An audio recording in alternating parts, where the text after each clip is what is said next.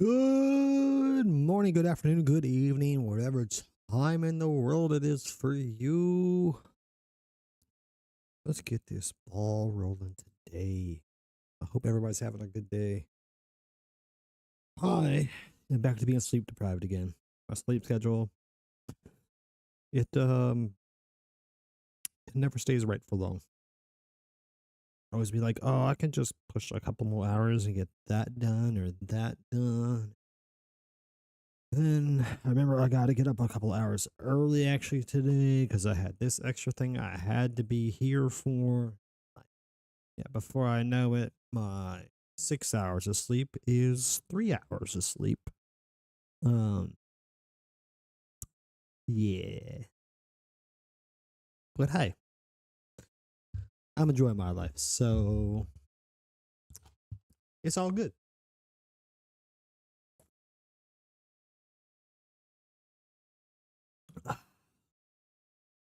Gotta stay hydrated. Gotta stay hydrated. All right.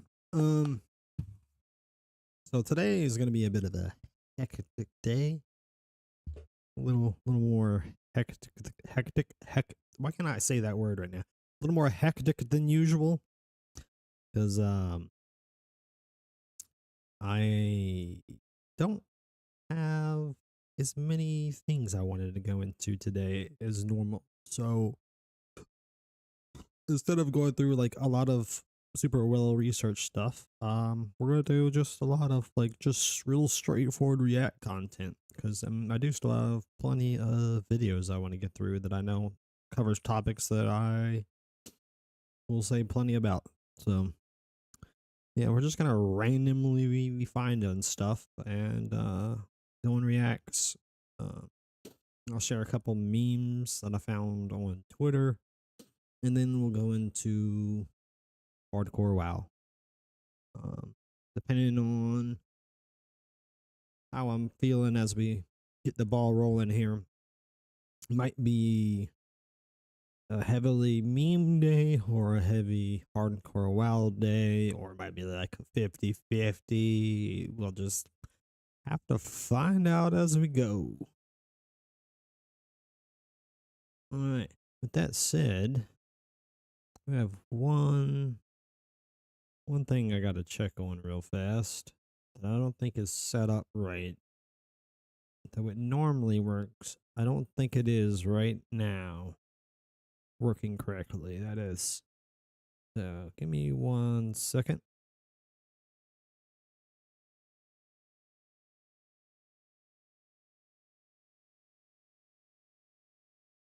Yeah. I know why.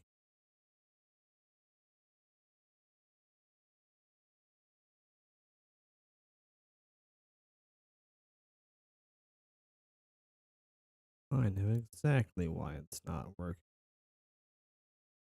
And it's because I forgot I changed how it works for my convenience and therefore made it inconvenient. Because that's technology for you. You try to make something convenient and it becomes inconvenient because you have to adjust to the new way that it operates.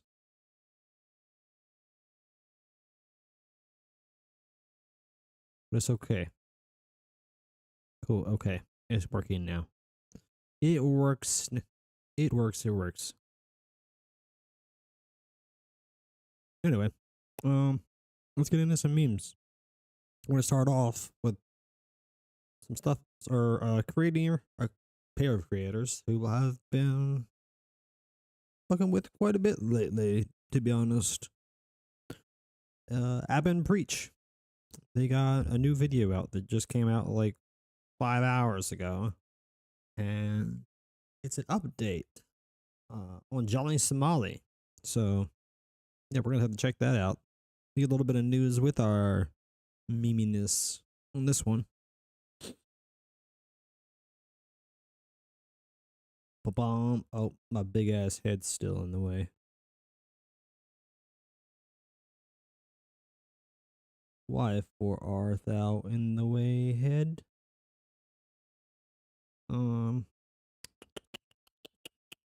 I have a button.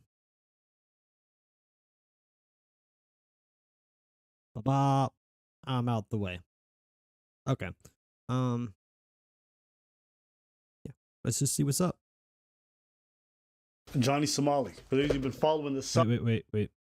Okay, I had to double check because the browser audio is muted sometimes because I have to do that during stream for various reasons.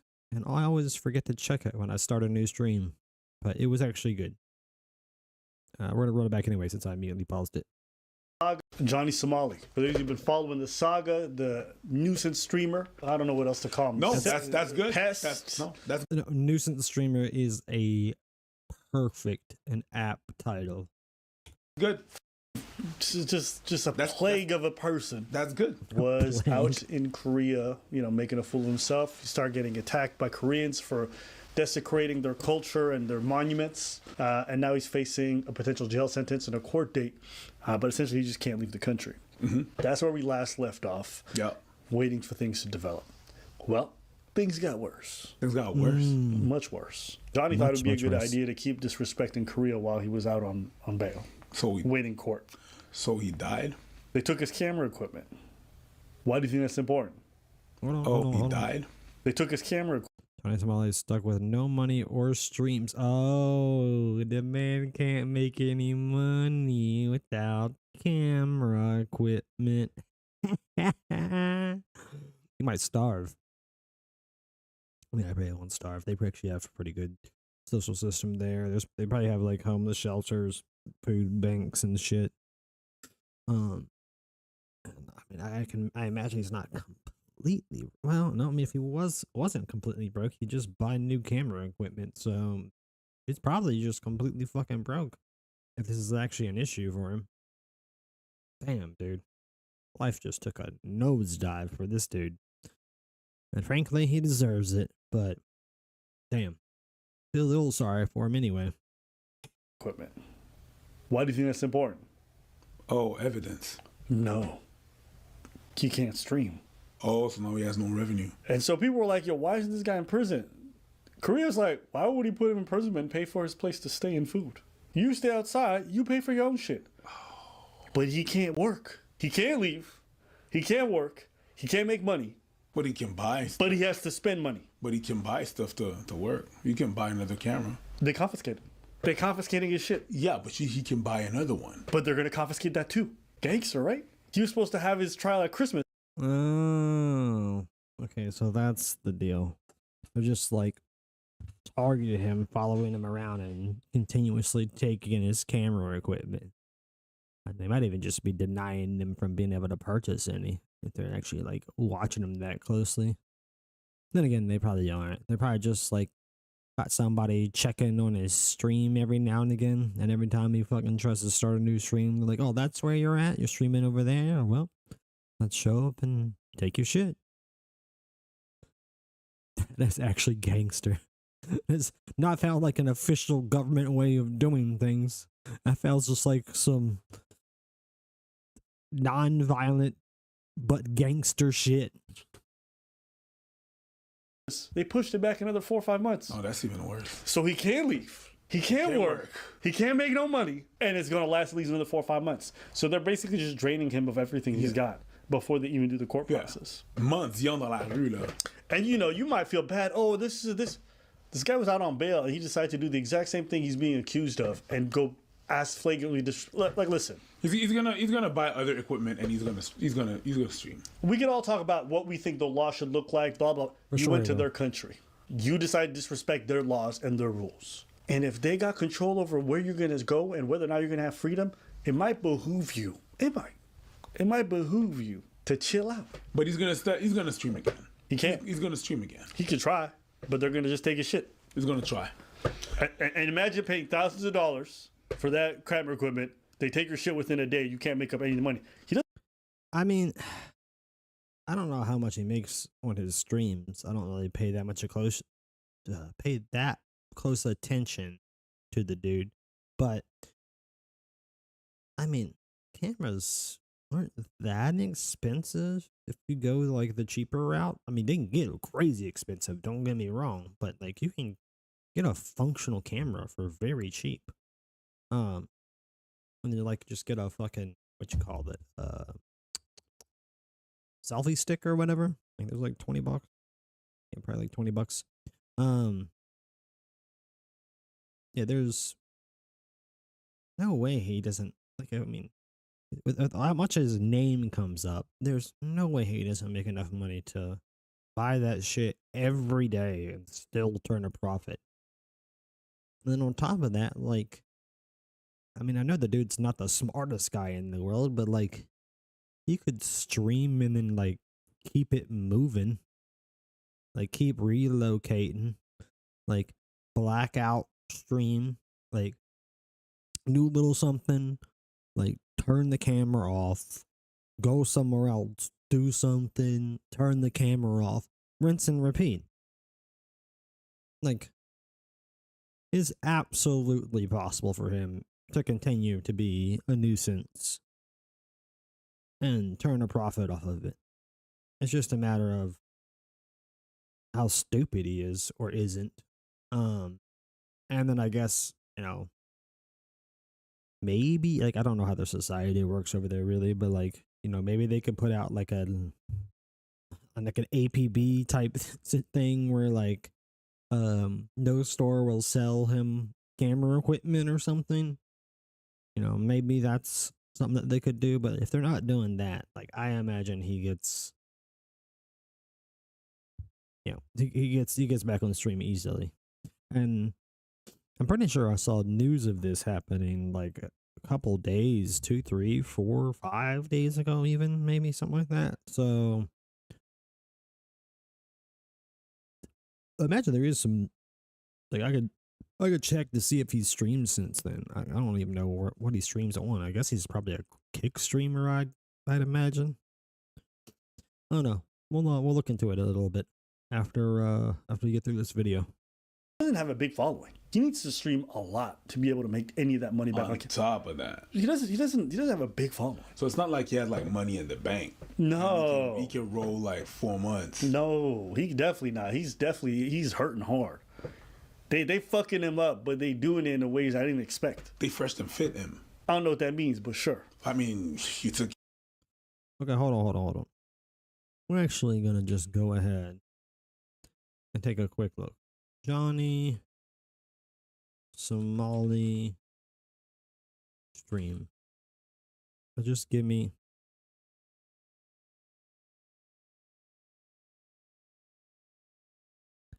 what? Some call me Johnny on Twitch. Is that the right guy? I don't think this is the right guy. I'm almost certain. Yeah, this is not the right guy. The guy that played Sonic the Hedgehog video game. Johnny Somali. I can find out which platform he's supposed to be on.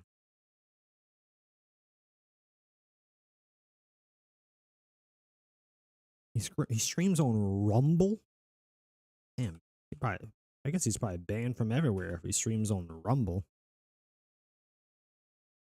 I mean, not that I have anything against Rumble. Rumble's cool and all, but like, as a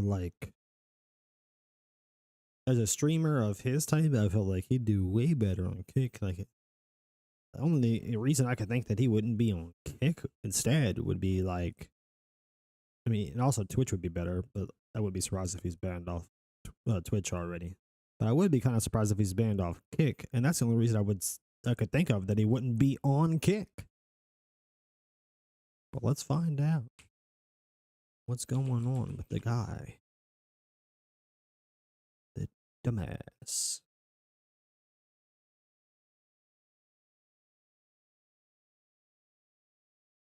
I type in Johnny Somali, and I get nothing in terms of like anything that looks remotely close to being his stream.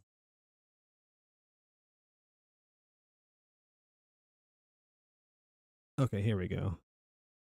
This is probably, I'm guessing, no, probably not the right.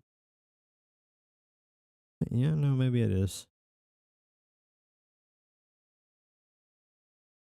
24 days ago was his last stream from the looks of things.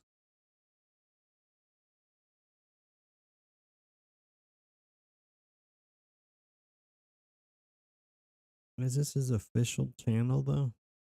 Let's see. Hold on. Let me share this real quick. You guys to be able to see what I'm looking at here. Alright, so alright, here we are. We're at this page. I think this is his real deal stuff. Let's follow the Twitter link and it goes to what properly looks like his Twitter page.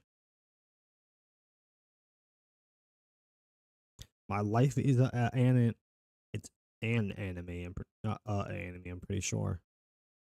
If it's anime, an anime, no, it's I'm being stupid. And you are the viewer. Okay, guy. He only has 106. Dude, this guy gets talked about a lot for somebody with no following.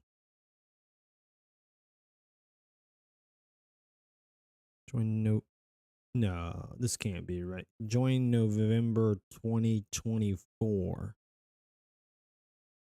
This has got to be a fake account. Absolutely got to be a fake account.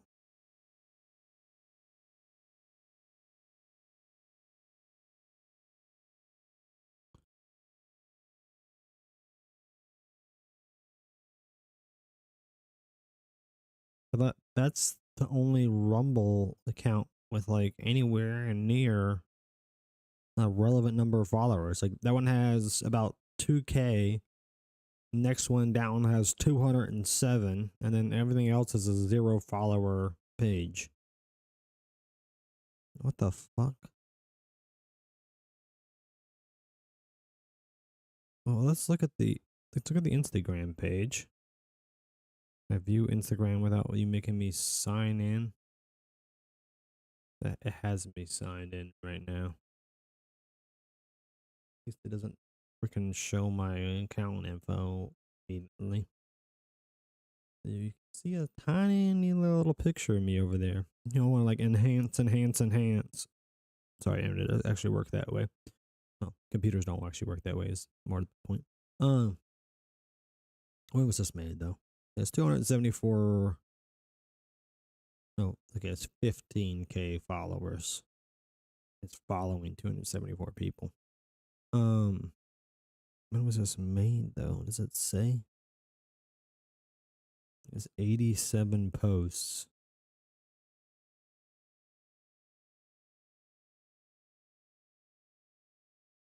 This guy is such a weird dude. Weird dude.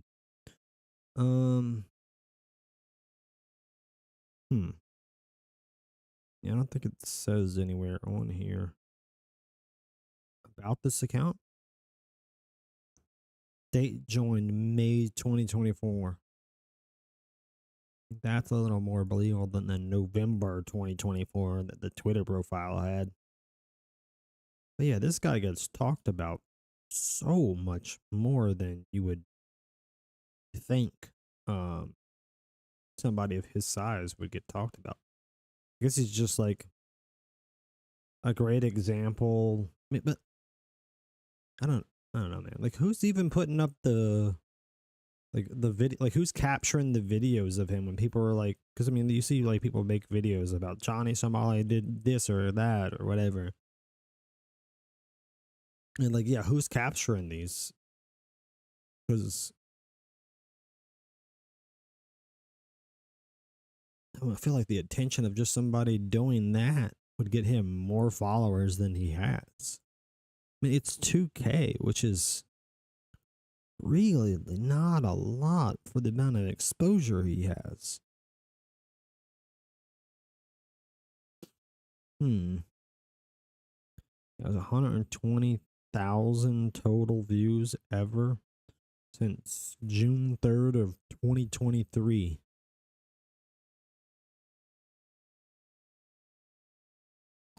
Now, despite He's only 2K followers. He got 7.5K views on his last stream. His last stream was really popular, which I guess was like where the height of like him getting in trouble was happening.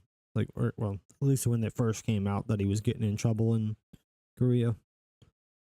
That's probably why they got so much attention. This is a weird situation, bro. Weird situation. Let's get back to the video, though.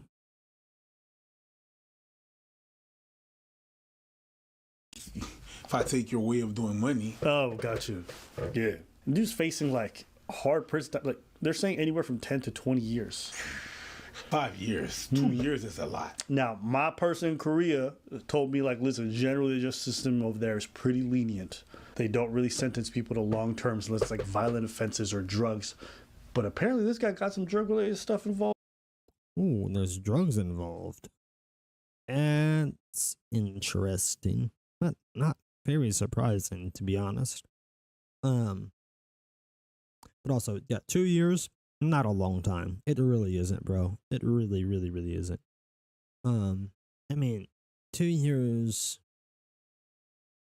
in prison will probably feel like the hottest of minutes, but in reality, like, you look back on it a year or two after you get out of prison and you're like, yeah, that was like no time at all. Now, maybe you're like a really young dude, and I think Johnny Somali is probably very young. You know, it'll feel longer, but like, by the time you get older, like a year disappears like nothing, dude. Like, you make plans for a year, and then it's the end of the year in like the blink of an eye. And then you're trying to like make plans for the next year, and then it repeats. And like, yeah, life moves fast. 2 years ain't shit. Now 5 years. 5 years really is like a chunk of your time, because that's like you're going to be significantly different in age. You know, not crazy, but like very notably different in age. Like, you go from 25 to 30, 30 to 35, you know, 20 to 25, 35 to 40, you know, 45 to 50. Like, these, like, you can think about these numbers and you're like, yeah, that's somebody's a notably different, you know, in a notably different phase of life almost after 5 years has passed. So at that point, we're starting to talk about real time. But 2 years, it's not that bad, bro. It's really not that bad. Let's see. Let's read this. Let's see. For now, it remains to be seen what the future holds for the streamer. South Korea may press additional charges against Somali, as currently the streamer is reportedly only being tried for obstruction of business and violating the Minor Crimes Act. Given his behavior in the country, it's been speculated that he could also be charged with violating anti-terrorism laws, spreading North Korean propaganda. Jesus, I mean, you get it hard for something like anti-terrorism. Like, if they classify him as a terrorist, like, ooh, get real rough for him. And then I imagine they don't take North Korean propaganda too nicely over there in South Korea. And then, yeah, most Asian countries are real hard on drugs. So the drug possession is going to eat them up.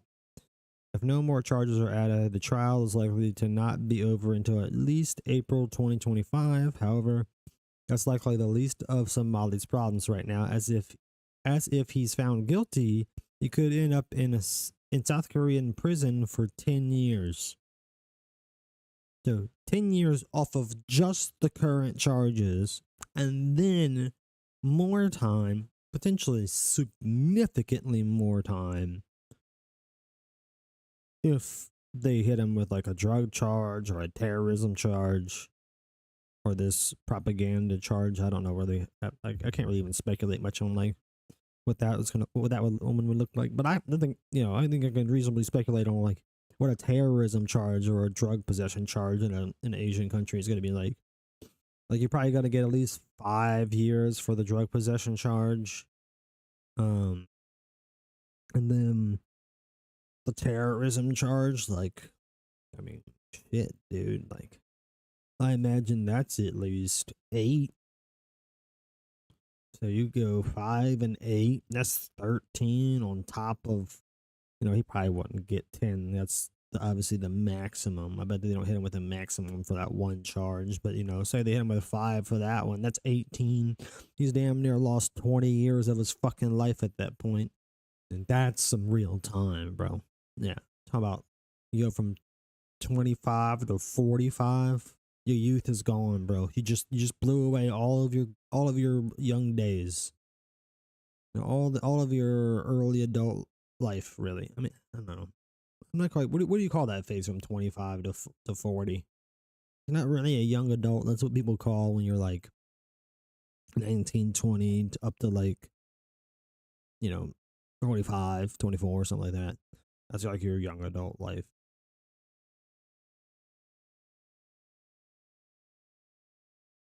I don't know, whatever is between young adult and 35. Like 35, you're just an adult.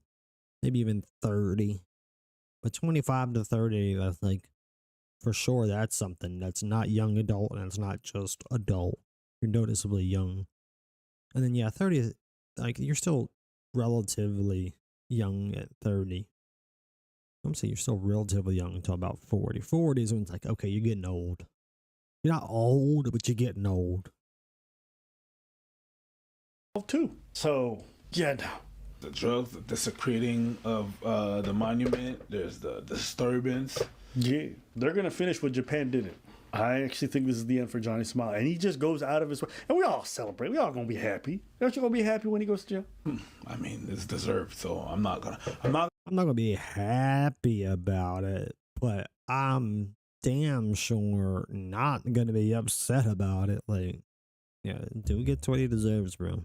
Like, I don't really, except for, like, there are some, like, extreme cases, but generally speaking, I don't get happy for criminals being punished. I get, let's say relieved would be the feeling that, they're not getting away with it. But, like, I'm not, like, celebrating when somebody, gets punished, generally speaking. Like, yeah, if you're a freaking serial killer or, a great person or, something along those lines, then yeah, I'm like, yeah, screw that guy. But, yeah, generally speaking, man, like, even if you're out here, like, scamming people out of money or, doing unarmed robberies, things like that. Like, I'm like, yeah, I want you to have to face repercussions for that, but like, I'm not celebrating when you do. I'm just like, okay, that's a good thing. Moving on. I'm gonna be happy, but I'm certainly not gonna cry. I don't know if it's the end of Johnny Somali. Yeah, we'll see. Every freaking time I tell you, we'll see. Yeah, man's like a cockroach. Survived the apocalypse. And that's everything. What I'm saying. Radioactive. That's what I'm saying. I've seen him. I've seen him. I mean, go back on, and he's definitely shit. He's definitely resilient. But yeah, another little update about the guy who went to the Philippines. He died.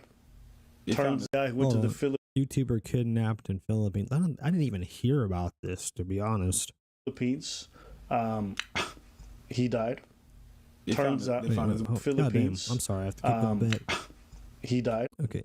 Philippines police say Elliot Eastman, American YouTuber shot during kidnapping, likely died of gunshot wounds.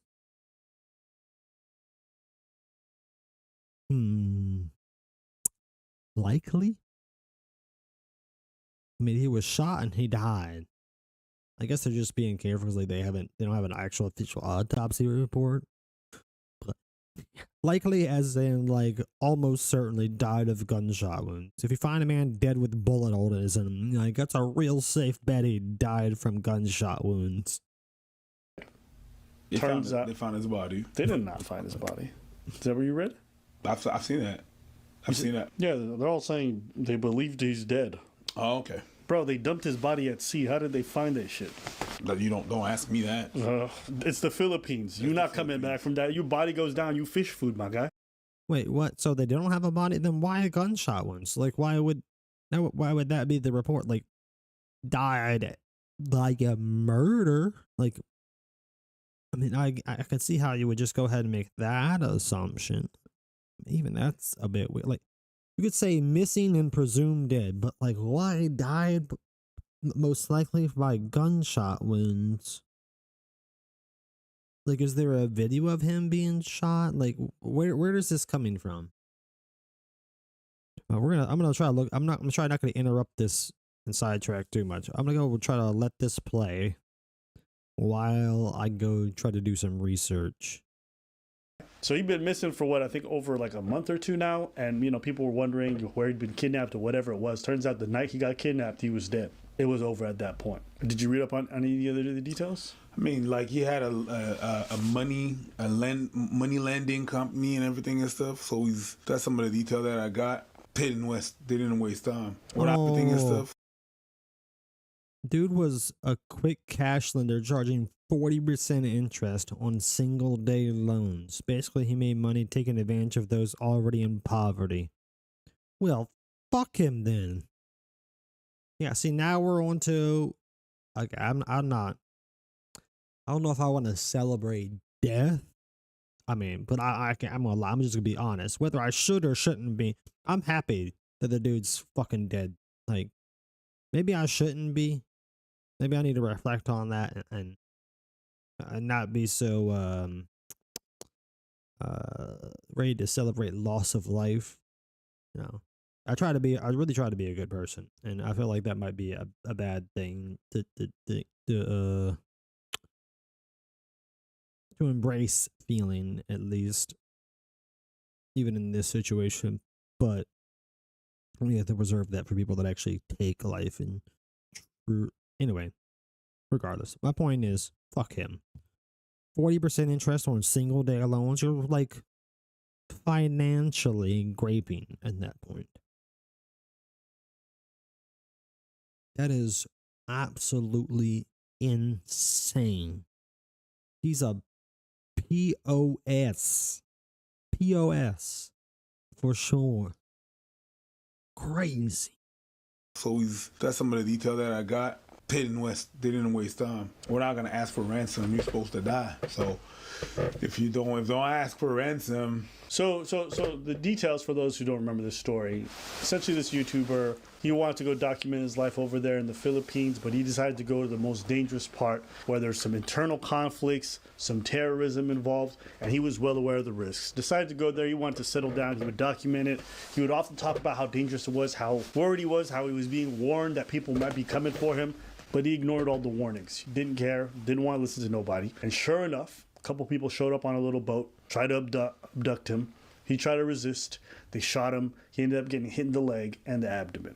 Now, none of these details were known about whether or not he lived or not to the general public. But the police officers who were investigating this saw trails of blood leading towards the waterway. They really believed it was his. And they had a good idea where he was for quite some time. Now, they finally came out and made a full report saying... Wait. They had a good idea where he was, but they never found him? Like, did they check those places and then confirm that they were wrong? Or like, I don't know, that part sounds strange. Also, welcome in, Filippo Jr. Hope I said that right. But yeah, this shit is crazy. We link, he's most likely dead. Our sworn witness has told us that they dumped his body at sea. There's been no hostage demands, which kind of goes in line. This guy's dead. When we did the previous video, a lot of people felt some way about the fact that we thought, he played a big part in his own death. I mean, to be clear, I thought he was dead when I first read the story because there was no hostage demands. And exactly. What's more, not only was there's no proof of life that was ever sent. There was no updates on anything. If you take a hostage, normally you're asking for things. That's generally the standard protocol. They didn't do none of that. So to me, it's like it's been a few weeks.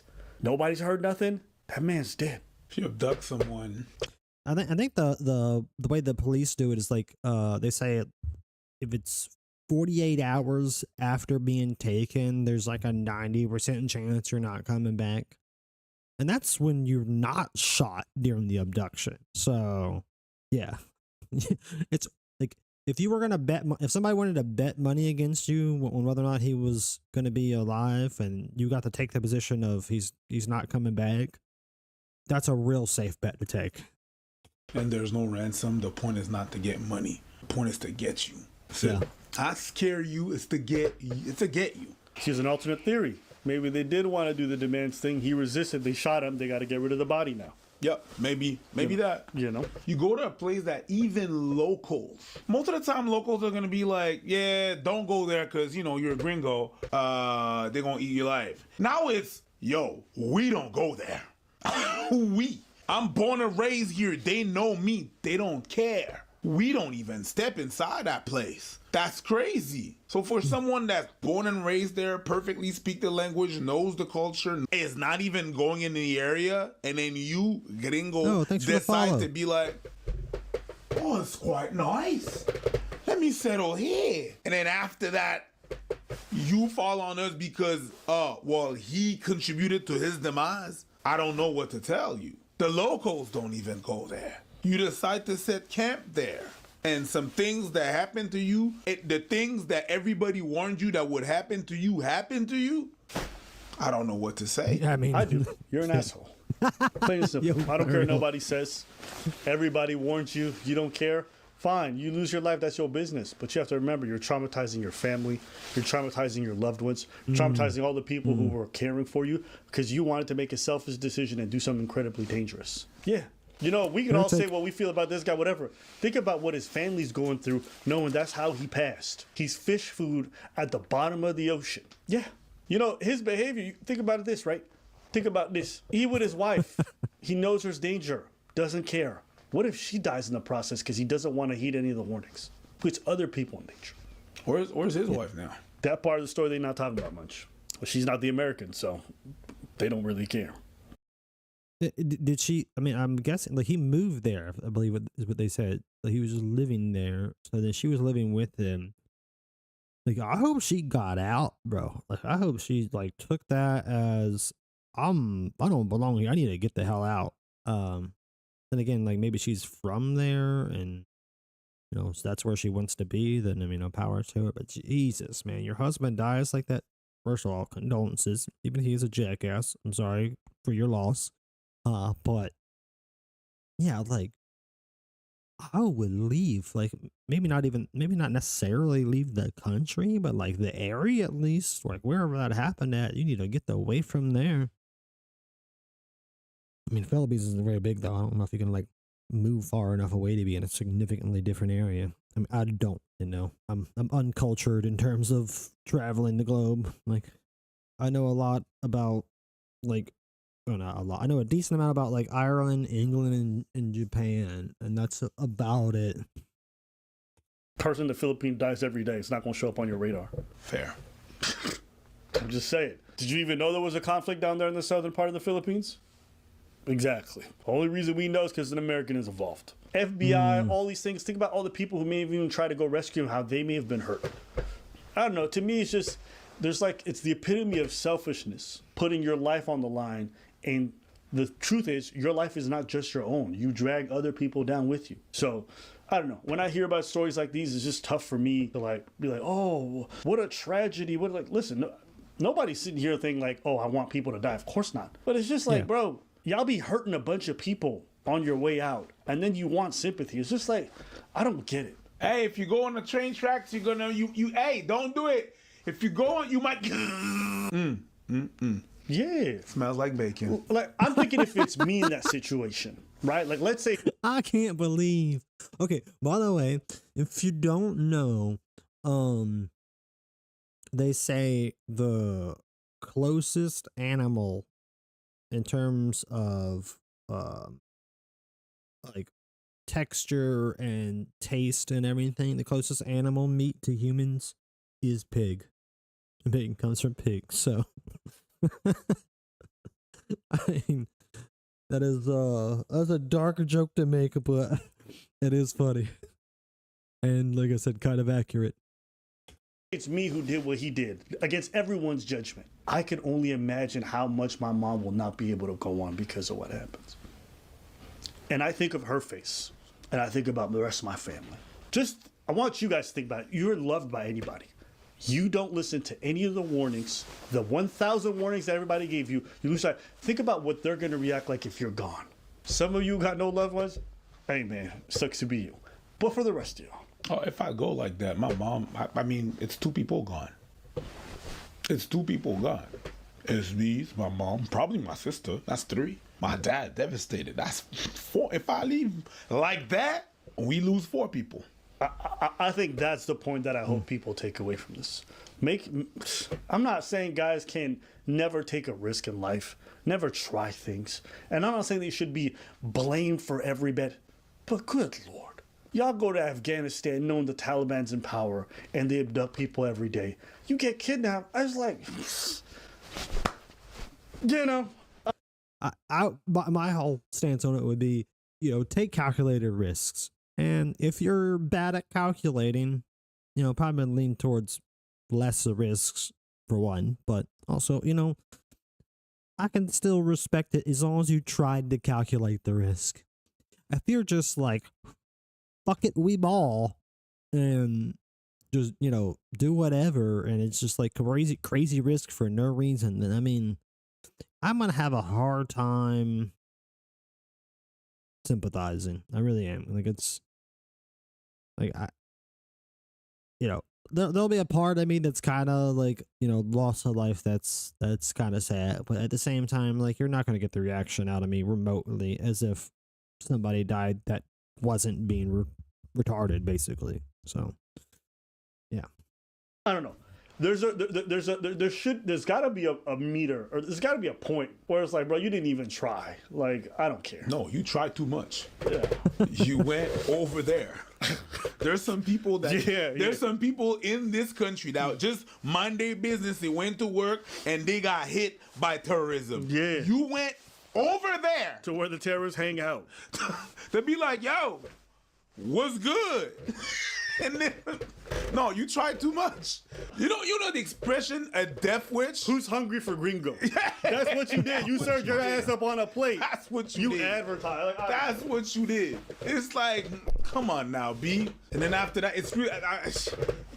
Also, I gotta say something because, okay, that was a cup with a spoon in it, and he used it as a prop for like food. So I'm assuming that he was eating soup out of that cup, which is not that crazy. You can eat soup out of a cup. It's, not standard, but it's whatever.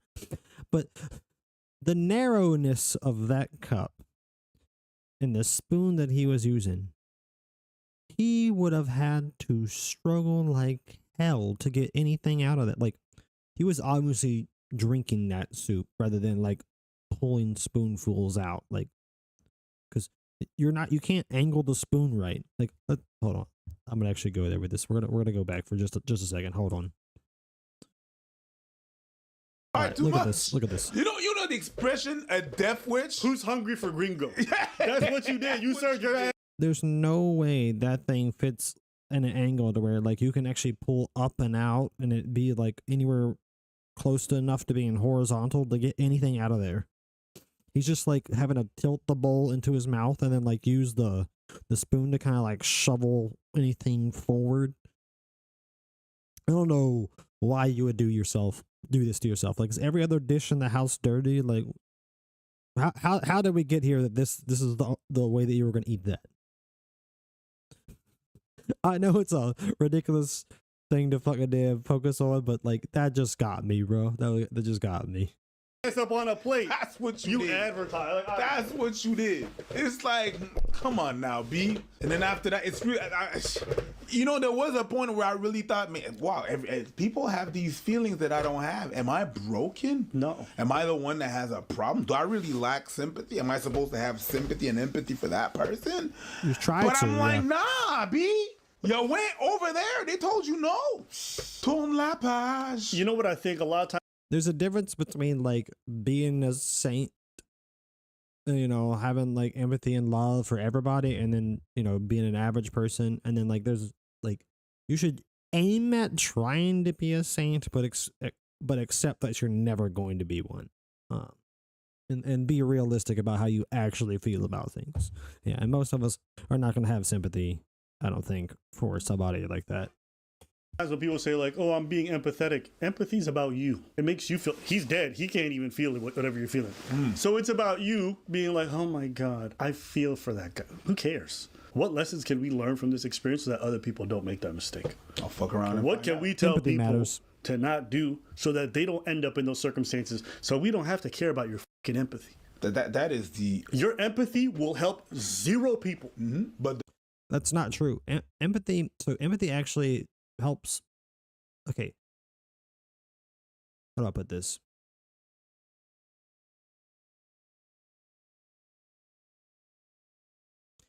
Empathy actually helps you develop your cognitive capacity in a certain way. It allows you to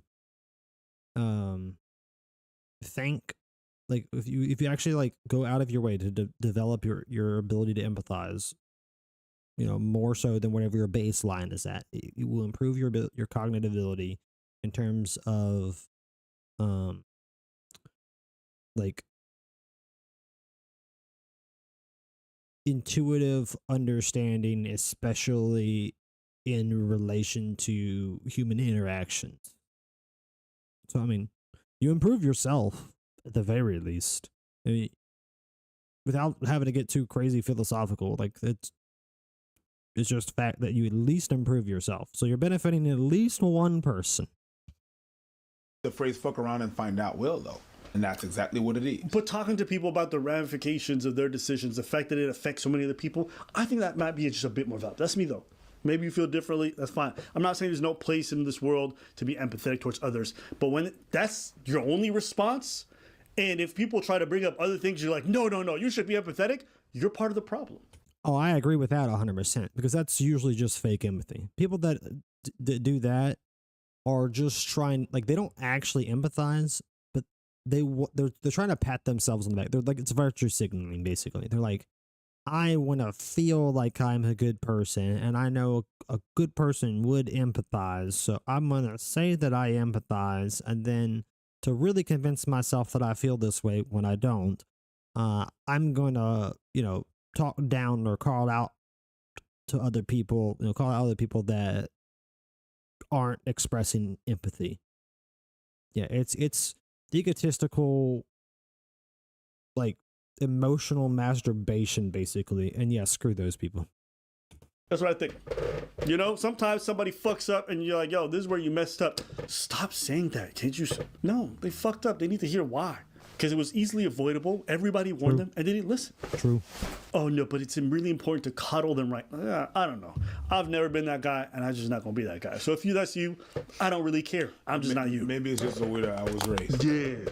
Because if my mama told me not to run, and I was kept on running, and I bumped my head, she's not gonna go, oh, you bump your head. No, she gonna beat me some more because I told you not to bump your head. No. I ain't got the time, the patience, or the luxury to bring you to emergency room all night long like Lionel Richie. You better sit your behind now. You know what I mean? And I did the same thing, and I bumped my head. You think she's gonna have you?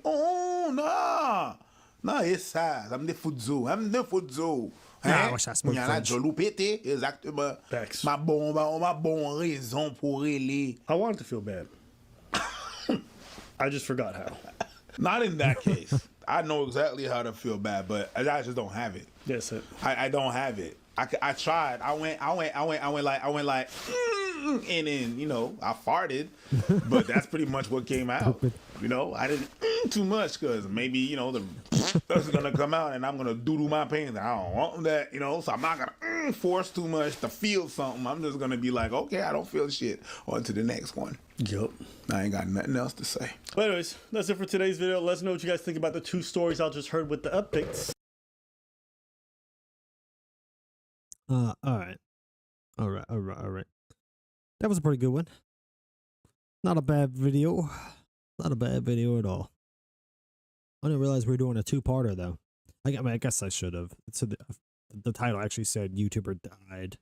and I was pretty sure that wasn't Johnny Somali. I just didn't read the title.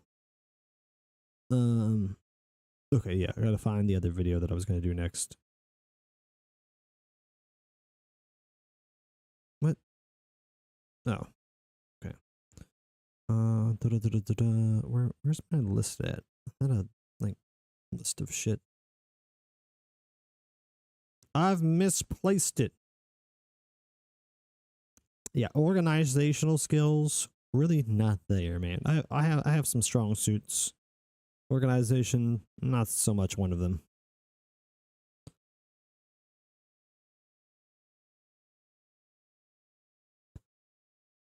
Ooh, let's see. Okay, yeah, found the list.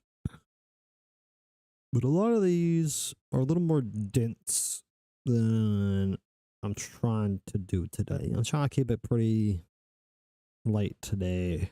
I don't want to get into anything too crazy. Ooh.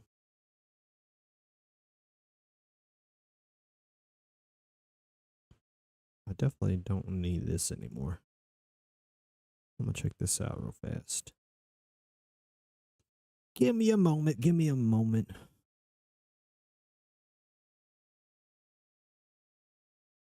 Hmm.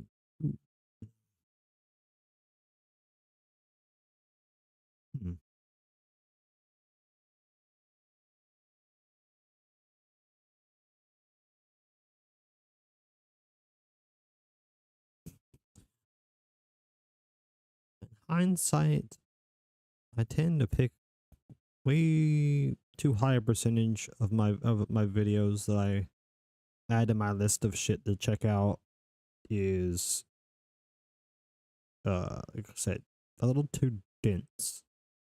That makes sense.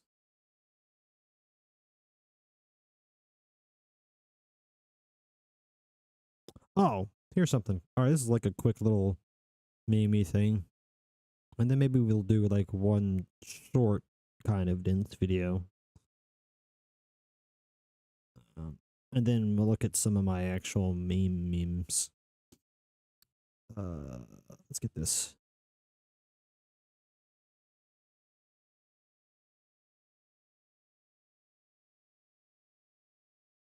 Boop. Add. Go away. This is a Wagyu beef brisket. It's big, insanely juicy, and pretty hard to beat. But today we're joined by Yuga, so you know we're taking it to the next level. Not only do we have this, but we also have a bison brisket, a pork brisket, and a lamb brisket. I didn't even know there was such a thing as a lamb brisket. I didn't either. This thing's tiny, but either way, let's do it. Let's do it, baby. When we think of brisket, it's But I say, I feel weird saying this considering the thing I pointed out earlier. But I do legitimately think pork is the best meat. The pork brisket tastes the best for sure. Unfortunately, it just doesn't have the volume that the beef brisket does. And it doesn't make as good as soups. The juices from beef is way better for like stew and like soup and like broth. usually only beef, and comparing the textures and flavors of these 4 rare briskets is going to be extremely interesting. We'll start with this incredible Wagyu brisket. Okay, so we have the leaner flat section. And we have the fattier point section. Guga, what's your favorite? Come on, man. Fat is flavor. 100%, baby. To trim a beef brisket, square up the sides, leaving a 1/4 inch of fat on the leaner flat section to keep it juicy, and remove nearly all the fat on the fattier point. Next up is bison brisket. Once again, we have the leaner flat section and the fattier point. This was actually my first time ever seeing a bison brisket, and it had a lot of similarities to a beef brisket despite being smaller in size. So I decided to treat it the same, squaring up those sides and trimming off most of the fat from the point. And just check out that deep red color. It reminded me of wild game like venison or elk. Next, we have the pork brisket. We keep getting smaller and smaller, but again, we have that point and flat section. This one was quite fatty and with great looking marbling. I did some minimal trimming, This looks just about right. Next, we have the lamb brisket. I don't know about you, but these sort of look like lamb ribs to me. I Yeah. agree with you, but this is what they say on the packaging. Lamb brisket. We're going with it. That's right. There are clearly ribs attached, but looking close, you can see a thin layer of meat that must be the brisket meat. This lamb is also kosher, so it's been heavily salted ahead of time, so we'll have to see how much it affects the final product. It's No definitely need to gonna have a real trim, impact. this thing is already shrimpy enough. Time to season. And we're using a coarse rub. The coarse texture of this beef rub will help us develop bark, but really any rub will do. Notice that excellent technique from Guga? That man literally has every type of cooking device and ingredients known to man. Make sure to cover both sides and sweep up that extra rub to Yeah, dude. Actually, his station, like they're on. So I've seen plenty of both of these guys' videos, and they're at the guy who's talking, which is the guy whose hands the camera's on right now. We're on his set at the moment. His set's cool at all, but holy hell, Guga's is like a lab. It's like a cooking lab. This man has like a few different fridges just stocked full of like all kinds of shit, lots of rare, expensive like meats and stuff. Yeah, he's got like all kinds of gadgets and shit. He has one fridge that's like he just uses for like ongoing projects because he does a lot of like curing. What's the other word that's like similar to curing? Marinating as well, but that's not the word I was looking for. Anyway, yeah, he has like projects he's going all the time. You know, shit that's just sitting there. It's got to stay in there for like a month, and this one's got to be there for like a week. And yeah, he has so much going on at one time, and he has so many like gadgets and so many different things. It's fucking cool as hell. The man lives the cooking dream.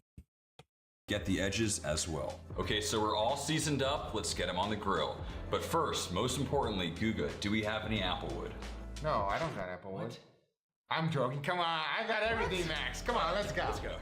Add them to the grill. We're Oh, smoking wait. over applewood, low and I didn't recognize it. The counter looks different, but they're actually at Guga's. Yeah, this is Guga's smoker. And this is Guga's backyard area. Oh, they've got everything they could possibly need because they're at Guga's place. The counter looked different, like way different. It looked a lot like Max's one, like where Max does all his what you call them, like beef injection videos. low. Spent the next few hours enjoying the Florida weather.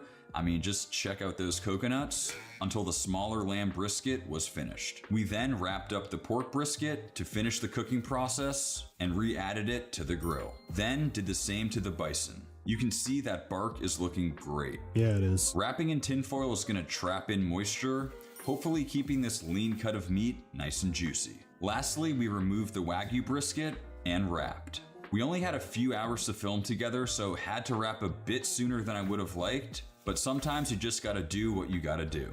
A bit more time with the coconuts, and we let them continue cooking until they reached just over 200 degrees Fahrenheit and were nice and tender. As they rested, we placed down each of our briskets. But how and did the they pull smells them? in that That's what we room need to were know. absolutely insane. We had the Wagyu beef brisket, the bison brisket, the pork brisket, and the lamb brisket. You can see how even after wrapping in tinfoil, we've developed some pretty nice looking bark with a lot of texture due to that coarse rub. Usually I can barely contain my excitement when there's only one brisket to slice into, and today we had 4. They looked unbelievable, and it was finally time to slice. And they sliced through like butter. There was a nice thin smoke ring, and even though they were small, they still looked pretty juicy. They almost reminded me of baby back ribs. Can you pull the bone out though? That's the real question. You know, will the bone just come off? 'Cause it doesn't look like it's actually that loose. It looks like they did kind of a rushed operation because of their time. And again, they had plenty of time for something as small as that damn lamb. So I don't know why they weren't able to. Well, it's probably temperature because they cooked it all at the same time. Probably temperature control wasn't quite right for something that small. Next up, Guga got to work on that pork brisket, and this thing was juicy. On this cross section here, you're able to see that fattier point section on the right and the leaner flat on the left. As Guga took more slices, I could tell that this pork brisket was gonna be hard to beat. Up next, the bison brisket, which I was most excited to see. I sliced right down the middle, and this thing was like a waterfall. Nice big smoke ring, and visually it reminded me of a regular I should call her. beef brisket despite being a bit smaller. Lastly, the Wagyu beef brisket. Now, putting a Wagyu brisket up against these other three really isn't fair. Wagyu has an incredible amount of marbling, and it's pretty much always going to be juicy and delicious. While maybe not quite as juicy as one of Nick's creations, How about some sexy brisket B-roll? Let's do it. That's so crazy, this still bro. looked amazing. 4 unique briskets That's cooked so very crazy. similarly are going head to head.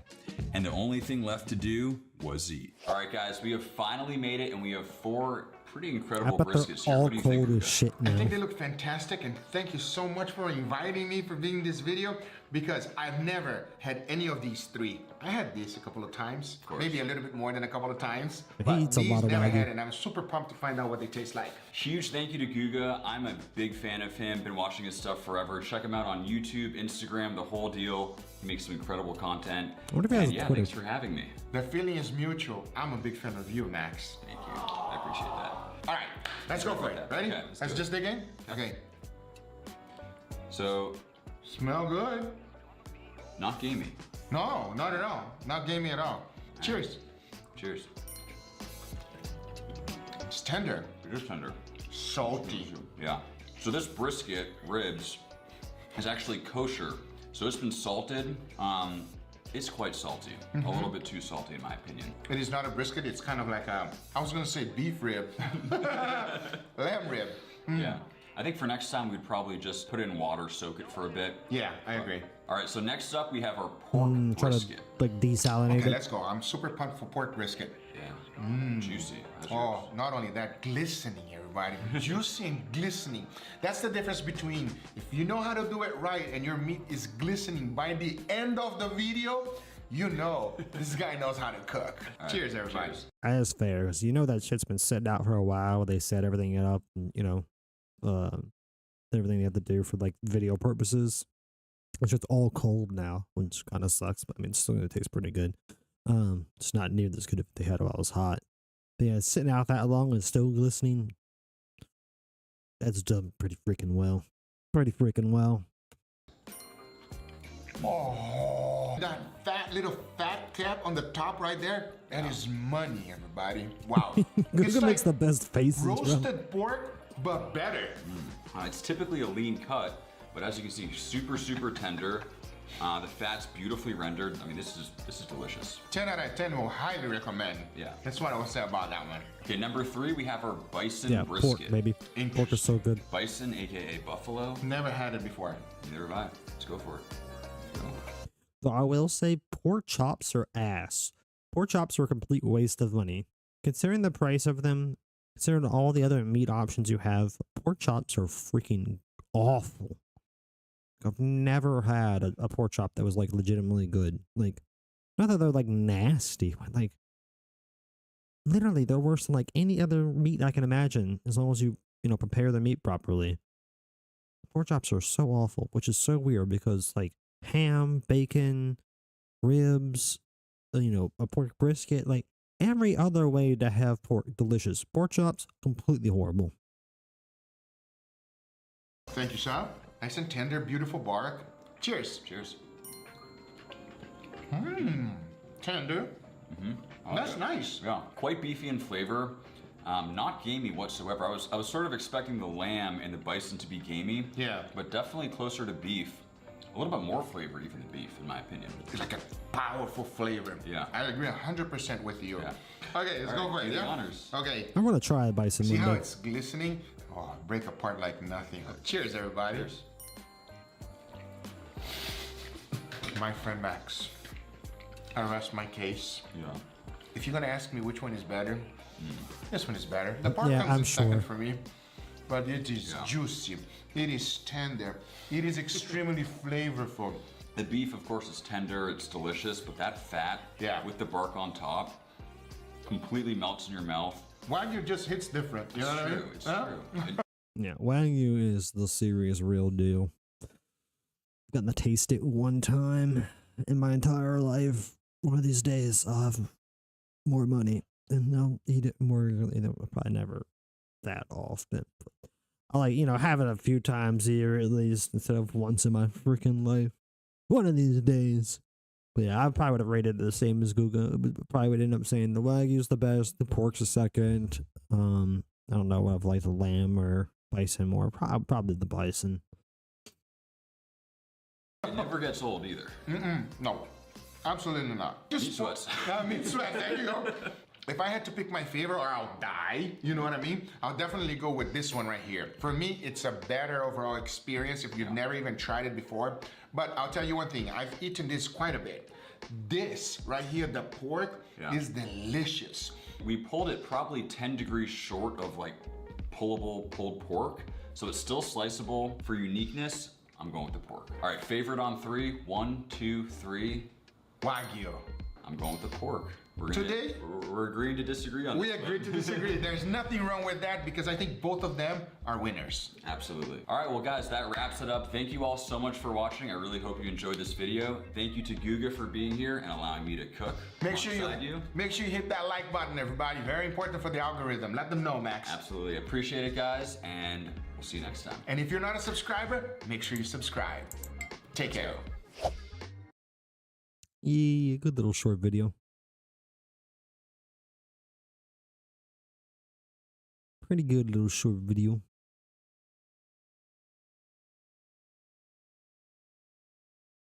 I'm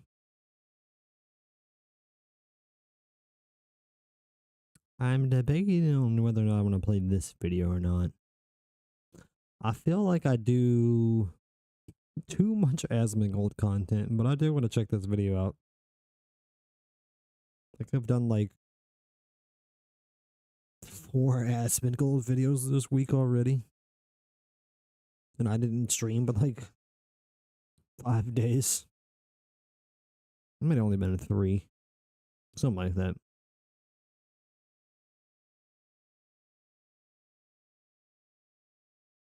Yeah, fuck it. We're gonna do it.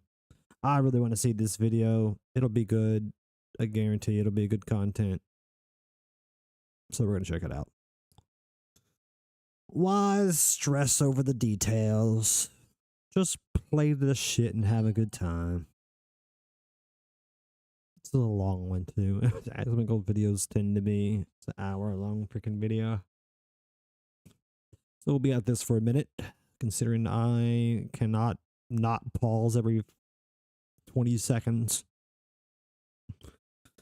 I really try to like dial it back a bit with like pausing too much, but I don't succeed, man. I really don't. I have no ability to shut the fuck up. So I guess I think I kind of did for like, because those guys both just know so much more about cooking than I do, that I just kind of let them do most of the talking. So I kind of shut the fuck up in that last video. I feel like it was also really a short video. I don't know how long that would have lasted if I was watching a longer video. Probably would have been compelled to just ramble, just like go on side tangents completely unrelated to the video or something. Because that's definitely par for the course for me. All right. Before we start this though, I'm gonna do BRB, like I don't know, probably 15 seconds.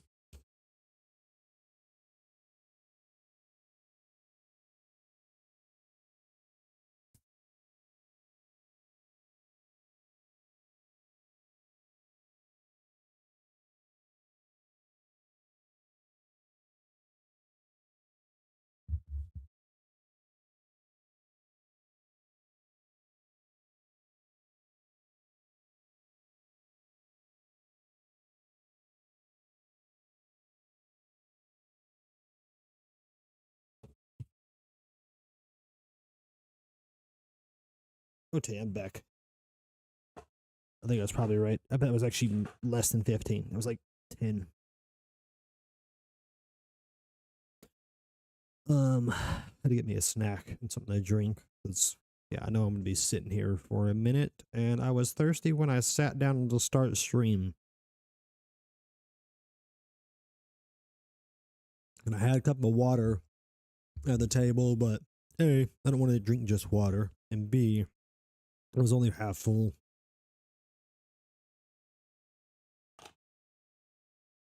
Can you guys hear my water? Like, is that? Hold on.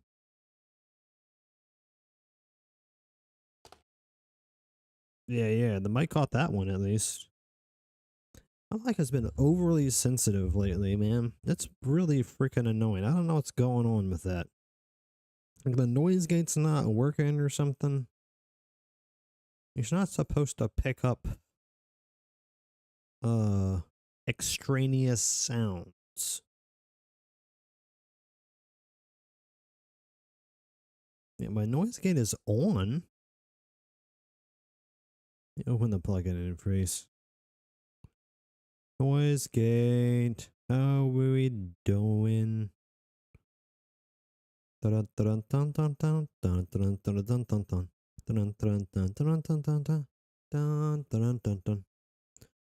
on, let me move this over here. See how's it go if my mouth drifts a little bit from the mic, because it does sometimes. Still pretty good right there. Yeah, like I really tested like the low end of my volume there, and I feel like I can move this up slightly. I really don't want to mess with it too much because it's like pretty dialed in. I think, yeah, I think that like small little move was probably fine and probably worth it. Probably worth it. Might stop the extra extraneous noise from being a thing, because I really want it to not be a thing. I really tried to keep the quality of this stream as high as I can get it, because I don't know, a bit of a perfectionist or whatever. That's really probably the only reason why. Anyway, let's get into this video. I actually think that it's over for Ubisoft. Silence your critics. I do. I think it might actually be over. Everybody said I would. Also, hold on, let me see how old this video is. Came out yeah, literally just yesterday. I was hoping it would like tell me a time. Anyway, it's about a day It old. was crazy when I said it was going to happen on Twitter. They said I was delusional. Lie to your fans. Double down on poor Yep. decisions. Ignore feedback. What's that? Oh, this is Ooh. this is a big bag of feedback. We don't need that. Isn't that Okay. Dude, also, shout out Iron Maiden. Good ass band. Good ass band. Dude, I haven't listened to any rock in a while. I need to go dig up one of my rock playlists and listen to it later. I don't think I've actually played any Iron Maiden in years. But it's a band I enjoy. Just, you know, I don't re-listen to music a lot. I find new shit, and then I listen to it a bunch until I can't stand it, and then I try to find new shit again. And like, yeah, I got some favorites I go back to every now and again, but like, yeah, I don't go back over music a whole lot, other than like some like mid to late 2000s / early 2010s like rap and rock. That's some stuff I go back to semi-regularly. Other than that, I really just only listen to whatever my latest obsession is. Anyway, sorry, complete sidetrack. Chipotle? And then virtue signal from your C-suite office. That is the Ubisoft plan for success. That's to get Ooh. them right back on track. I am floored. I can't believe it. You know, everything that they've done, every action they've taken, everything that they have said has only dug their grave even deeper. At this point, they're just diving in, and honestly, I can't even really The blame company is being run so badly that it makes me believe that there's some sort of like There was like an idea, a conspiracy, that the family that owns a lot of the shares of the company is intentionally tanking it so they can buy back more of the shares at a lower price. And it's so bad that it does make me believe maybe that's what's happening. Like, this is how do you make this many mistakes in a row? You know, That's I had too hoped. It was a very common thing, by the way. Just watching a video about this yesterday, where so we could actually probably find this out. Maybe we'll do research on this later. We could definitely do that. But companies will get shorted. Like companies that are like kind of struggling will get like put in the crosshairs of big investment firms, and then they'll run shorts on them, which is basically just betting against their stock. And then what they'll actually do a lot of times when they do this, I mean, sometimes they just crush the company just by, having crazy amounts of money behind those shorts, that affects the stock market and devalues their shares just by the nature of being so heavily betted against. But sometimes they get an insider in the company into the CEO position and have them purposely mismanage the company to run it in the ground. They make crazy profit off of it. It's a very fucked up part of how I guess our economy. It's not really. I wanted to be more specific than the word economy. I can't think of the right word right now. But yeah, it's a really fucked up part of how our system works. And that might be what's going on with Ubisoft. It's very possible. That after all of the bad press surrounding Ubisoft, with the failed launch of Star Wars Outlaws, them pushing back Assassin's Creed Shadows. Well, according to the press, Star Wars Outlaws was amazing. That they would try to figure out ways to be able to trend in the right direction. And then I thought to myself, why would they do that? I mean, come on. Now we have industry analysts that are predicting that Ubisoft is going to go private and then sell off their biggest IPs. And to be honest with you, they're probably not very far off. A lot has happened with Ubisoft since we last talked about them. And at this point, their graceless downfall has turned into nothing but pure cinema. The reason why a lot of people are happy to see Ubisoft failing is because Ubisoft represents the rot that's been in gaming for years, and seeing them take an L means that gamers get a W, because they have infested single-player games. Like, if you have a single-player game and it has microtransactions in it, you're like, fuck you. Like, it shouldn't be there. There's no reason. Suck a fucking dick. Absolutely not. We can talk about blue hair, SJWs, woke stuff, all you want. But at the end of the day, the real things that are fucking annoying and actually offensive, it isn't the fact that they have they, them in the game. It's the fact that they have skins and power bonuses in a single fucking player game. That's 1,000 times worse.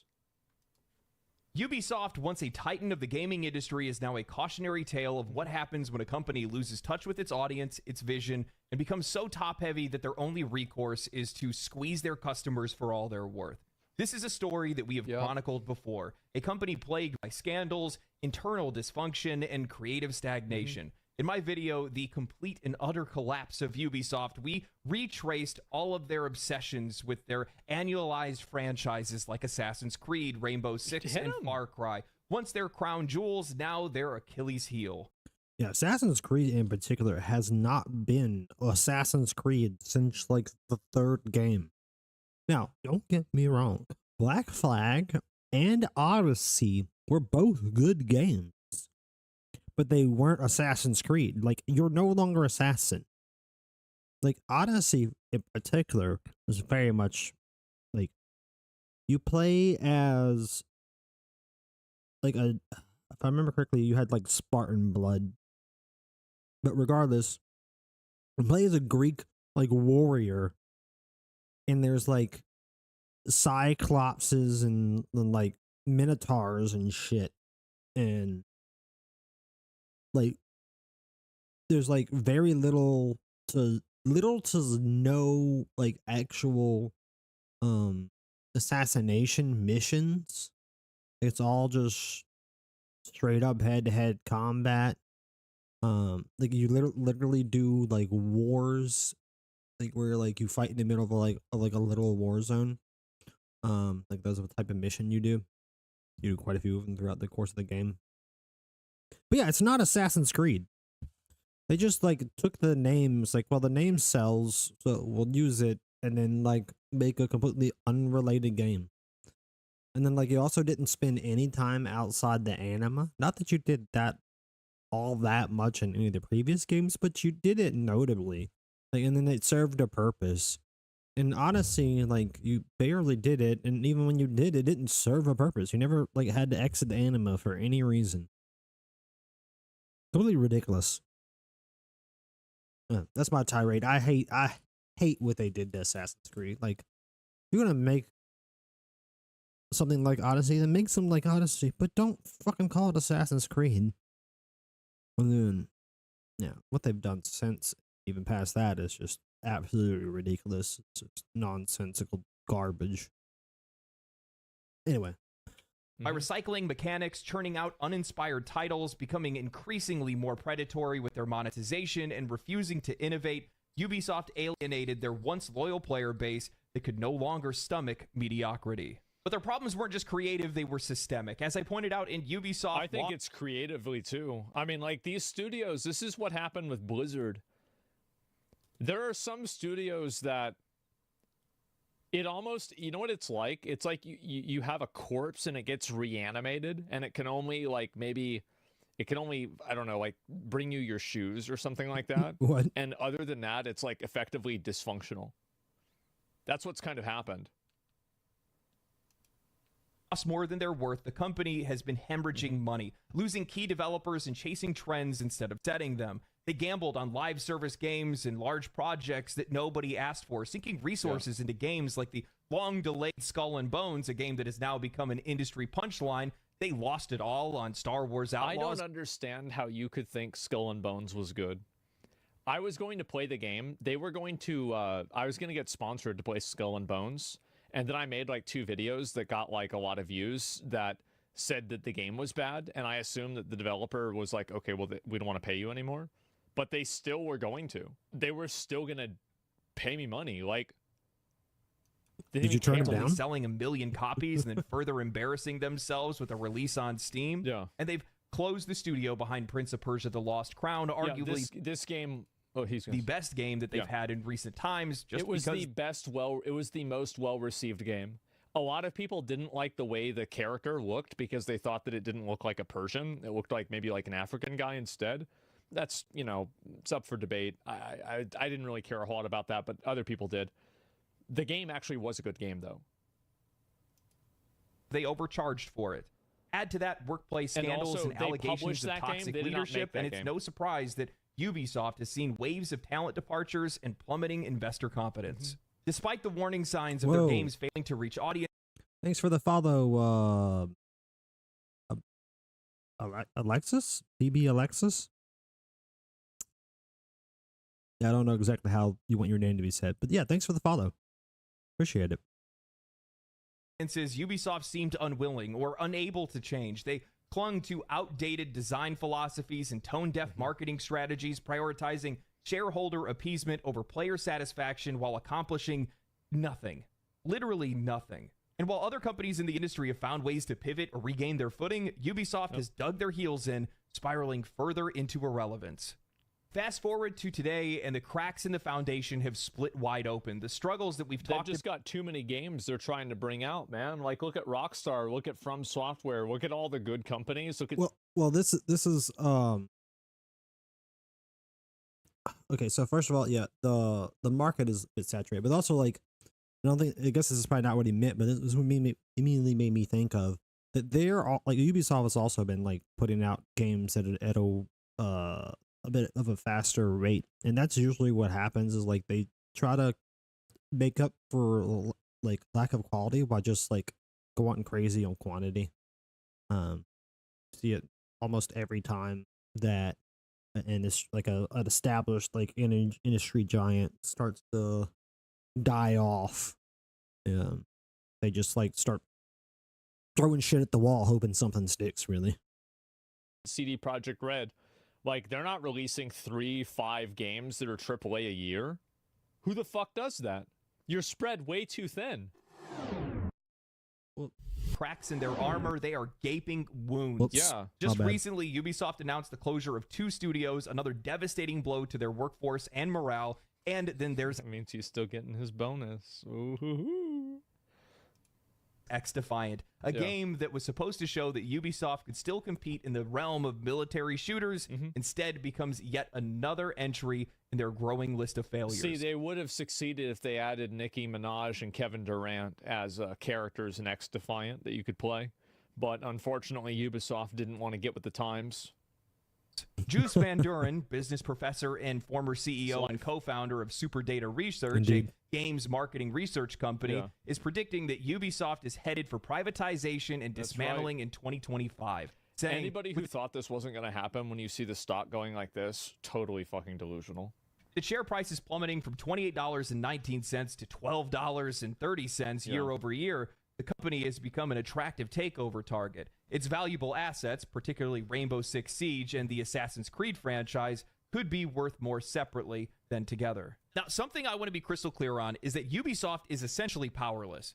In the videos that I had made previously, I was just basically stating that the Titanic had hit the iceberg. They were already taking on water. The ship was sinking. Their only options right now are to save their valuables and try to salvage what's left. The only reason why their stock started going back up is that Tencent, there were rumors that Tencent was going to buy them. Ooh. And like the dream that just maybe Tencent is going to show up to those lazy French fucks and be like, listen, guys, you don't want to work, you want to be lazy. All right, you got to start making good games again. No, that's what people thought. I guarantee you that's what they thought. Well, I don't think they really thought about laziness. I think that's the wrong flaw to be pointing out. Like I said, they're putting out quantity, trying to like see what's, throw everything against the wall and see what's stuck. Like that's not lazy. Maybe call it mentally lazy, but not like they're putting in work hours. They're just not being smart about it. So what usually happens with corporations, the longer a corporation goes on, the more creative talent they lose. Like, usually what makes a company successful, even if it's like not an entertainment company, like any company, usually what makes it really successful is creative talent. People that think outside the box and come up with unique solutions for things, and make, cool new stuff in some way, shape, or form. Like whether it's just a new way of doing things, like some like office job, maybe they come up with a new process. Anyway, point is, creativity is king in the business world. It really is. But it's also the hardest thing to identify. Like for a CEO to be able to identify which of his workers are his creative workers, it's very difficult. And because the larger a company gets, the more corporatized and bureaucratic they become, they start looking at metrics more and more. And as they look at metrics, everything just becomes quantitized, and the viewpoint of creativity just gets completely lost. And then so the creative talent doesn't get rewarded, and instead the people that are good at navigating bureaucracy, they get rewarded. And those people are comparatively useless. And so then over time you lose all your creative talent. And you just have this bloated, internally dead, oversized monstrosity for a company that slowly dies off. That's pretty much how it usually goes. And with that being the case, where's I going with this? Sorry, I lost my freaking train of thought for a second. Oh yeah. So the people of the company are working really hard. So that's not the problem. It's not that the people in the company aren't working hard. It's just that there's nobody in there who knows what the fuck to do. Like they don't know how to actually make good games. That the people with the talent to do that aren't there anymore. That's the problem. And the fact that they were looking for Tencent of all gaming companies to be the savior is crazy to me. Tencent is awful in my opinion. They're absolutely awful. I mean, yes, they've had their name attached to some good stuff, but that's like through like joint projects for the most part. Like I can't think of something that Tencent has like brought the talent to make, to make something good happen. Maybe I needed to look up to it. Maybe I will just Google something right now as I let this video play again. But like, I don't know, people putting faith in Tencent to save a dying company is kind of crazy to me. That's just somebody that's just not really thinking, in my opinion. Like at least that's like without me.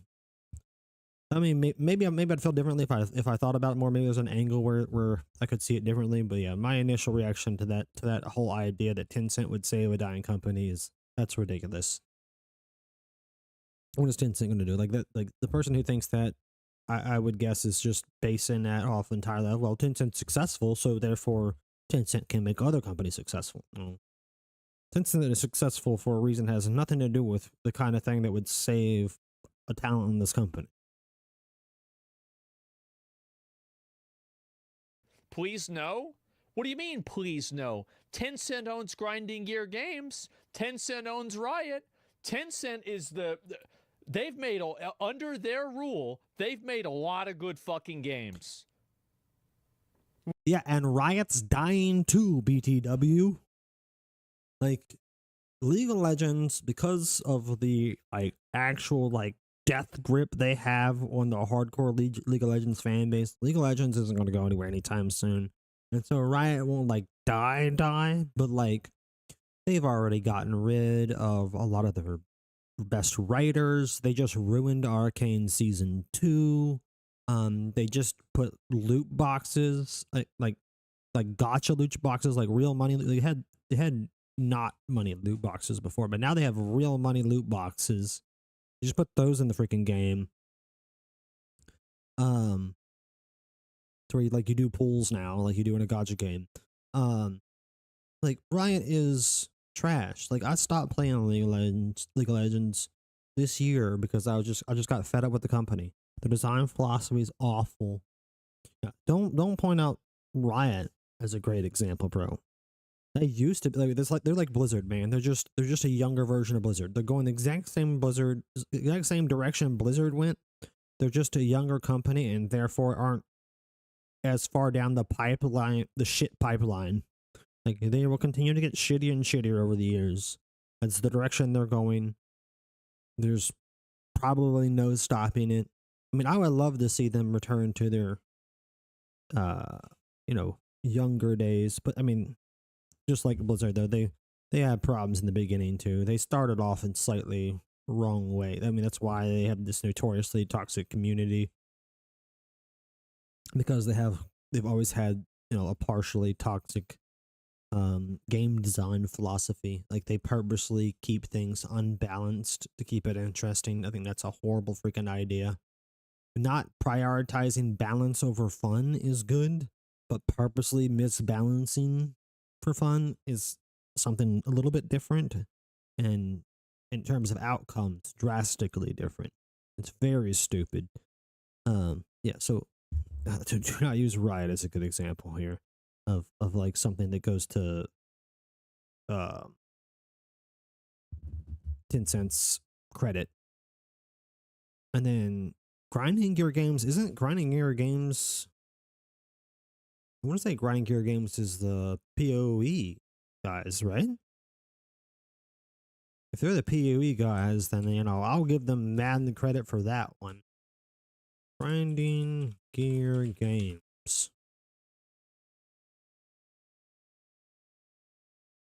The New Zealand video game developer founded in 2006 based in Auckland, a former independent developer. The studio was acquired by Chinese tech company Tencent in May 2018.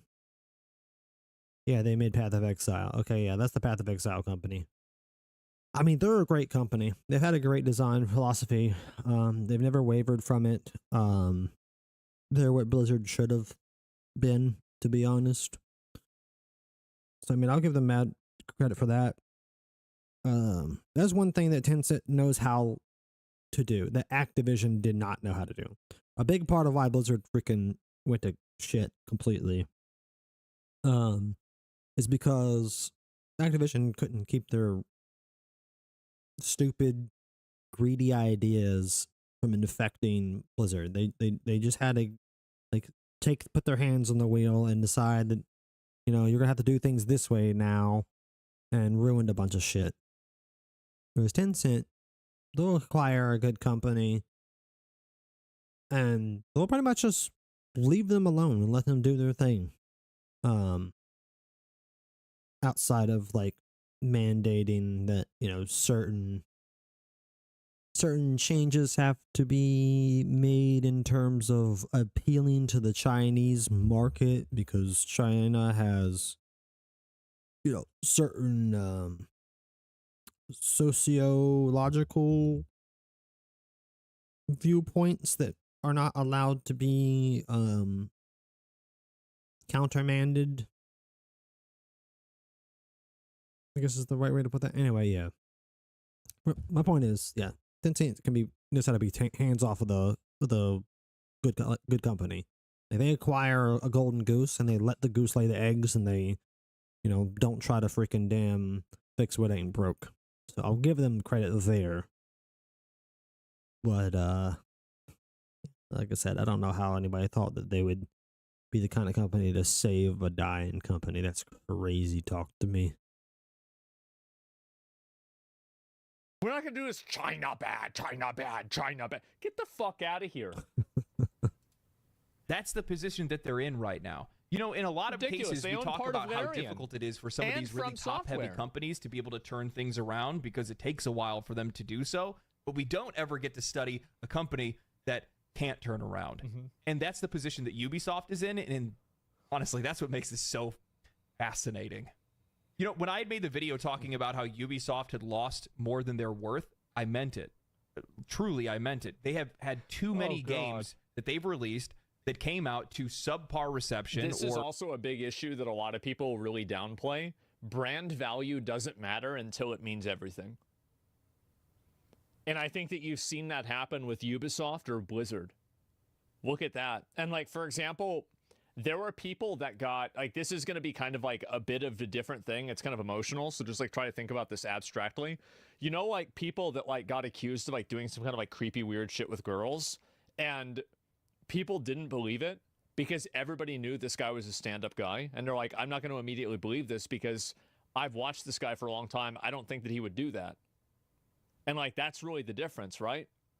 And so like, do you think Ubisoft's IPs are too damaged? No. Absolutely not. I think that if we heard that Ubisoft sold Assassin's Creed to Capcom, that would be a good day.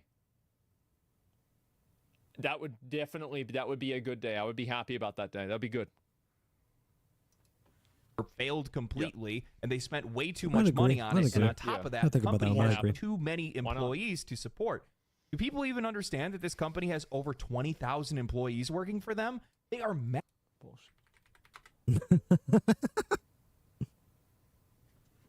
Literally says the words over 20,000. It's only 19,000 now. Only no, it's 18,000. Probably by the time that this video gets uploaded, it'll be 17,000. Oh God. Yeah, they're on the way down for sure. 20,000 employees? Deserved. For what? Massive. When you're making as much money as they are right now, that is not enough to support that many people. Yeah. I mean, even if Assassin's Creed Shadows found success, let's say 5 million copies, that's a conventional success in gaming. That's not too bad. That would cover their development costs and marketing costs. And then outside of that, not really a whole lot else. Yeah. They would need a Baldur's Gate 3 or Elden Ring level of success. We're talking 10+ million copies sold for them to make a profit on this game. And then even still, it's not going to cover up any of the mistakes that they've made with their other games. No, it's not. I mean, like, look at CD Projekt Red. Like, Cyberpunk, like, they had one L with Cyberpunk. Like, Witcher 3 was really, really well received. The DLC is considered some of the best DLC ever made. And then Cyberpunk comes out, it's really bad, but it improves, and people still are skeptical about CD Projekt Red. Even though, like, I bet Cyberpunk at its worst will still be better than Assassin's Creed, like Shadows, or like Star Wars Outlaws at its best. Like, think about how good Cyberpunk is now, or at least like whenever I played it. Think about how insanely fucking good that game is. And even that, people still are skeptical. Think about how long it took No Man's Sky to dig themselves out of that hole. Yeah. Fair point. The money that they've invested into. I mean, Cyberpunk, like, just had such a really rough start that it took people a long time to be like, okay, maybe it actually has been fixed and I'll go back and give it a shot. And then a lot of people, like, probably a good chunk of people that originally hyped about Cyberpunk literally never went back. Like, that definitely, like, that definitely really sets the tone for, like, how the games have gone. Just fumble after fumble, and even when there's a recovery, like, it's barely a recovery, and it doesn't hurt. It doesn't help the overall reputation much, the way that, you know, a fumble recovery normally, like, normally people cheer for a fumble recovery, and like, it gets you a lot of, you know, good press and shit, but not when you fuck up so consistently and so badly. Skull and Bones or Star Wars Outlaws or anything else for that matter. And then keep in mind that their next games to release after this are much, much further down the road. We're talking years that they're going to have to survive on that money. Assassin's Creed Shadows is not going to sell that much. No. For Ubisoft to be able to patch the hole and get to I think they could probably sell 5 million copies of Assassin's Creed Shadows. I do. I think there's a high probability of that. Maybe. But the thing is, like, I don't even know if that would make the money back. If that would make the money back, two at best. No, like, Assassin's Creed is such a big IP, and there's going to be so much talk about the game. And also, it's set in feudal Japan, which is something that fans of Assassin's Creed have wanted for a really long time. I could still see it clearing 5 million copies. Like, I don't think it's going to go 10, right? Like, probably not going to go 10 million copies. No way. But I could see 5. Sure. Yeah, I could see it happening. Or it's an impossible task. Yeah, They're not going to be able to do it. But if they did, it would be one of gaming's biggest turnarounds. Yeah. But to do that, it would require leadership, strong leadership. But in this case, the captain is just heading for the next iceberg. Well, it's like there's no quality control. Like, they had the one, like that, what was it called? Like that thing that was a relic of, like, the World War II nuclear bomb. It was like the one gate something. And it was like a Tory gate. Yes, the single Tory gate. If you put that out there, like, that's something that, unironically, that's the kind of stuff that you hire a company like Sweet Baby to make sure that you don't do. Like, and I'm being completely serious. If you're looking for cultural sensitivity readers, that is why they're there. They are there to make sure that you don't make mistakes like that. And people do that. It's a different word. Yeah, exactly, right? It's a respect thing. It's a company, not Sweet Baby. Yeah, but I'm just saying, like, as a consultancy that does sensitivity reading for stuff like that, that is an actual example of it, right? And so it's funny that, like, you know, that doesn't happen. So what happens is, like, it indicates a lack of quality control all the way down the line. You know, they have no quality control with the narrative. They have no quality control with the research. They have no quality control with the gameplay. They have no quality control with, like, the way that the game is presented. Like, everything about it is bad. Yeah, everybody with talent is gone, like I said. So you can't, like, for example, with Cyberpunk was an amazing game that was held back by bugs. So easy to fix that. But you can't polish a turd. True that. That's the problem. And you've seen games try to do that. They try to, oh, well, we're going to fix this stuff. No, you don't understand. The game at a fundamental level is bad. The bad press surrounding Ubisoft, the delay of Assassin's Creed Shadows, and the failed launch of Star Wars Outlaws, you would think that the company would try to remain low profile, not make any waves, and not do anything to rock the boat any further. Disregarding all sense of caution, common sense, and reality for that matter, Ubisoft launched Champions Tactics Grimoria Chronicle. And I gotta say, too, like, if I look at this gameplay, I know it's a totally different game, but, like, who the fuck watches this and says, yeah, I'd rather play this than Stalker 2? I don't. Common sense and reality for that matter, Ubisoft launched Champions Tactics Grimoria Chronicles, a tactical turn-based player versus player RPG. The gameplay markets as tactical play to win. This NFT game. Play to win? Really? What a fucking nothing burger, like, marketing fluff bullshit term. It's so ridiculous, dude. And it's an NFT game. You know it's how are we getting an NFT game, like an actual NFT game, not just NFT inserted into a normal game, but an NFT game from a AAA developer? What the fuck were you thinking? Play to win would see you buy and sell character pieces, earning cryptocurrency in the game that you could then turn. Oh, okay, I get it. So it's a crypto game. Yeah, I remember Ubisoft announced this, but they never said anything about it because they were afraid. Because of all the negative into response heroes, they got. And then you could sell that for real money. The common line of garbage that we normally get with these kind of games, or at least what they try to sell to their coped out audiences. But Ubisoft was selling characters for upwards of $63,000. Funny enough, they probably not only coped out, but they're also, like it sounded like he said, also probably a lot of them are coked out. These are like your finance bros, or wannabe finance bros, who can buying dime bags on the weekend. What?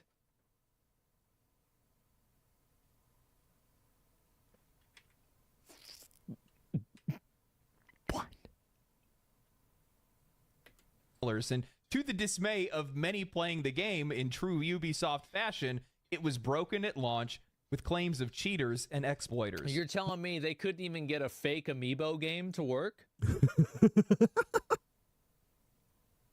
How you that's embarrassing. Yes, it is. Ubisoft to get the lion's share of the transaction? Yeah. So my understanding is one of the reasons why companies want to add in their own currency like that is so they can profit. Like the reason why Binance and like FTX and all of them like made a lot of money and make a lot of money, Coinbase, Cash App to an extent, the reason why they get that, how do they make that money? Transaction fees. Fucking transaction fees, man. Like back in the day, whenever I learned, because I had a friend of mine, and he went to jail for fraud. But before he went to jail for fraud, he was explaining some of this stuff to me. It was like 10 years ago. It was like 2012, or I remember it was a cataclysm, right? And so he was making like over $1 million a month, and I was like, "This is I should start doing this." And so then I started wanting to make my own crypto. Hold on. How much a month? 2012, or I remember it was a cataclysm, right? And so he was making like over $1 million a month. And I was like, this is I should start doing this. And so then I started wanting to make my own crypto website in 2012 because I could see how much these transaction fees were. Millions, billions of fucking dollars. That's why if you look at my, if like my actual Asmongold Twitch channel, it says youtube.com/virtual exchange because that's what I was going to call it. And so, yeah, if I had done that, I'd probably be in jail. No, like I 100% was going to scam people. But yeah. While Ubisoft tiptoed around their NFT game, Ubisoft's head of Assassin's Creed Shadows held back nothing when it came back to tackling the ongoing discussions about forced representation and the influence of diversity, equity, and inclusion in video games. This has been a major point of contention for potential players and fans of Assassin's Creed. And keep in mind also that the character Yasuke the main way that they informed themselves about the character was, well, they brought in a cultural expert who previously had written or been involved with books that had to do with relationships with underage people. And then also, I don't know what the details are. Oh, whoa. Hold on now. See, that could be really bad or not that bad. Like, if you do like a Game of Thrones fantasy novel and true to like how it really was in medieval times, you know, the king marries a 14-year-old girl and makes her the queen. Like, I don't have a problem with that. Like, so it's not graphically depicting the sex scenes or some shit. You know, realism in fantasy is good for a lot of reasons. I'm not going to go into the whole tangent of why, but like, yeah. There's that. Or there's like, he was straight up writing like PDF, like erotica. Like, where on the spectrum of this are we talking about? Like that, you can't just gloss over a statement like that, bro. That's crazy. Jeez. I need you to chill, fam. So I'm going to spare you with them. You know, you're welcome, by the way. And also another person who was completely discredited in pretty much every single way by not only, you know, putting up false information, but pretending to be another person on Wikipedia, sourcing himself, and then using himself to become the, what do you call it?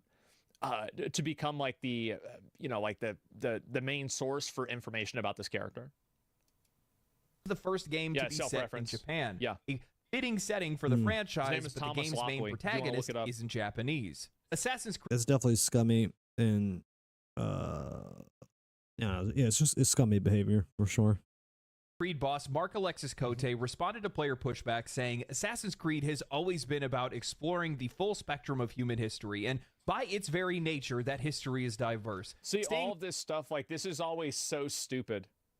This is so fucking stupid to say something like this, because you're not going to convince people that they're wrong about the way that they feel and about media.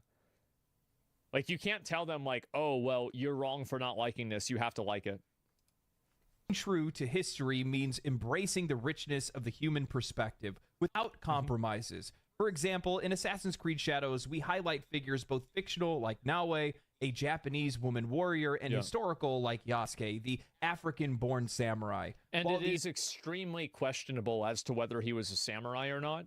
Yep. And Ubisoft actually had to put out a post that was meant for the Japanese community to explicitly state that they were not completely sure about the circumstances in his life. There wasn't, like, people really think that's the biggest reason why everybody was upset, but it's really not. Like, even some of the people that think that's why they're upset aren't actually upset for that reason. I think the real reason why people were upset is not because he was or wasn't a samurai. It's because he was clearly not ethnically Japanese, and every other Assassin's Creed got their main lead male character to be ethnically Japanese. The only Japanese person you get is the female. So it's like, and then it comes in the wake of this DEI stuff. So it's a female and a black guy, you know. So that sets off DEI red flags.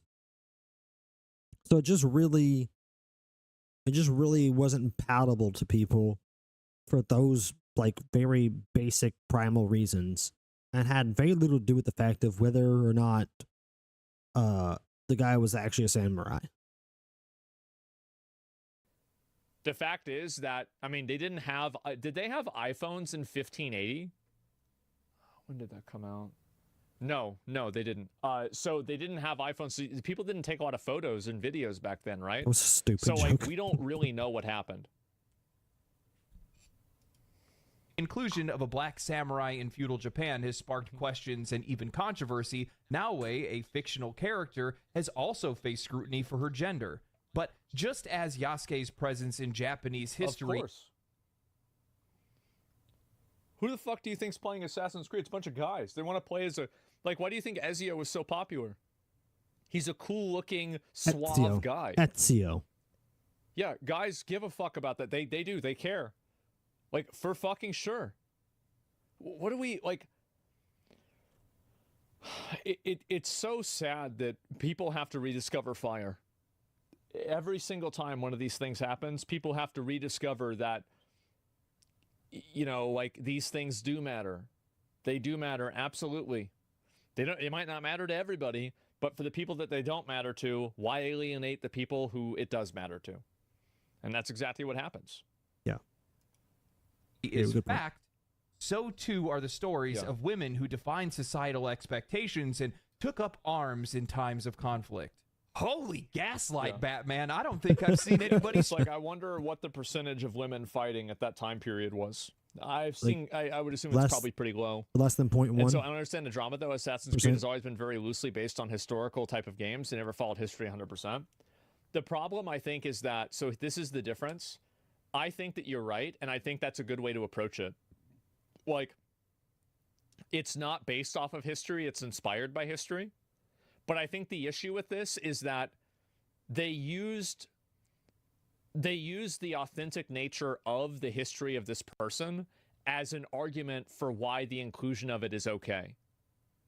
So I think people felt like they were being gaslit, and that's why there was such a negative reception for it. It's a rewriting history. Yeah, exactly. Draw man this hard.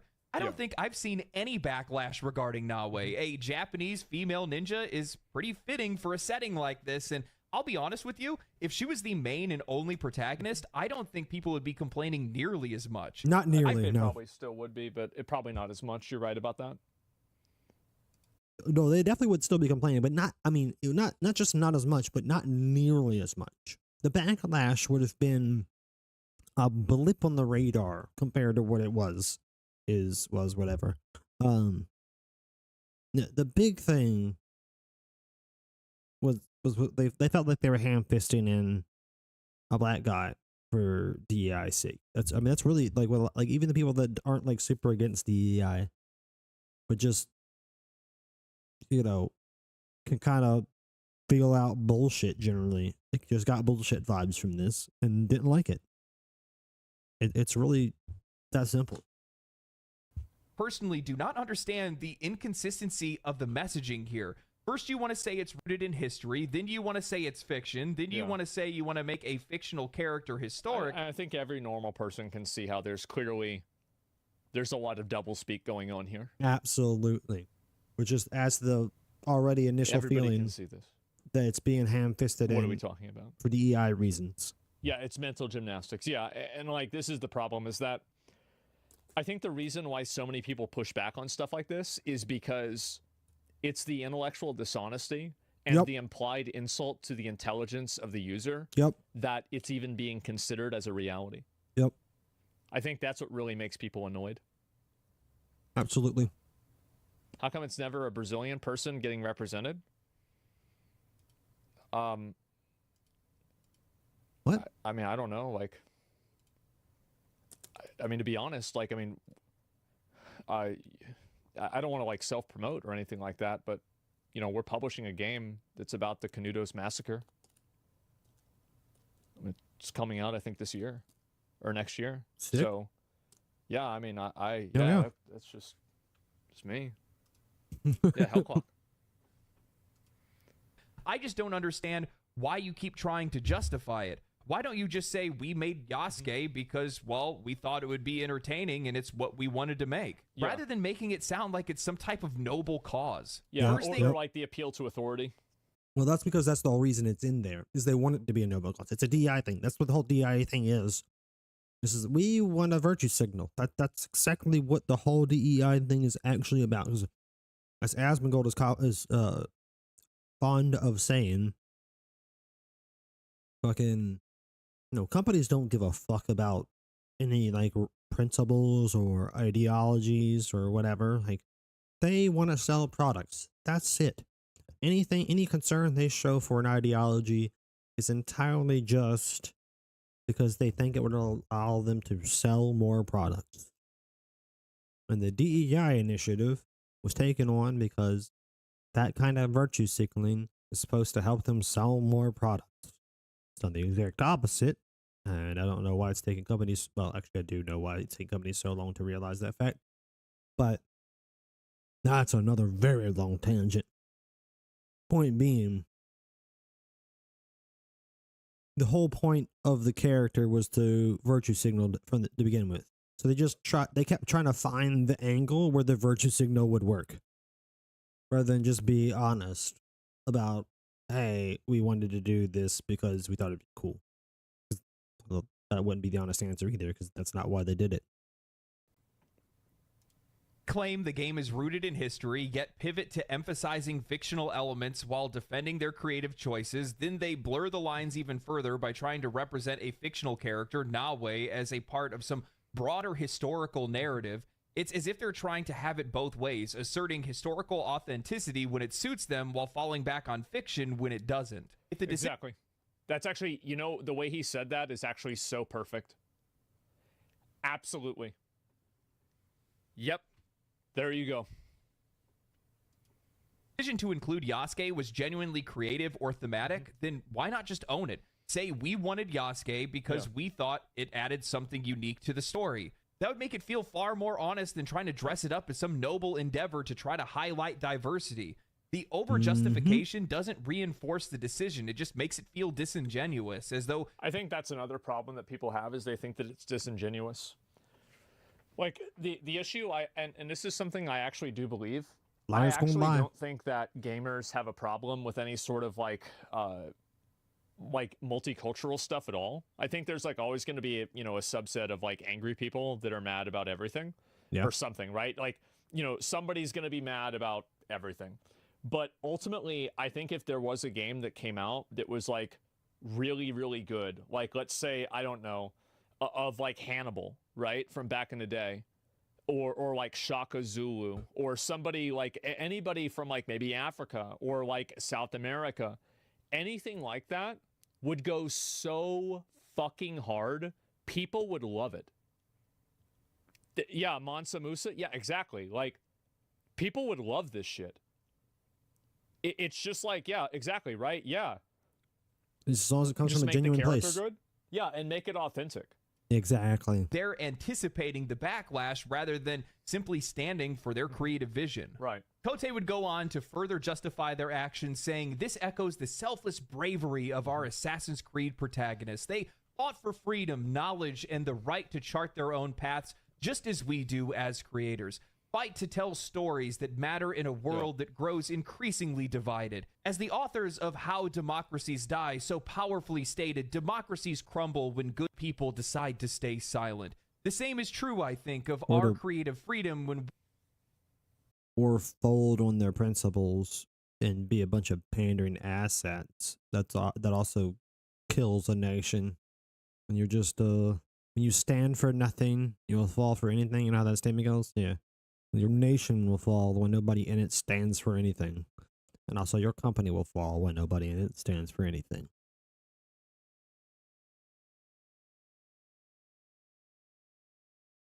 Companies as a whole, like overall, don't care, but people in them, like in key positions, will give a fuck about some things. And it'll come through in the art. When it comes to entertainment industries, at least, it comes through in their art. But when you don't have that, when not even your artists have any kind of moral, ethical, or any kind of a spine at all whatsoever, that is what comes through, and people don't like it. These fuckers think they're George Washington. You think you're George Washington? Make it a... Shut the fuck up. Stop it. What is this? They're on the right... You're on the right side of history. What is it? Pretend this is so obnoxious.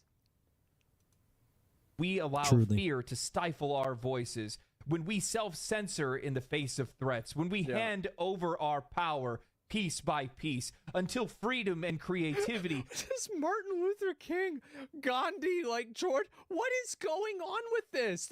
This is a revolution? This is unbelievable, guys. It's both wither Napoleon. away.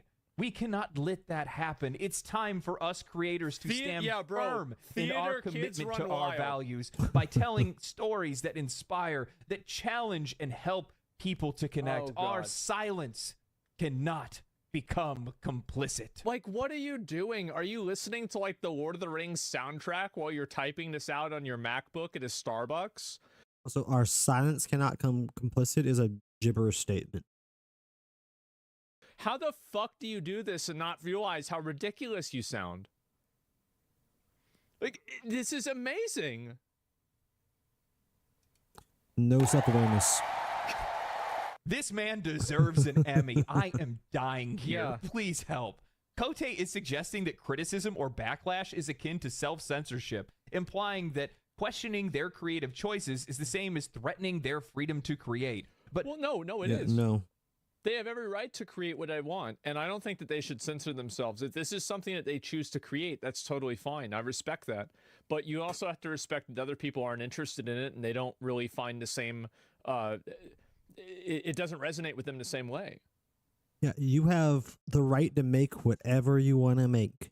You don't have the right to demand that other people buy this shit or, you know, not share their opinion about it, not talk about it in an honest way.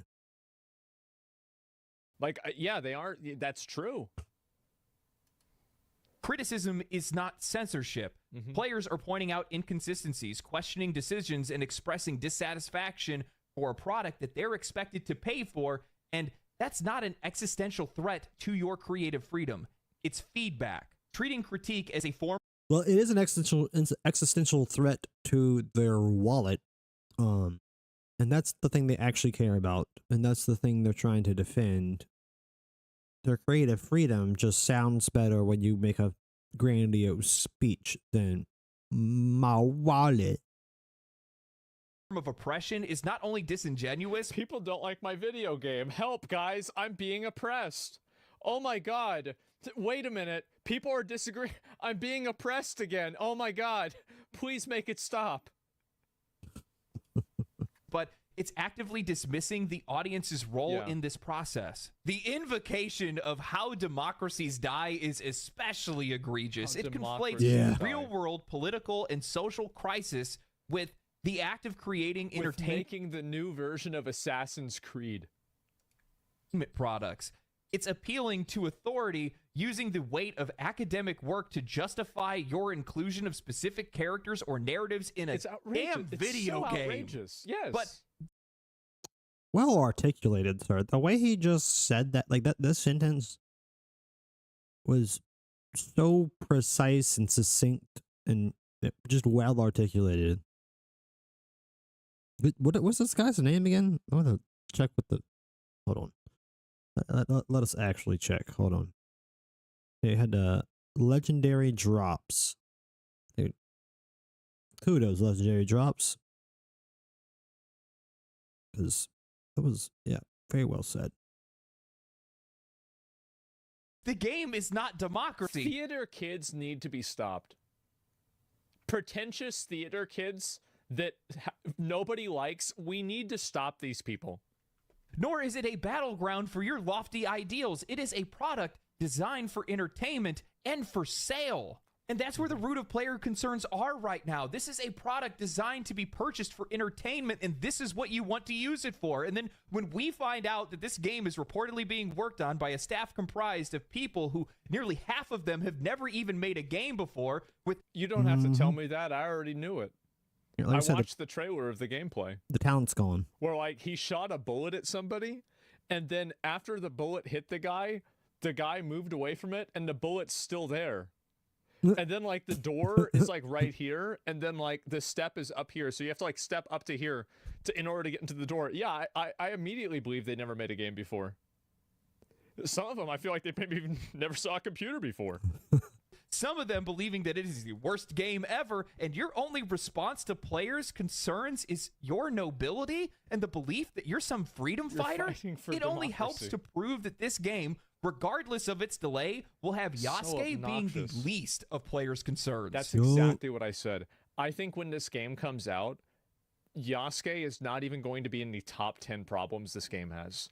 Absolutely. It's probably going to have de novo. It's probably going to have launch issues. It's probably going to crash on PC. It's probably going to have like a bad progression system. There might be some sort of like pay to advance inside of the store. Yeah. He's absolutely right about all this. It's going to have the classic Ubisoft problems. Like to the max, because they're trying to throw everything against the wall they can and see what sticks, and then make sure that whatever does sticks, they bleed for every dollar they can get. Unfortunately, for them, that strategy is self-sabotaging as a motherfucker. There's going to be glitches. There's going to be cinematics that probably aren't working properly. There's going to be other issues with the story that are totally fucking stupid that we can't even predict. Do you really think that the studio that used the one gate Torii gate thing as a marketing tool for feudal Japan, do you really think that they give a fuck a lot? Like, I mean, because they've already written the story. They've done the voice lines. They've acted all of this stuff out. They've already done this. So they can't, you think they're going to go back and like, think about how many other fuck-ups the game probably has in it. They're burying the lead.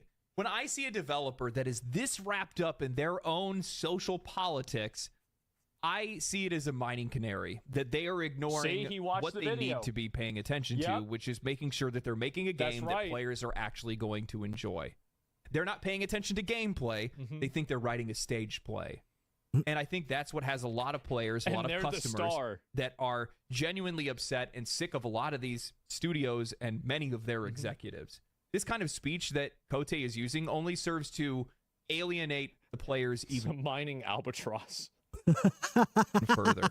Because he's taking the conversation to a moral high ground that is so high the elevation is likely to make you sick. Players are not rejecting creativity, diversity, or meaningful storytelling. The elevation is actually likely to kill you.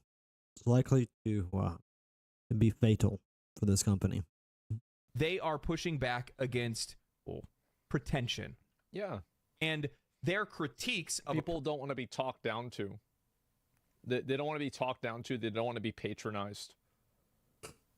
Like, you just treat people like adults, and you don't try to fuck them around.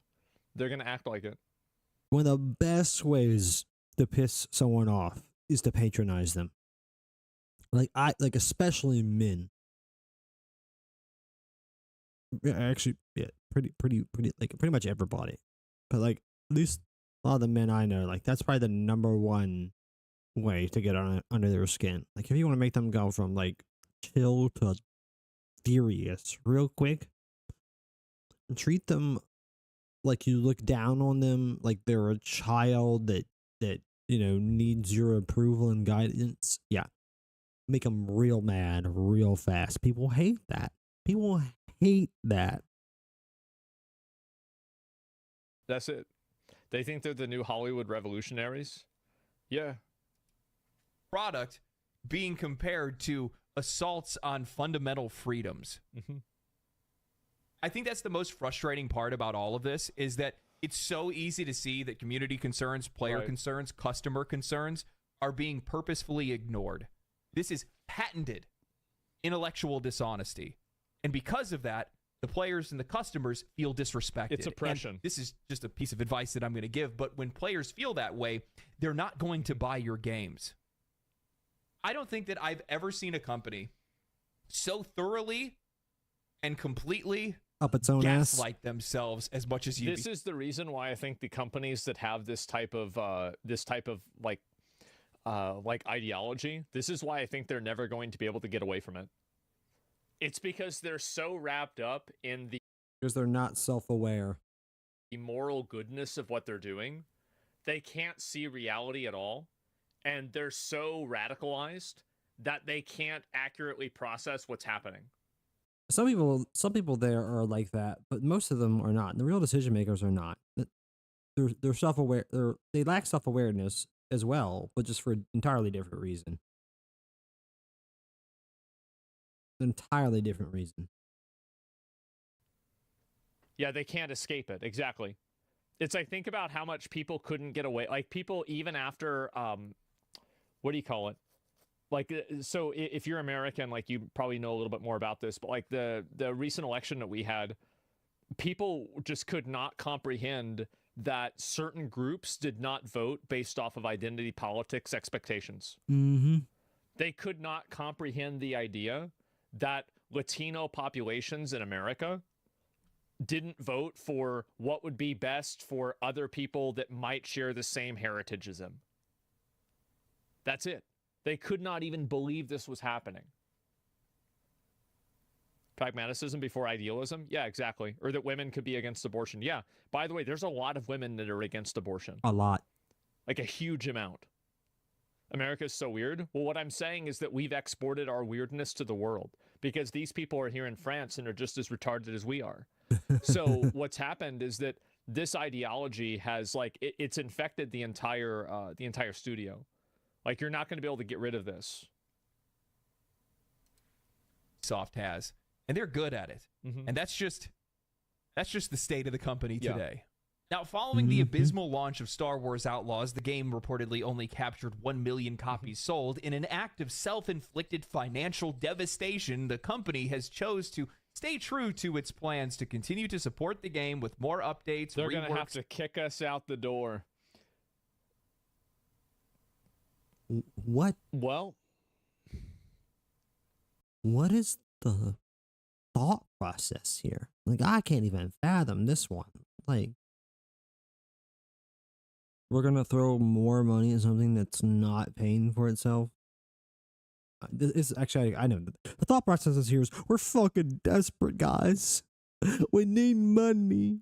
This one wasn't an absolute complete flop. I mean, it was close to it, but it wasn't quite that. So milk it if we can, bro. Just put some more shit out. Maybe it'll make some more money. Complete desperation it's gotta be all that is, bro. Like, that's crazy. I guess that's what they're gonna have to do. And changes. In an interview with Games Radar, Julian Garrity, the creative director, said, "I'm a little disappointed with the Metacritic. Recognition from the critics is very important to us, but why? Yeah, You're why? stupid if you think recognition from critics matters. It doesn't at all. Especially in this day and age. You don't even understand what you're doing. Your goal is to sell a product to an audience. It's not to sell it to critics. And critics don't have much influence over your audience. So what are you thinking? I do think that players are really connecting with what we did. We had a very ambitious... Why are players rating it lower than critics? Mm-hmm.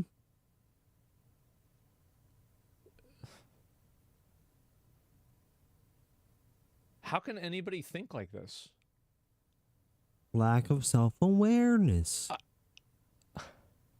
How is this possible? Target. We literally reached for the stars, and I think that we were successful from so many different angles. There's a magical, unique experience within Outlaws, whether it's Star Wars or not. Now, there's a unique experience with eating dog shit or getting kicked in the balls, but that doesn't mean that you want to have it. Well said. Also, I think that Star Wars Outlaws was probably worse because it was Star Wars. I think that if they had built the world up from the ground up, and they had, because I bet Star Wars and Disney, they exercised a lot of creative censorship over what Ubisoft was going to do, and it ended up probably making the game worse.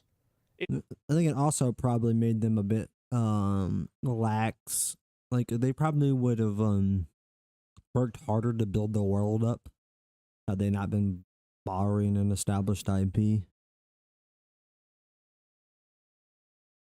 I mean, they completely lack any real creative talent left, so actually probably wouldn't have made a difference, but I could see a world where it might have. It's Disney. It's Disney. Like, we really going to think this didn't happen? Of course it happened. pause there for a moment before I continue, because worrying about the critics is exactly what got Ubisoft into the position it's in today. Exactly. As I go throughout this interview, they mostly end up talking about how they're still working hard on the game's story expansions, as well as this is why, like, and this is what's funny, is that you have companies like Hoyoverse, and you have companies, and this is even true with content creators too. Like, a lot of people that are like really popular, there's a lot of people also that don't like them. Never take the opinions of people that have decided that they should be like, professional opinion havers. Don't take that seriously. And this includes me. I say something, okay, fuck it, ignore me. But see what people do. Mm-hmm. See what people do. See what the averages do. Because you're not selling to like the 5 people that have an opinion on YouTube. You're selling to millions of people of an audience. improving the base game. However, I can't help. Also, when you're a such an established game development company or established entertainment company of any kind, you have an established consumer base that you should have some way of semi-accurately polling. Like, what are they telling you? And not just the hardcore fans, but the people that are fans and have been fans for years just aren't the hardcore ones. Like, what does your entire like pollable fan base have to say? Because if those people were telling you, this broke, that's broke, this was horrible, this was a bad idea, like, these are criticisms you need to listen to. Like, these are the only opinions that really matter. If you make them happy, it'll probably make a lot of people that are, that are new to your company happy as well, likely to. And even if it doesn't, you're at least making your main consumer base happy. And those are the people that freaking give you the money to operate and exist as a company. Like, you shouldn't listen to anybody else. Really. Like, 90% of what you listen to, at least, should be of them. Help it feel as though this is just an exercise in futility more than anything else, and they would be better off refunding players who bought the season pass content and just cutting ties with the game. I wish that companies would stop being so ambitious about the future of their game and focus on the present. What is the point of committing yourselves to future plans if you have no idea whether or not players are going to even play your game in the first place? When Elden Ring was announced, I don't think that there was any mention of additional content that would come in the future. While there were... I think a lot of times developers know that their games will be successful before they come out. I think that a lot of people know.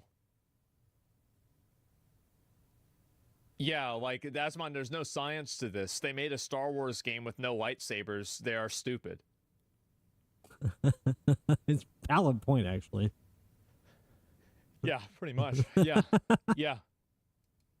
And assumptions, we never got confirmation until after the game had released and garnered success. There's wisdom in that. I mean, Ubisoft announced back in September that Massive, the studio behind Star Wars Outlaws, would be moving over to start work on Division 3, the series that studio is loved for, which has already gone into pre-production. From my perspective, given the sales of Star Wars Outlaws and its tepid reception... Ooh. Ooh, that's bad. That's real bad.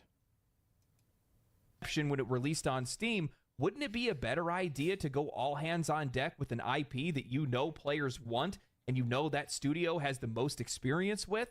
It just doesn't make any sense, not from a customer perspective or from a business perspective. However, lately, Ubisoft isn't known for having the brightest ideas. I mean, there's also a big issue with like any sort of like cultural or like social stuff that's being put into a game.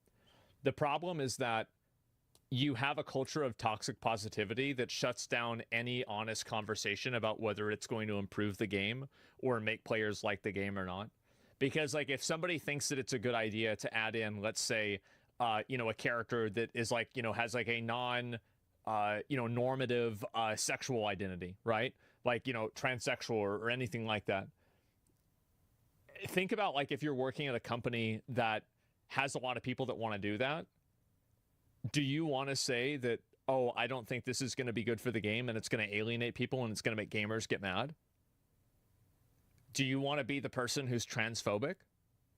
Do you want to be the person that gets sent to HR and maybe gets fired for, you know, like daring to question this? Absolutely not. So these people aren't going to speak out against this that work at the company because they're afraid of getting in trouble. So you have a situation where it creates a chilling effect at the company. Everybody can push it, but nobody can stop it. It's the same as pronouns or anything else. What do you think happens at a place like Obsidian when somebody says, I don't think we should add pronouns to the game? They get fired. They get totally painted as a bad person, and they get misrepresented and demonized. And fired. Right, or fired. So that's also another big issue. Convince themselves that Skull and Bones is a worthwhile investment, and they are telling players in the media that they will turn it around in the next season. Which, now that I think about it, that sounds oddly familiar. Ubisoft coming out to reassure players and the industry. To be fair, every live service game that fails says that. That contrary to popular belief, one of their games is actually healthy and has a bright future. Oh, wait, that's right, X-Defiant. Just a few months ago, Mark Rubin, the head of X-Defiant, wrote a blog post and a summary of their year one roadmap for the game, and in it, he took the time to take on Insider Gaming's claims that the game was living on borrowed time. Rubin had said, I just want to quickly address the status of the game, i.e., is the game dying? No, the game is absolutely not dying. We know that there are things we need to improve, like... Why is it like that they don't have any PR there? Because, like, if I was an executive working at Ubisoft, I would say, hey guys, we don't want to comment on the nature of like the status of the game, whether it's dying or not, because we don't want to draw attention to it and it's just going to be bad for the brand. Yeah. Don't inform people that don't realize how bad your situation is, that a lot of people are saying that the situation is bad. That's really bad PR. And real common sense, in my opinion. So, yeah, what the fuck happened here? They like, and this is what I was saying before about it being a systemic problem. Because like as an executive, like there's a good chance, here's the thing. There's a good chance Mark Rubin didn't even know that it was going to be shut down. He might have found out that it was going to be shut down maybe a week before it was shut down. There's a good chance that he was telling the truth to the best that he understood it. But when you do an interview with somebody like this and you work at a big company, you go through media training. And so if you have media training for people to ask you about this game that has a very rocky start and there's like a rocky like kind of reception of the game, they should have told him not to even comment on this.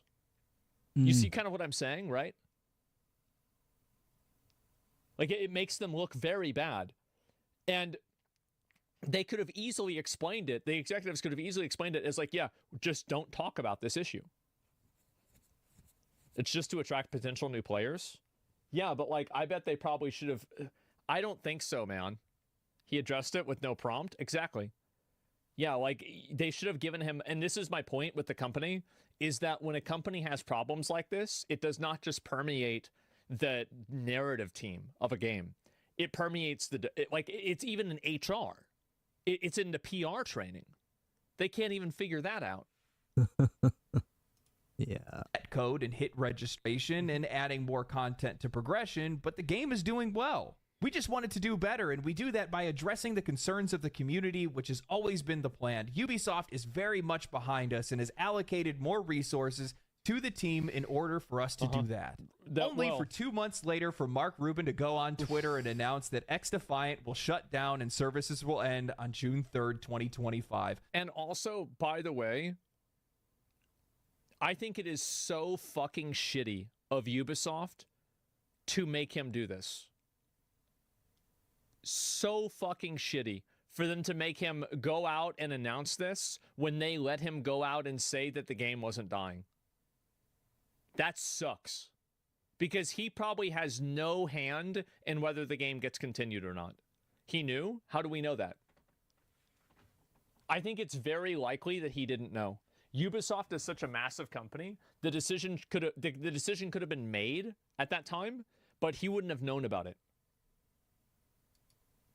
Ruben goes on to talk about how the game was a passion project, how difficult it is to get a live service. And also, like, here's another reason why he might not have known, is that a lot of companies, I'm sorry to pause, but this is like just a side point and it's a meta level point, is that the reason why a lot of big company changes are not announced ahead of time is because of how fast information travels now and the concerns of insider trading. So that's why big layoff rotations and like big layoff waves are not made public at all to anybody in the company until the day that they happen. It's to prevent insider trading.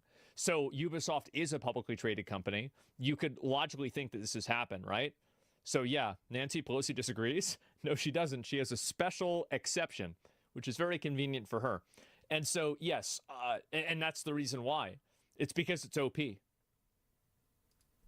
This game off the ground and more. What I find really interesting is this section where Mark says, if there's something I hope we can take away from this experience, it's the importance of open, honest communication between developers and players. The player-first mentality, along with respectful, non-toxic conversations between developers and players, has been one of the standout differences that made XDefiant so special. From my first post about XDefiant, this was the vision I wanted to champion. I hope it leaves a positive mark on how the games industry treats its players and communities. Yet, none of that ever actually happened. There was no honest communication or a player-first mentality when it came to XDefiant or any other Ubisoft game for that matter. While the game had issues, serious core issues with netcode and hit registration, two things that are quite literally the backbone of a first-person shooter experience, that didn't stop Ubisoft from adding more microtransactions or season passes. See, this is another issue. Like, if the game, this is the point, right? Like, it doesn't even work. Even they acknowledge that the netcode and hit reg is bad. They're saying it's bad. Think about how bad it actually is. Instead, the money printer kept printing while the issues kept pushing players out of the game. While Ubisoft plans to refund the players that had purchased the Ultimate Edition of the game and auto-refunded microtransactions that were purchased within the last month, there are still plenty of players that are left hung out to dry. I think that this is the crux of the whole issue with Ubisoft and many other companies. They're so caught up in their own personal identity politics, personal politics, actual politics, social politics, and all the different ways that they can make money off of games that they have lost sight of the fact that they are providing a service and a product to customers. Technical and quality issues, or even just the vision of a well-made game, and game that players will actually enjoy, is eclipsed by how they can commoditize, monetize, and use their games as a soapbox. Well, I definitely think that there's a problem. I do think that too many of these developers want to use their video games as a way to push their social message. And I think also that's not really a problem, but the issue is that their social message is not, people don't want to hear it. They don't want to hear about how hard it is to be, you know, some kind of a person in a first world country. So that's one of the actual like crucial aspects of crucial, like one of the most important things that entertainment does in society. Like, entertainment isn't just like time wasting or like something that makes you feel good for a while or you know, gets you out of your head or whatever. Like, it serves some actual crucial roles. And one of the most crucial roles that entertainment serves is it becomes a battleground of ideas. People like, share, and expend money on entertainment that has ideas in it that resonate. And they don't do that with entertainment that does not have ideas in it that they resonate with. So you can find out if your ideas hold water by putting them into an entertainment situation, whether it's a movie, a show, a game, a book, a comic book, that, like anything. Like, you put your ideas in some kind of entertainment format, some kind of art form, you can find out how much it resonates with the masses. And it's usually a pretty good indicator of how good that idea is. I think there is an upper end where, like, you know, you can have an idea that doesn't resonate, but is actually a really good idea, and it's just like, you're like, can just be like ahead of your time or something. But yeah, 9.9 times out of 10, if it doesn't resonate with the masses, then it just wasn't a good idea. And you're seeing that the ideology that's getting pushed in these woke DEI agenda games, it's just not a good idea, and people don't like it. It doesn't resonate. The social messages that people want to hear about are extremely general and broad.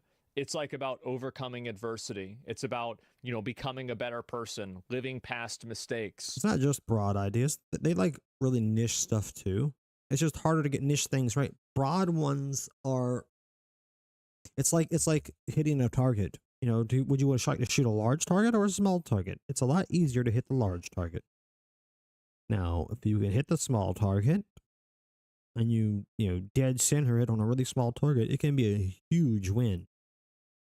But you're taking a lot of risk of it being a lot more likely that you're going to miss. So broad targets, broad ideas, generalized ideas go over better. They go over better more frequently. But it's not about it has to be broad. It's about it has to be a good idea. Like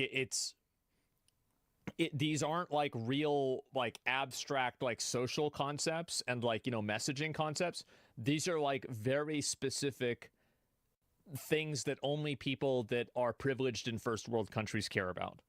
And I think that's the reason why the stories fall so flat, is because it's like, again, it's like, a really good example of this is I had to read a book in high school. It was called The Catcher in the Rye.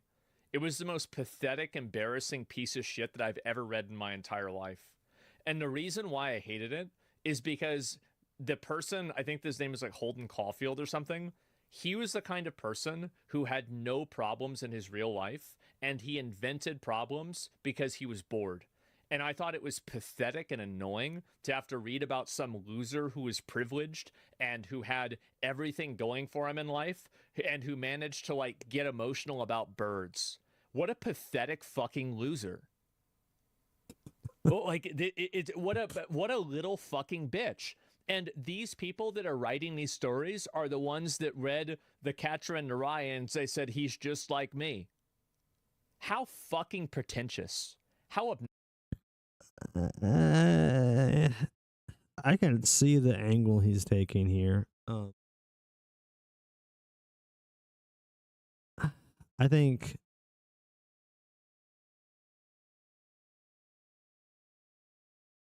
I think how to say this.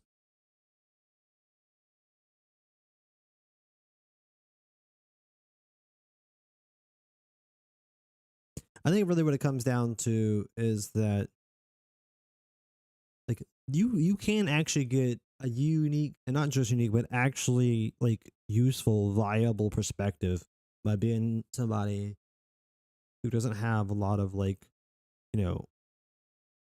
grounded, like super foundational based problems. Like, struggling to get food is a foundational problem. Like it's a first order problem. If you don't have those problems, like you can get like I said, a unique and still useful perspective. Now you can also just be completely like, hedonistic and shallow and have no real substance to you. But you can have substance to you and not have that, and not really even relate to real, quote unquote, real struggle. You can actually develop a unique, like, sensitive artistic sensibility that has a value that I don't know how to describe or articulate. right now. I don't think I'm on this and then come back to it. But Asmon's, I feel like, making a rather crass judgment here on Catcher in the Rye that I would like to articulate the issue with, but I don't know how. I definitely will probably try to come back to this at some point in the future when I have had time to sit and think on it.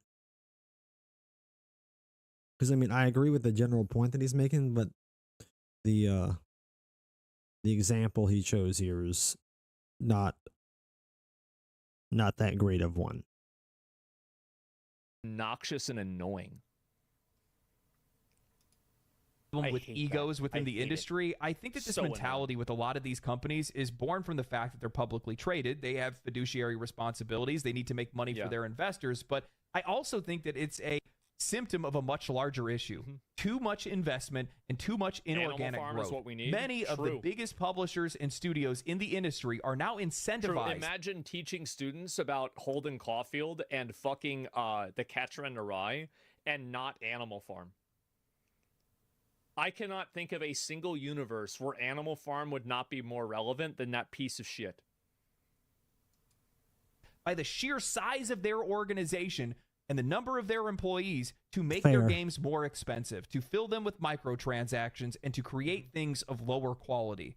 They need to make as much money as they possibly can for a minimum viable product just to be able to keep their heads above water. They can't take creative risks. They can't create niche experiences. They can't. Isn't that great how nowadays with game releases, we don't have a discussion about when the game is finished. We have a discussion about when the game is at the minimum viable product. Yeah, That's really it's such a cynical term to use. What's the absolute least that we can do and get away with it?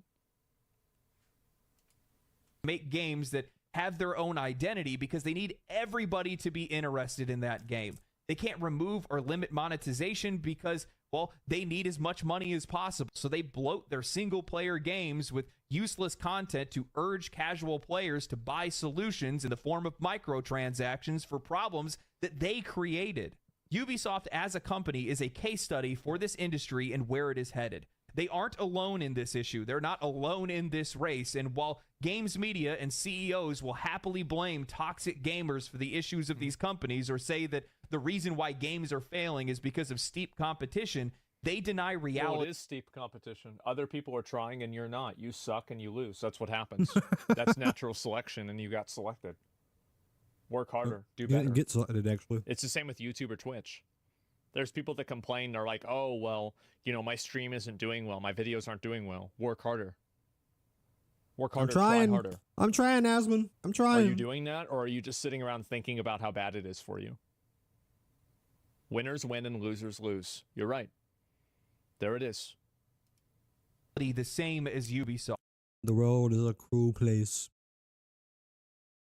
But it's one that produces quality. The shit doesn't last that long, and the true quality builds legacies. Molded in the fire and all that. Your games are boring, they're buggy, repetitive, and too expensive. We don't need you, but you need us. And that becomes more apparent by the day as we see more games fail and more studios close. Remember who you're working for, or you might not be working much longer. You know, something that I've noticed, and I'm sure a few of you guys have seen this as well, is that art styles, themes, colors, characters, stories, even music at times has started to kind of blend together with some of these games. However, the most popular games, the games that have gotten some of the best sales and some of the best player feedback and retention and all that good stuff, player appreciation, customer appreciation, are games that are incredibly distinct. If I look at like Elden Ring or Baldur's Gate or Path of Exile 2 or any of these games, they end up standing out because they just don't look like or play like or sound like anything else that's out there. I think he's so right. Like, playing Cyberpunk was a transcendent experience. The vocabulary is unique. The gameplay is good. The graphics are amazing. Like, absolutely. You didn't finish it? Yeah, I know that. I thank you. I forgot about that for 5 minutes. And like Elden Ring is the same thing. Like with a lot of these really good games, everything about them is insanely good. But if I take a game just as an example, like Dragon Age, and I rip off the EA and the BioWare logo, and then you tell me who made that game, Epic, Activision, I don't know. Well, if you can't tell what's happening during combat, Blizzard probably made it. Like they all start to look the same after a while. If the game has a lot of loading screens, Bethesda made it. Let's see. What are some other ones? Oh, if it's single player and there are microtransactions, it's either a gacha game or Ubisoft made it. Yeah. I think it's because they're all just chasing each other's tails. Well done. That's really all it ends up being. They look to see what the other big company is doing, and they say, "Oh, we're going to do that too," and that's their big, great idea that they, bring forth to their boards. In the pursuit of growing, they lost their identity, and if you die after killing a boss, Grinding Gear Games made it. Made them unable to stand out in front of other studios and other games. Yeah, and as a result, go. they needed to make even more money, but they then continued to hire people. And as their companies grew larger and they had more money, well, then they needed to monetize their games and price their games higher. So what are you left with? You're left with overpriced, over-monetized, and boring games that fail to stand out amongst the rest of the competition in the market right now. I don't know. I think my first thought, though, by the way, was fucking From Software when he said, if you die after killing the boss. Happened to me a lot in Elden Ring. Now, that's why games are failing. That's why you're not making any money. That's why the games that you're putting out aren't finding an audience, because there's other games that stand out much better, are much more original, and value our time and money in a way that it's also the narrative for the games are bad too. Like, I mean, I think Dragon Age could have been better if they spent more time on the narrative, but like if you look at the narrative difference between Metaphor and Dragon Age or Cyberpunk and Dragon Age, it's just a night and day difference. Like if you look at, for example, the narrative difference between, like, I bet probably the most recent like Ubisoft slop like shooter game, and you compare that to like Stalker 2, it's not even it's not even the same thing. Don't anymore. And it's also because you can't, because it really does come down to just how big these companies are. Yeah. They don't have time to think about what the customer needs. They can only think about what they need right now. And fact of the matter is, you just don't have what it takes to be able to compete in a creative industry anymore, because this cold corporate approach just doesn't work here. Simple as that. You're selling products based on people's wants, not their needs. You can't just do anything you want to what you're selling to us. That's just not how this works. Yeah. Sorry. This is another big problem, is that people believe that the moral superiority of their worldview causes them to override market concerns and market preferences. It doesn't matter how right you think you are. That's still not going to make somebody buy your game. Absolutely. You're not going to like guilt trip or emotionally blackmail somebody into spending $70 on slop. Ubisoft has taken too many L's. They've had too many games. Like, yeah, can you even imagine a world where that's a thing? Like, what would be the the thought process of somebody's head? Oh, this company made a game that I don't enjoy at all, and actually annoys me. But they've convinced me that some of the ideas that they present in it and the narrative direction or whatever is logically, morally correct, objectively correct. So I'm going to spend $70 on this game, and then since I don't actually like it, just shelve the game and actually do anything with it. I'm just going to give them $70. Like, yep, you said something that's morally correct and made it into a video game. So here's $70 as a congratulations. Like, no one's doing that. No, people out here have real problems. They're not spending their money to congratulate you for being right, even if you can convince them that you're right. And then also, that's not how people work in terms of like convincing. You can't convince somebody that what you made should be considered appealing. If they don't find it appealing, they don't find it appealing. There's nothing that's, you can't logic somebody into feeling a certain way. That's just not how people work. That's why, like, when people argue on the internet all the time, like, it's a lot of pointless arguing most of the time, because they're arguing to try to convince the other person that they're wrong, and the person didn't come to the conclusion that they were at through logic to begin with, so no logic is going to change, where they're at. It's just a fundamental lack of understanding of, like, human nature, like, on such a, surface, obvious level. It's insane.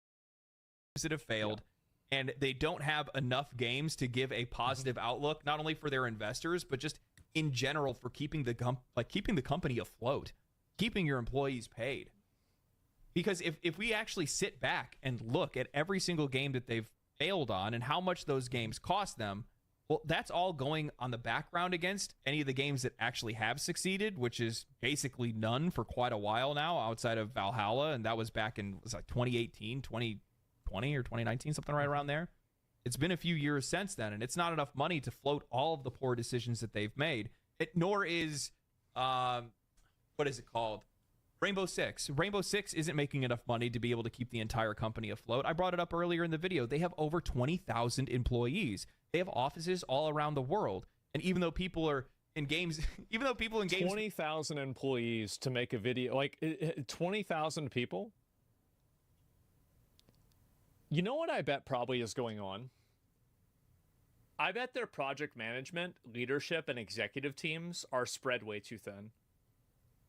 Because they probably overhired a lot of people that, like, actually make the game. And then the from the top leadership is probably, that's probably what's really spread thin. It's probably the exact opposite. There's probably like a massive amount of bloat in terms of middle management. Because that's usually what happens with companies that are, that have reached the point of their life cycle where they have no talent inside them anymore.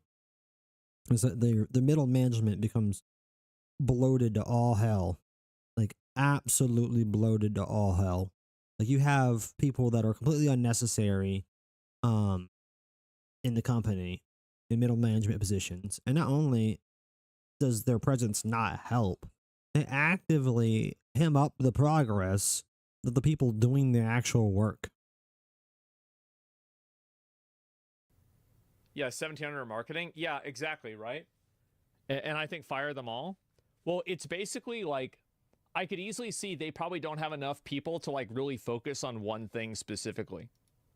Media are like, they've laid off 300 employees. Wait, what? And it's just like, they have 20,000. Like, how are you paying for that? No wonder your investors are leaving. They're like, there's just no way that this company's going to be able to backpedal out of this.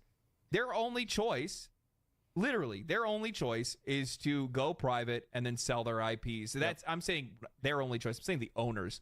That's the only thing the owners can do to be able to make money for themselves, because honestly, that's likely the road that they're going to end up wanting to take.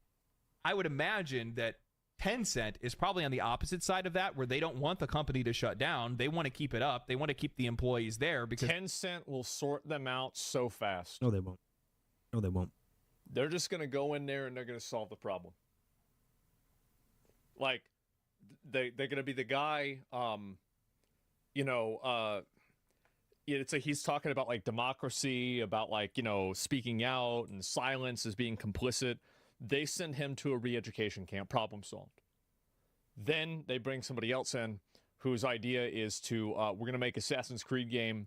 It's going to be a new game. It's going to be set in, wherever the fuck, and it's just going to be good. And so I did the math, by the way. 20,000 people times an average salary of $40,000 a year is $800 million a year in labor alone. and the $40,000 average salary is way low. I undershot the fuck out of that. For one, the people at the tippy top are gonna tip that scale upward heavily because they make crazy money. And for two, I mean, I think your average underpaid developer still pulls like fucking, $60K a year. Your HR people are pulling damn like $50K. Like 40K is an obvious undershoot. Like they're spending probably $1 billion plus a year on paying wages alone. That's it. Problem solved. Yep. We're not going to like Tencent's solution, though. I like their solution with PoE 2. I like their solutions with Riot. It wasn't their solution. They didn't fix grinding your games. They acquired a good company that needed a little extra money and then left them alone. I like the solution with Larian, with From Software. I think they know what the fuck they're doing. No, they don't. I think they're a massive, like, top 10 almost in the world. They do know what they're doing. As I said, knowing to leave your talent alone is knowing what you're doing. Knowing where and when to invest and how to manage your money and when to do the once in a blue moon step in to say, hey, I need you to do this with some of the companies they own. I mean, they know what they're doing for sure. Good Tencent build a good development team themselves with no outside consulting, just the people that are actually part of the core company Tencent build a good team of game developers and then build a game. No, absolutely not. $1 billion company?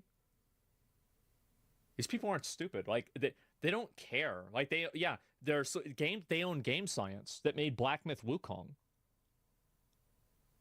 League is cooked right now? Maybe, right? Yeah, it is. I played Valorant. I thought Valorant was really good. Billionaires scare me. Okay, well, I mean, I've got bad news for you about the owners of Ubisoft. They want to make the games. They probably think that they could do a better job at getting the company to produce at the level it should be producing at. Yeah. I mean, take that however you want. I know people have a lot of thoughts on Tencent. I get it. I'm not really a huge fan of corporate takeovers, but to be honest with you, a lot of the companies that Tencent has... I'm not about corporate takeovers or not. I'm about change. I think that at a certain point, if people are celebrating and your stock goes up because a massive Chinese company that has a total different value structure and is going to totally buy you out in a Western market, I think that if you've gotten to the point where that increases your stock value, you should ask yourself why. That's true. Main reason Tencent is good is because CCP is anti-woke. The main reason why Tencent is good is because they know how, like, a lot of the best, like, because I've had to deal with investors and stuff like this before.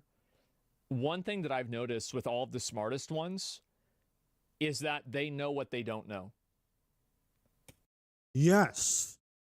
He nailed that. Absolutely. That's why they leave their talent the fuck alone. They're not going to try and sit there and make creative decisions for you. They're not going to try to go and tell you and micromanage every single little thing that you add into the game. They look at the big picture, they say, this seems to be a problem, and they fix it. And then they get the fuck out of your way, because think about it from their perspective.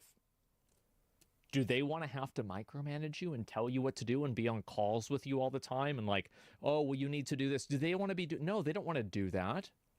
They want to fucking just do whatever the hell they want to, I don't know, like play video games themselves.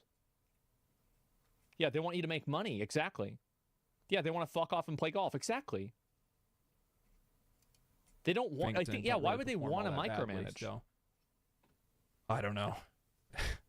This is just ridiculous. I can only predict that there will be more videos at one point in time. I'm not sitting here trying to like farm these guys every single day. I don't really want to do that. I just wait until there's enough to talk about. This is more than I thought I was going to end up having to talk about.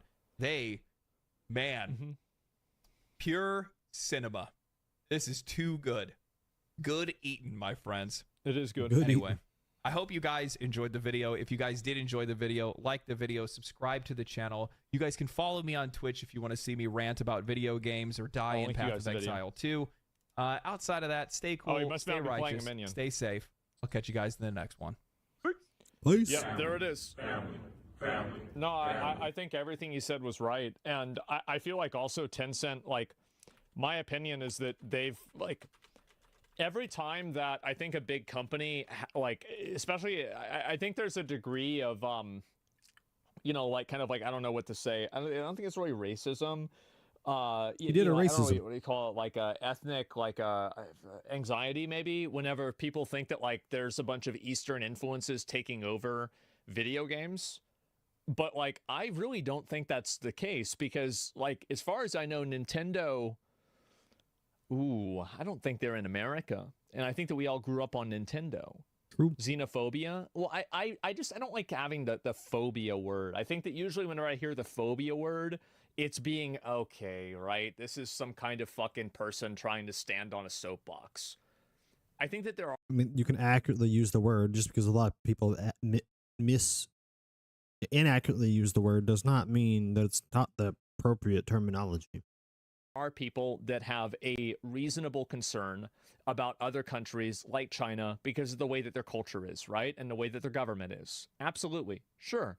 But at the same time, these people are not evil in a lot of cases. They're not trying to like do something bad. They're trying to make money. That's it. So anyway, Nintendo has an American company, Nintendo of America. Yeah, sure. But like, my point is that it's a Japanese product. It comes from Japan. It's influenced by Japanese culture, etc. Right? And so that's it. And American capitalism. Yeah, they don't like that they're communists. Sure. I think that Ubisoft will probably have to either sell off some of its IPs or have to go private, or have to sell off a lot of their stuff. Blizzard is worse. Hold up now. I was not trying to load another Asmongold video. Chill. Chill.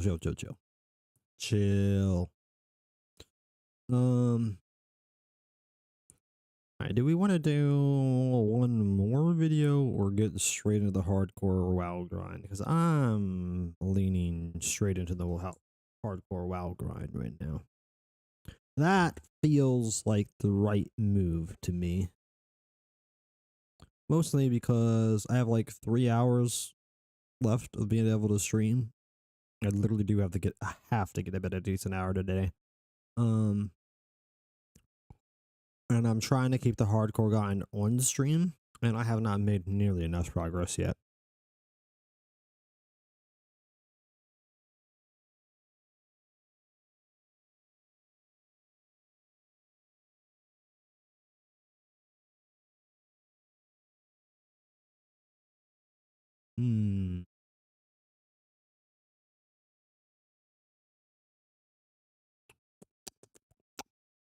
Decisions, boys. Decisions. Well, tell you what. While I make my decision, do a quick bathroom / refill the water cup break. And I'll have figured out what I want to do with my life by the time I get back. Sound like a plan? That sounds like a plan to me. Let's do that. Alright. I'll be RB in like 5-ish. You know what? I'm gonna take a good minute to myself. I'm gonna give myself a whole 10 minutes. I'll be back in 10 minutes. Alright, boys? Stay classy.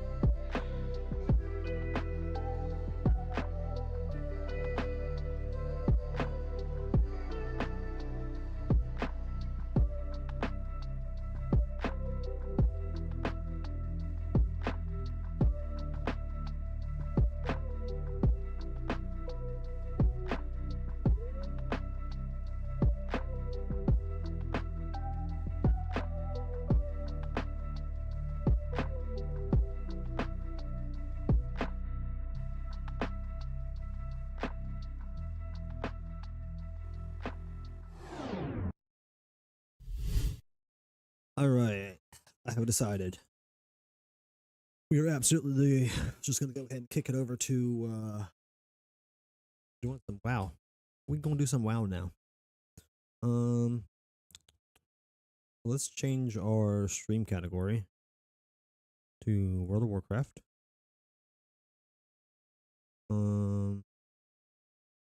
Brain. World of, yeah, there we go. Cool, updated. And then what the hell?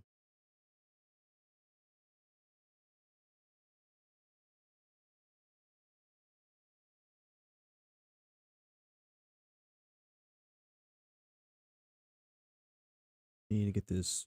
I need to get my scene set back the right way.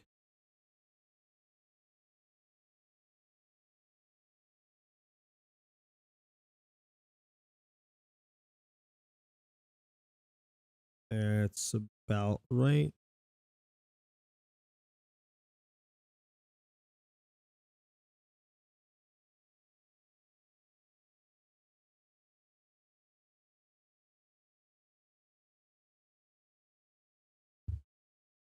What's a new thought?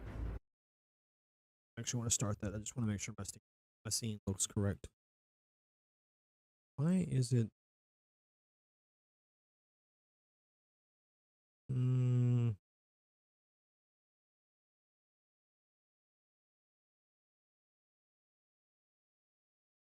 There we go.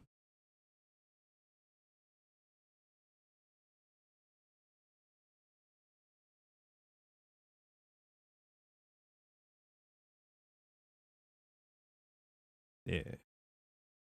That's where it's supposed to be.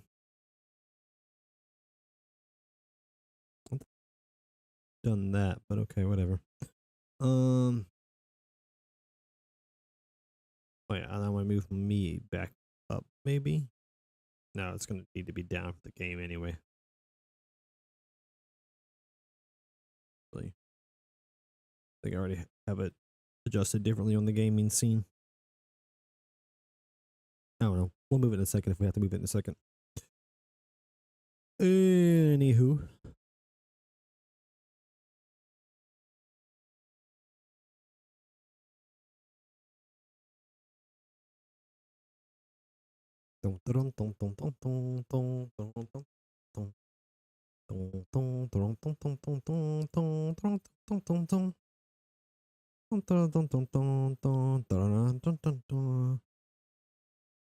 I'm ready.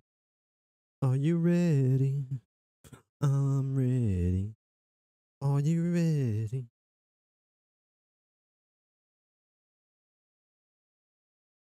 All right, let's go over to the gaming scene.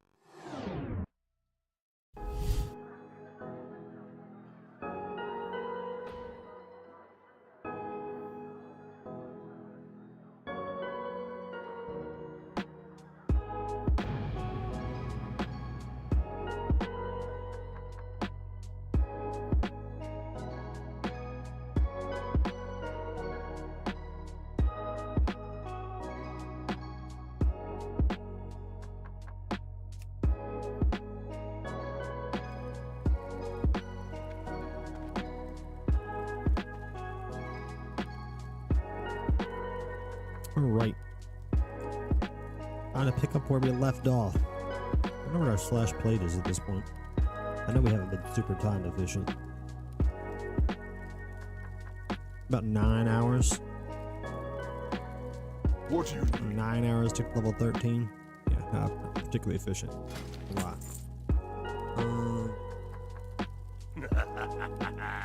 This. We're wearing the best pack that we can. Might look better.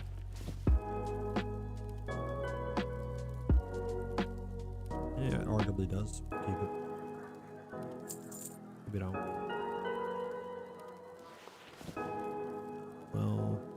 Well,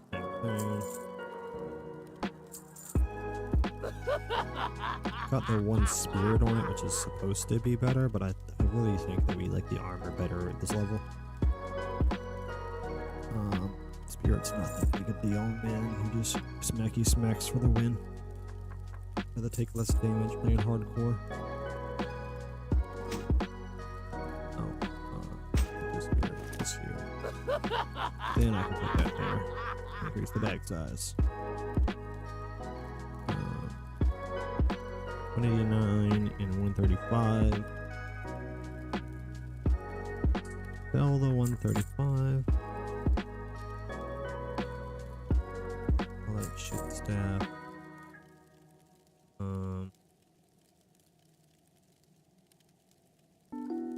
I swear I've got an add-on in between now and the previous stream. That's supposed to give me a bag sort button. And yet, do not see a bag sort button, do I? The hell's up with that? Empty. Okay, so that sounds like a broken UI situation. That's probably the bag sort button not working. Cleans our situation there. I cannot mail my shit to a bank vault, so I have to just hold on to all these herbs in my inventory right now. That's quite tragic.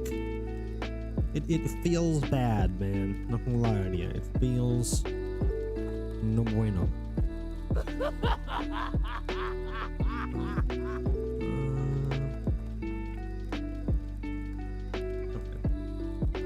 Validate potion.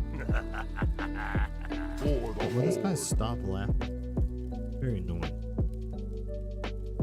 Let's see where we're at on first aid. First aid should be able to learn heavy linen bandages now.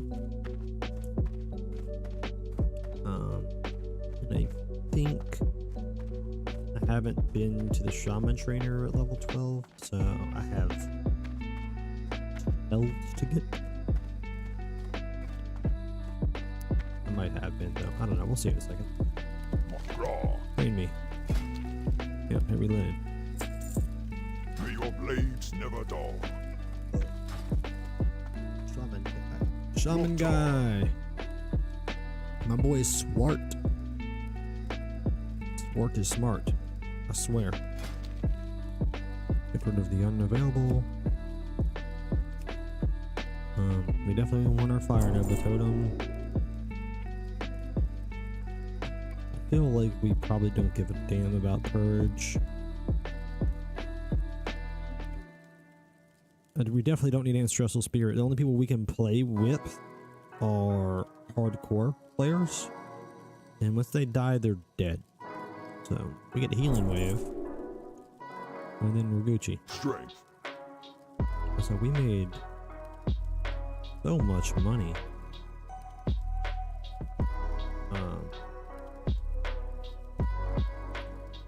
We were like a 5 silver or something before that, before selling that stuff, and I now have 52.5 silver. So yeah, we made out like a bandit in terms of our money situation. We can make our heavy linen bandages now.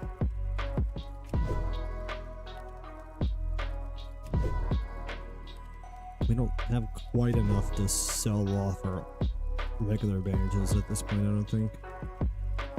I think we probably will anyway, though. Just deal with not having a lot of bandages. Playing with using our healing spells and managing our mana a little more and whatnot.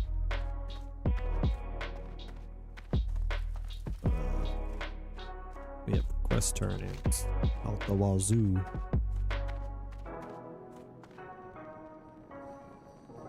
Where's this one? Deliver a Reslak shipment to Reslak, Cousin Kozish, and Orgrimmar. So that's an Orgrimmar. And that's an Orgrimmar.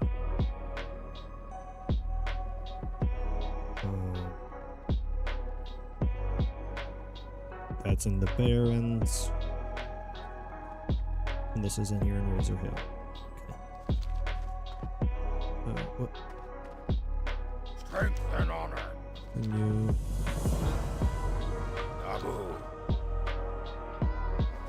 We'll suffer no demon servants in our lands. Good. Good. That's more money for me. Only 5 copper. Only 5 copper for an actual decent pair of boots? That seems wrong. Loktar. Take this garbage and that. I really want my sort button to work. Like, I badly want my sort button to work. Also, I need to go do Call of Fire. What do we still have left done? Burning Bridges.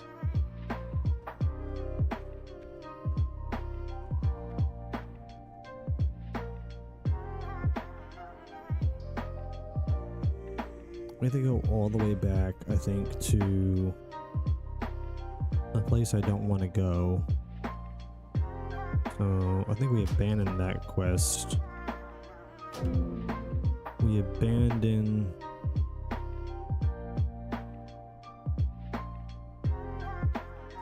Deep Blue Sea because we're just not going to get that done, unfortunately. That's a main hand axe too. That's exactly what I want, bro. With 1 string. I want it so bad. Oh, I want it so bad.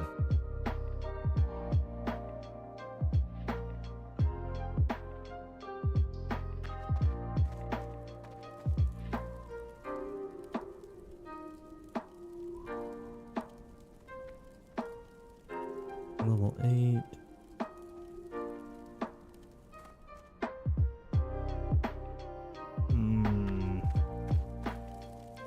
I just have to live without it, man.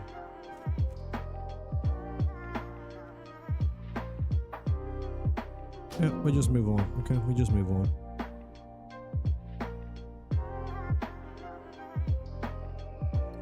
Mally 04, and he's in Ratchet.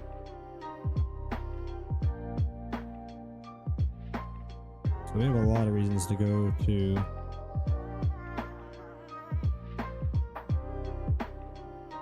Orgrimmar.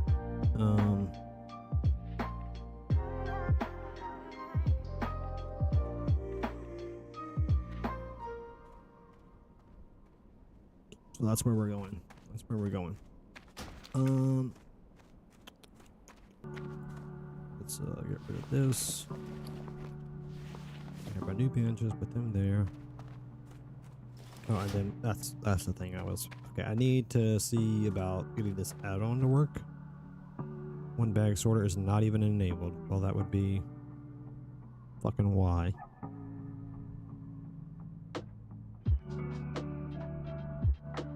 And we get you enabled.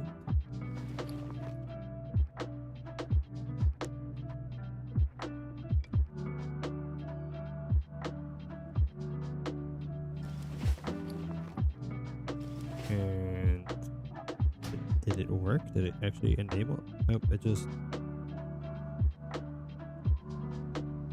refused. Oh, no.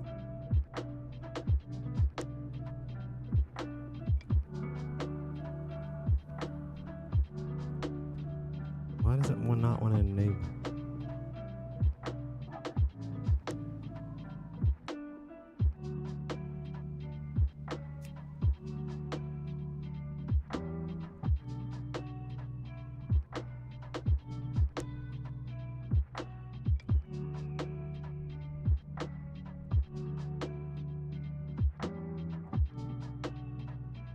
You know what? We're gonna end up doing a game restart because I just found the actual add-on that I used to use that just gives me the button. It integrates into PFUI's bag nicely. Okay, so we're gonna do that.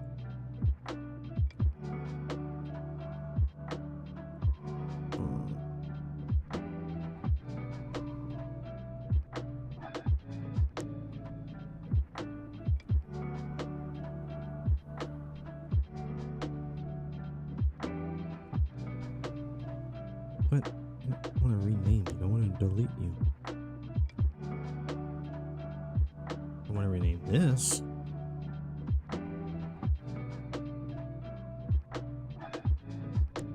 Do I need to delete the word vanilla too?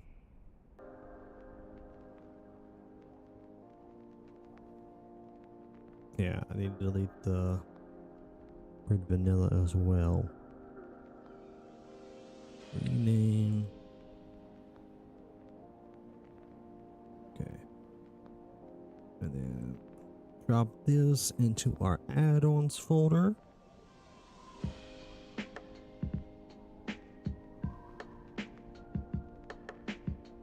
Wait, oh, wrong direction. We took a wrong turn at Albuquerque.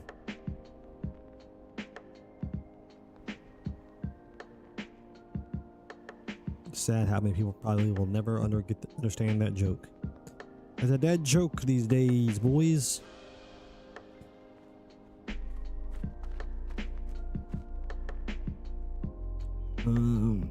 Okay, yep, now we have to do the restart. I will go inside because it'll log out faster. Go and we go. Alright.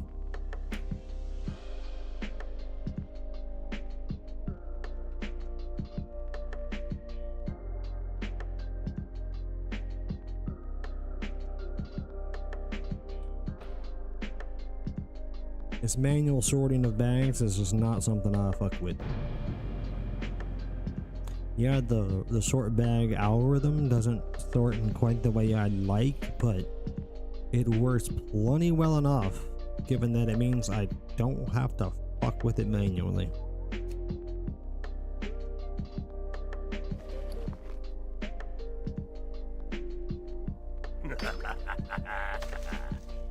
Look at that. Look at that. Isn't that beautiful? Look at that nicely sorted bag, baby.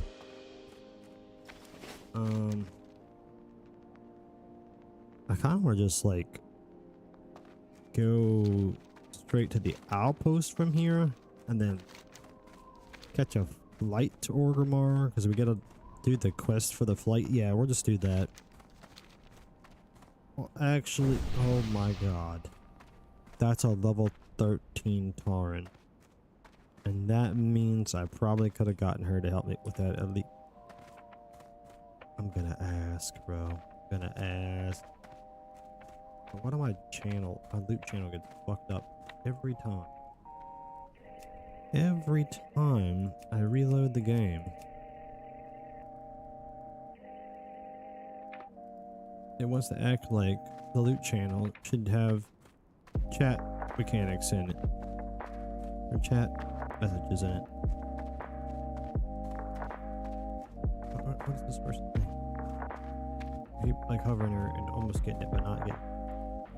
Jaboo. That's W Jaboo.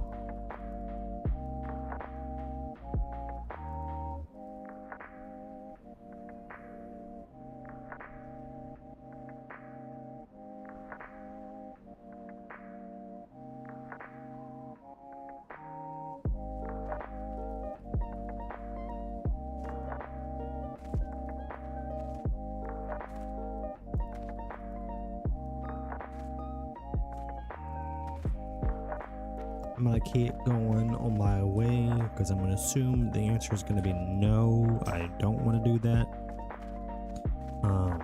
And I got a blank response, which probably means I got sent characters my computer doesn't recognize, which probably means Chinese player. We don't bother trying to communicate Chinese players. I literally would have to go install some shit that I don't want to fuck with.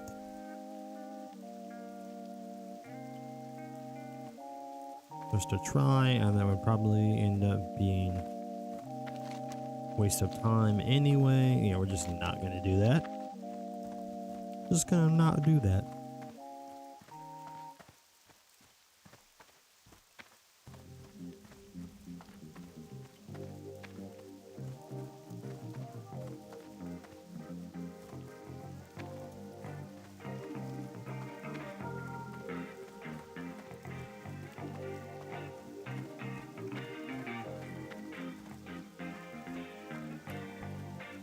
Ugh.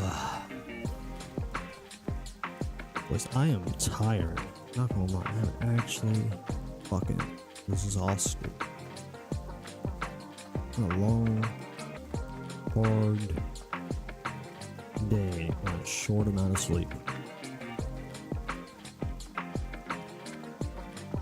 But hey, we got our business taken care of and we're fitting in the stream, so it's actually kind of sick.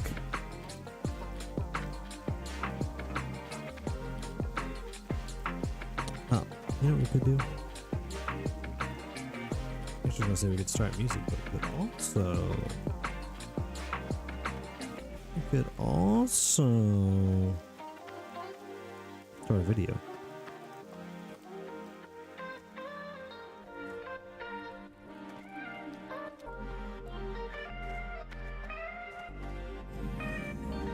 Loktar. Strength.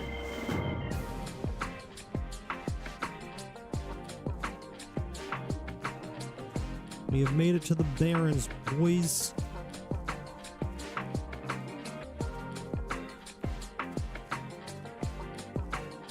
I don't want to attack that goblin, but probably should. I don't know which faction I'm gonna lose reputation with if I kill him, and I also don't know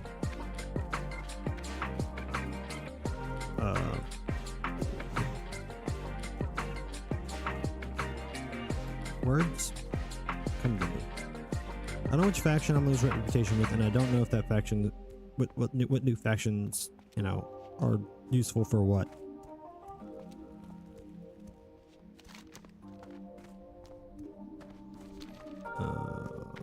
Oh, that's what I was gonna. I needed to get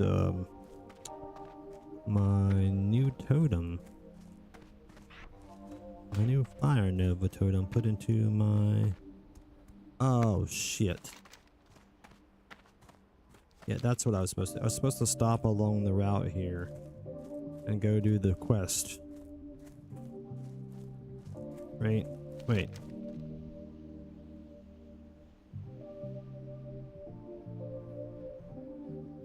Chronal Fist. North of the cross. Okay, yeah, that's right. I don't have to go back there yet. The little mountain with the fire elementals isn't until a couple things into this chain. So we're Gucci. We just need to make sure that we stop at this hut, which is I think right there. It's actually the one off to the left, but I'm actually almost certain it is, but I'm gonna check the one to the right just to be safe. Oh, that's actually him right there. That's fine off this. Yep, that's why we checked to be safe.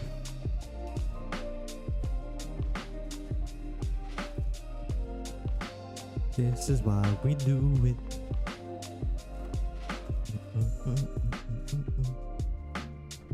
What do you need? May your blades never dull. Alright. We gotta get some kind of ulterior entertainment for this shit.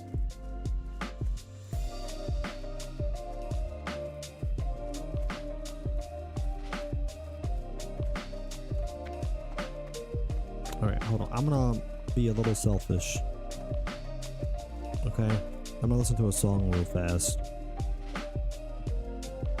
while you guys can't hear it. I mean, I did have me music going. I just don't have it playing for me right now for some reason. Anyway, I'm gonna listen to a song I really like, and then we'll go get the meme music. No, not meme music. What the hell? We'll go get the meme video to damn chill with while we level. Sound cool? Cool.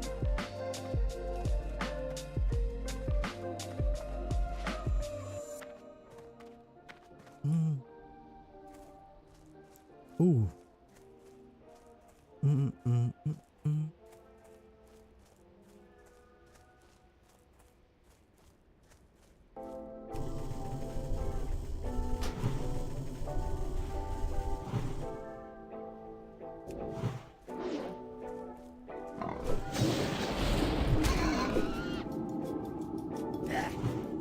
Oh, he resisted me. Ah, but I resisted his... Oh, no, actually, I just made him again before he finished the spell.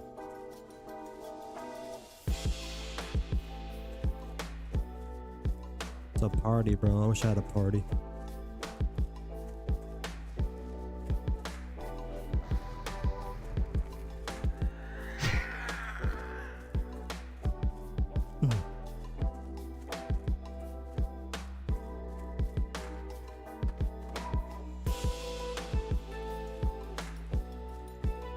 Feel it in my bones.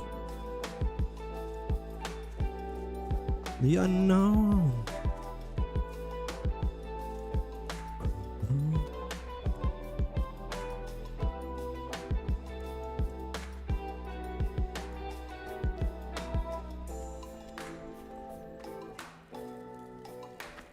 Wait. I need to talk to this guy.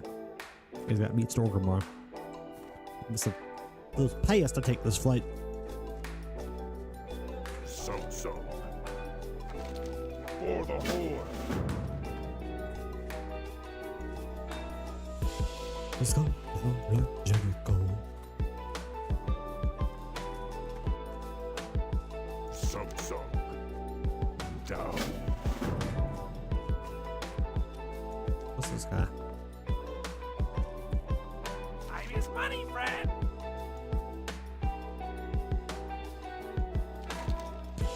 Hey, troll. In addition to the usual weapons in my stock, I have an opportunity for you. While I was doing my run from Ratchet to the crossroads, I saw a weird light on the mountain just south of Ratchet. There seems to be a ramp up just outside Ratchet. Some raptors call the thing home though, so be careful. Now, don't know what it is, but you adventuring types like to dive right in when it comes to dangerous situations, right? It could be some huge deal, like a demon cult or whatever for all I know. And them doing nasty stuff to Ratchet would be very bad for my business. Consider whatever spoils you find as payment. What? So you're paying me in a tip? But you just give me a tip, basically? Like, you want me to solve your problem, and you're not gonna give me anything for it? What can I do for you?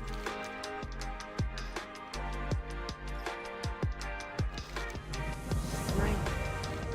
Farewell.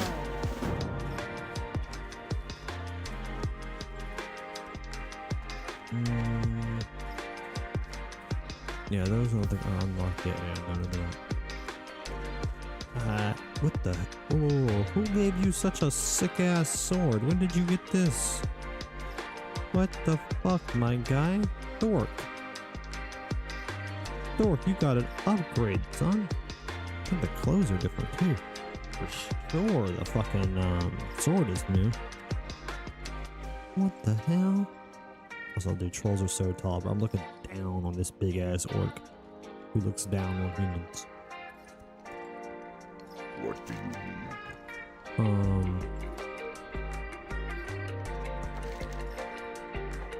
Go forth to victory. Go. Disrupt the attacks is like the main quest for this time in the Barrens. Initial beginning of your Barrens adventure. Strength and honor. Strength. I definitely need to do that at some point. Are we hitting? No, I'm not. We're really dangerously close to 20 yet. I figured we'd be at least dangerously close to 20, if not at 20 quests. But no. We're Gucci. I'll come back to you in a second. I go see this man over here. I think. Yeah, he's grayed out right now, so we're actually probably set. Strength and honor. Strength. Stronghold.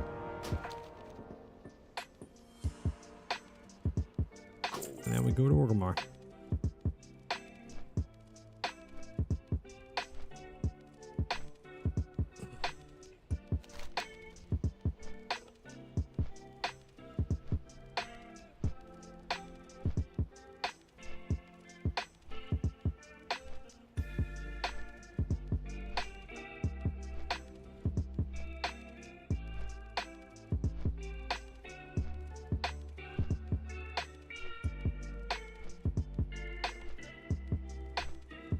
Okay, I gotta take this bitch's torch, and he's gotta go send me to get the thing to light the torch, and then I come back, then I summon the fire elementals, then I kill the fire elemental, then I complete the quest.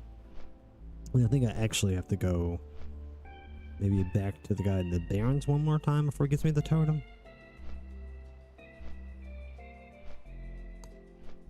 Gonna run these stupid errands so I can have a fire totem so that my fire nova totem will work, and more importantly so that very soon when I get my searing totem that will work.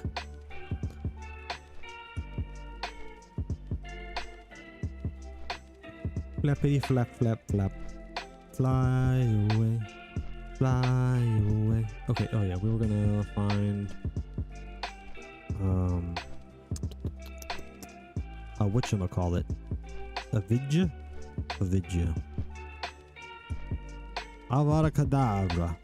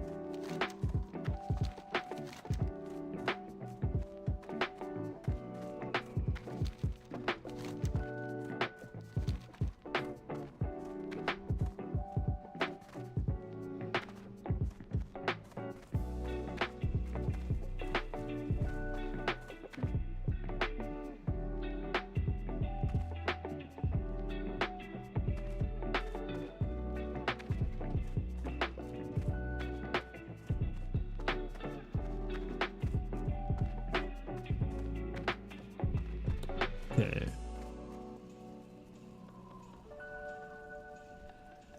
Videos in general.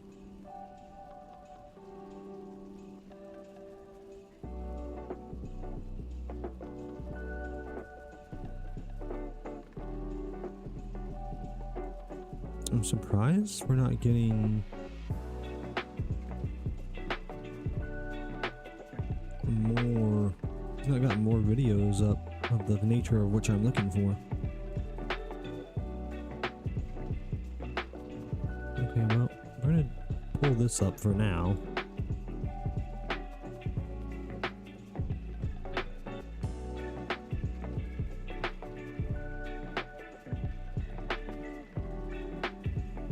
And I guess that's gonna be all we're gonna do for this moment. Okay. Jesus, okay. The volume is a bit loud. I'm gonna adjust that. And then we can bring it on the stream. Boop. Cool. This is what we want.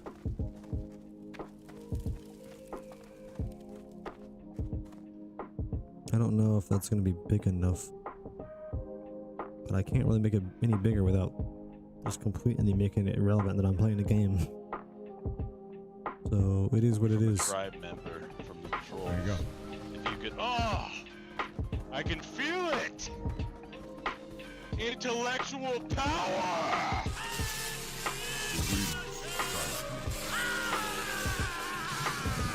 Oh god, wait. I feel the voodoo man. I may have given you too many brain cells. It might be too much for you. Oh!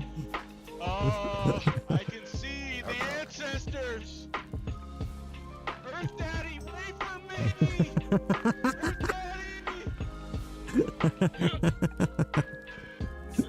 Earth Daddy. What do the turtles do to you? Did you ever play BFA? Did you ever do that? If you need to ask what the turtles did to me, then you didn't play that expansion.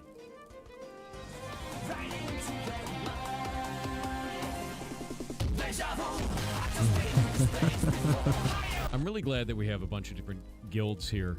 We have Only Fangs, we have Only Friends, we have Crab Gang, and we have Femboy. It's a really good assortment of guilds. They're all actually brilliant names too. It covers all the main food. Let's run that list back, shall we? Only Fangs, Only Friends, Crab Gang, and Femboy. It's a really good assortment of guilds. They're all actually brilliant names too. It covers all the main food groups as well. Like, it's good. What? Femboy is a food group. Well-rounded, nutritional, cost-effective. Learning about it. Learning about it. Good. Oh, my control. Hold up. Still got teleport soon. Okay, you got him. I'm gonna sheep him. Back. Loktar, friend. What is it? Let's jump. Keep running past him. I can't fall. Yes, I feel the power. Oof, death. You were around the corner and I couldn't get to you. Oxa, can you hear me? This is your subconscious. You need to sell all of your gear and run off into the woods. Have you come to serve the Horde? Hey. Oh, hi. Oh, you found me. Oh. My proximity chat has been broken basically this entire time, so that was actually horrifying. Hold on a second. I need to think about whether or not I'm getting this.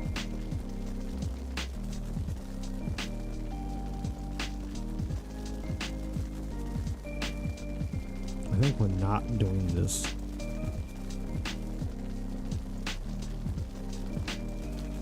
Like, I mean, actually, we do this just because it's free experience, but like, we're not actually doing the actual chain. We're not going to finish the chain. Like, we're turning in the free turn-ins, and then we're fucking off, pretty much.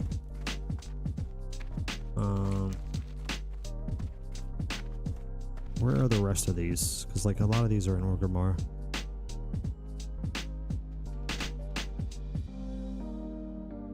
I have to go to Spark Waterport for that one. That's unfortunate. Then we set our hearth in Orgrimmar Hearthback, and then we can fly to the Barrens. I should have set my hearth in the Barrens. I'm an idiot. Oh well. Let's see. Position Orgrimmar. Can't track this one? No, we can't. So where is he?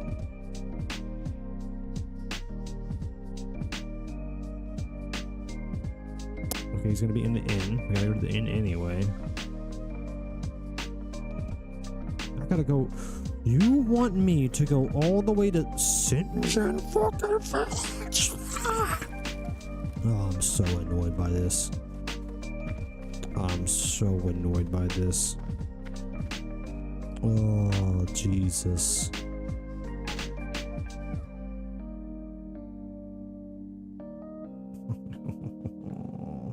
I did the quest, man. I can't not turn it in at this point. Fuck. Fuck.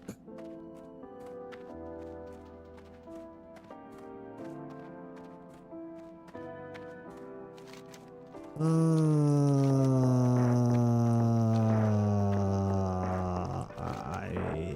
hate everybody. Oh, wait.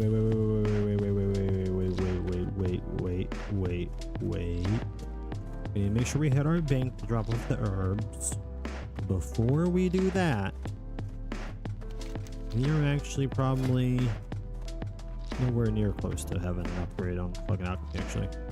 But then that's more reason why we need to make potions so we can progress. Strength by 4 for 1 hour, and armor by 50 for 1 hour. I need like both of those. Maybe just get the strength, because I can make a lot of strength ones if I just get strength. But if I use my silver leaf on defense potions, then I mean that's gonna be it really fast. Quickly gonna become just it. Wait. Empty vial. And then wrong one.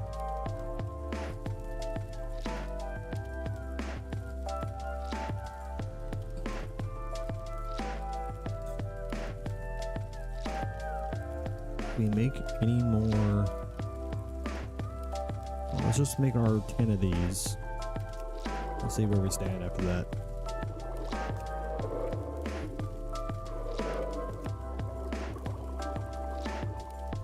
Finally spooky. Forces just showed up out of nowhere. Perfect. Yeah, yeah. Can you make me some water, man? Me real thirsty. Real thirsty. Yeah, sure. Just don't ask me where I got it from. All right, it's a trade secret. No problem, man. Hey, just give me a second. I gotta turn around and face against this wall to make it. 1 second. Yeah, boy. Yeah, boy. Wait a minute. Oh. All right, here you go. I got the water. Kinda weird, man. Don't worry about it. Here, trade me. Trade me. Let's trade me.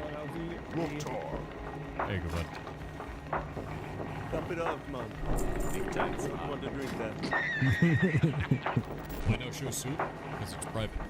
What a man does with a bowl of soup in his own house in private is not for you to know.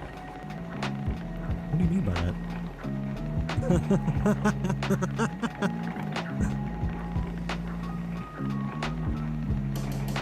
So here's a big question.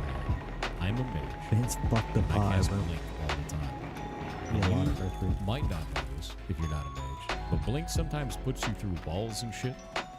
What happens if I blink through the floor and fall through the world and die? Does that count? Yes. Yep. You will die. Yeah. No appeal. There's no take backsies. There's no do-overs. Yeah, yeah. GG, well played. That's what you get for teleporting all over the place, bitch. See, this is why you play a warlock. Never blinking again. Environmental death. True. Blink. That's what it come up as. Yep. I'm never blinking again. I'm never blinking. That was the scariest shit that has ever happened in the history of time. We were just talking about me blinking into the world, and I blinked, and it caused a freaking load screen. Holy shit. Oh, really? Never again, dude. Where'd you get that wizard hat? I killed a wizard. I mean, I got it at wizard school. Yeah. The anime lurk with 500 bits said, I love that part of Harry Potter where Gandalf walks up to Esfand and says, you're a Smurf, Esfand, and then he mauled all over him. What? Hold on, I need like I'm like I said, I'm really tired right now, so I have to like not have that video going in order just to like think anytime something requires any actual thought, and I gotta make sure I don't leave a Wargamar without doing everything I need to do. Okay, so I need to stash all of my Mage Royal, all of my Police Bloom.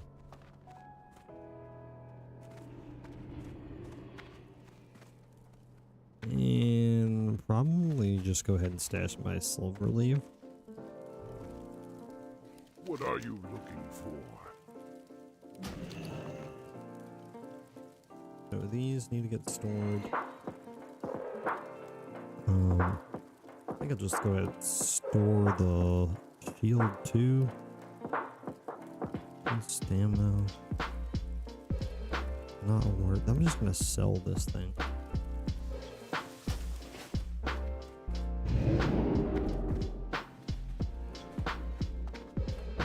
I can sell inside the inn. And the inn is probably where.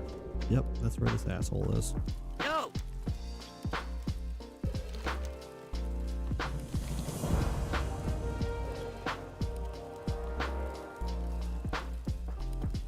Keep it real.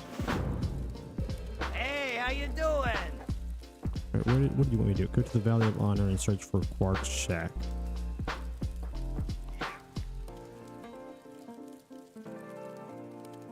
Have a good one. It's a waste of time almost certainly, but okay. What can I help you with? Here's the meat that you need. I paid for my ride back. Oh, also, let's hear the freaking. Oh my god, you're logging in and stopping me from making this my home. Here we go. This guy.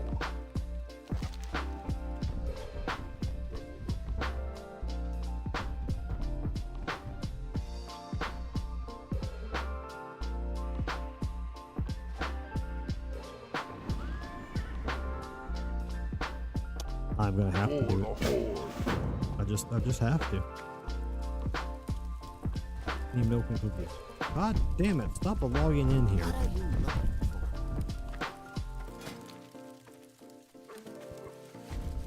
Now where do I get the cookies? That's the question.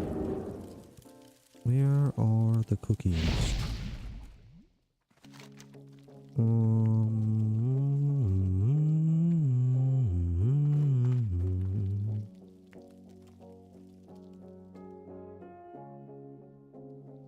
I gotta give it to Karen Bloodhoof.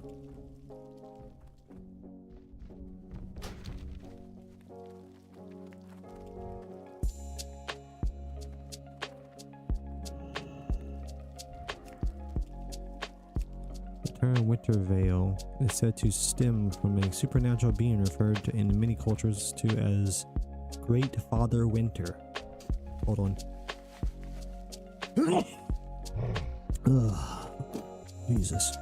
I'll leave my brains out. As he'd walk the land late in the seasons, winter itself would be his billowing cloak. In his wake was the blanketing of the land in snow, and thus it is said that Great Father Winter would cast his wintry veil over the land. Though parts of Azeroth may lie in snow, it gives the land time for rebirth and renewal.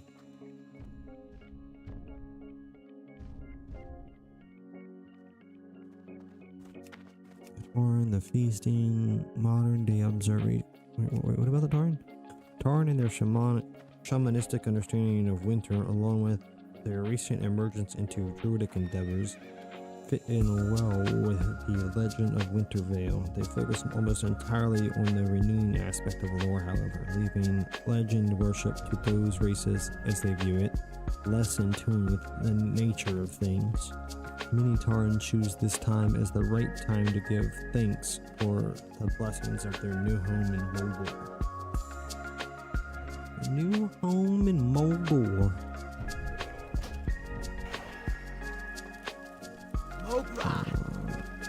Why this stupid stick off me?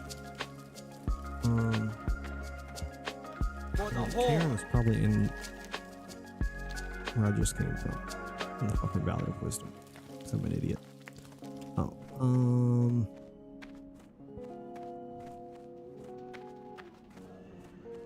it's almost certainly there.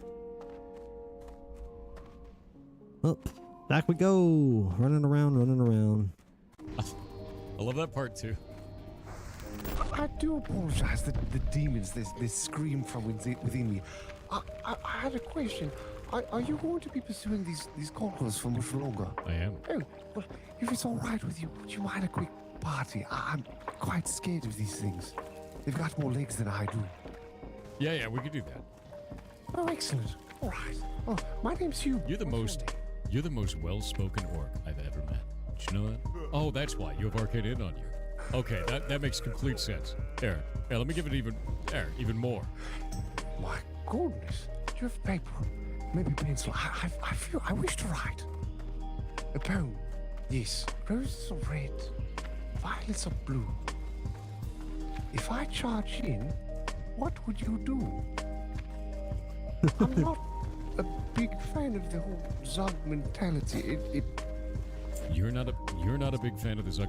Who? Why? You're the strangest orc I've ever met. Doesn't even like the Zug. You know what? That's good. Zugs? That's good. Do you even Zug? I came across this certain Orgrimmar. They called me a pygmy. They said I'm not like the others. They made fun of you for not liking Zug, huh? You can hang with us. You know, you should come hang with the trolls. It's the way to be.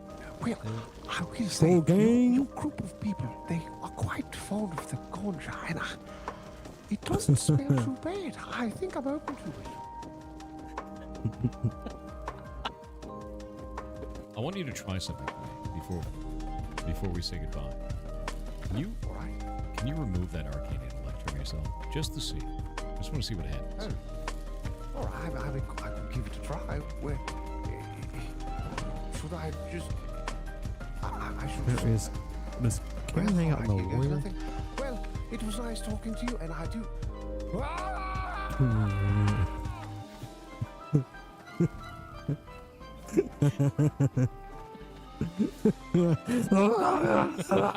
I think that's my buddy I used to work with, actually. I think we were talking about this before. Is that your in-game character? I'm looking at you. Yeah, he waved at me. Lead classic guy? Yeah, no, we used to work together. I didn't know that was his in-game character. Yeah, we used to work together. Ages and ages ago, man. I actually got to see him at TwitchCon San Diego, and I didn't realize he was running all this stuff for Classic. Yeah. I had no idea. Where is Proud of you, Karen, man. bro? You kicking serious ass. We were in QA together ages and ages ago. Does Really he support didn't Alliance now? work, That's a right? GM. That's not Alliance.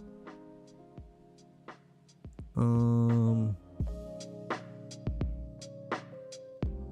no, it says in Thunderbluff. I'm batting 1,000 tonight, boy. Actually, batting 1,000. 1,000.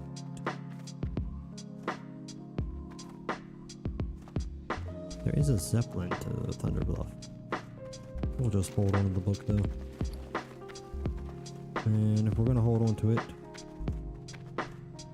I'll wait the bags for until after I get rid of this letter. Oh, and fuck. Okay, I knew there was some reason I was supposed to go into the Valley of Shadows too, and then I turned around and didn't do it. It's like, no, there's nothing in there. I gotta go freaking deal with this Warlock trader bitch. That's a sick mount. Wow. They put a rocket car in the game. This amount.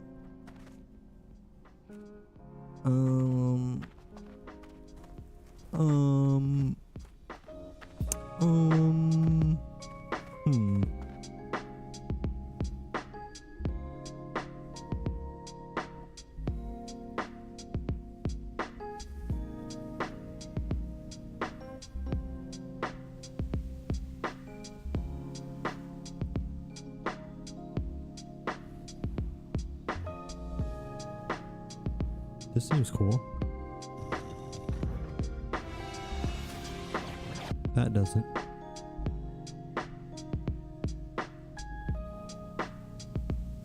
Oh my god, stop at this. We've got some potential cheaters. We've got some potential cheaters to review. I don't know. Sequisha. I love this guy. I hope this isn't true. Does he just not know the rules? Oh, insta close. Oh no, his eyes. I feel like. Oh no. I'm looking at his eyes and shit. Oh no. Hold on. What was he doing? That was cheating? Because he was mailing? Insta close. He was mailing. Oh no, his eyes. I feel like. Oh no. I'm looking at his eyes and shit. See, that's the upside of the server I'm playing on. You can't cheat. The hardcore mode is built into the game. Like, this is not an add-on, this is in the game. I'm literally just denied access. Oh no. Somebody needs strangle help too. You ain't changing the subject. To win on a 15-minute IRL break, no WoW on screen. Hold on. So this is when they come back, I guess. Oh, I saw the bags open. Let's see. The mail is gone, I think.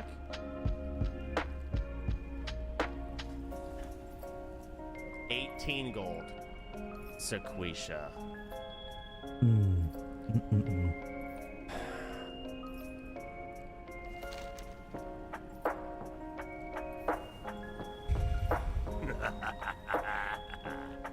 I'm so sad.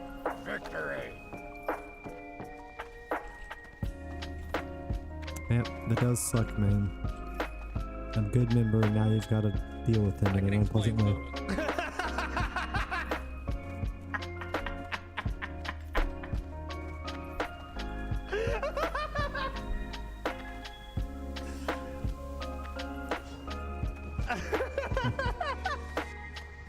Hello?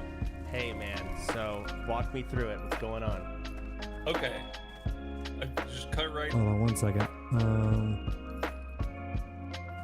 Okay, we need to go to Thrall, and then we go to see about this portal to this new place, and see what's going on there. Maybe it's something for us to mess with, or if we've already leveled past it, or what's up with that. Then we gotta go to Sparkwater. Then all the way down to Sinjin Village. Then Hearth back here. And then probably go back to the Crossroads and start questing there. Unless we find out that there's just a really cool area that we're about to port it to here in a minute. And we end up reverting? Is that the right word? Yeah, reverting our course. Not reverting. Redirecting? Redirecting basically works, but it's still not the word I was looking for. Anyway, whatever. We got a game plan.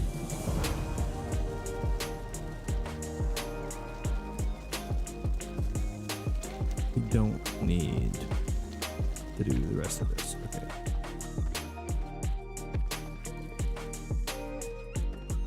Now.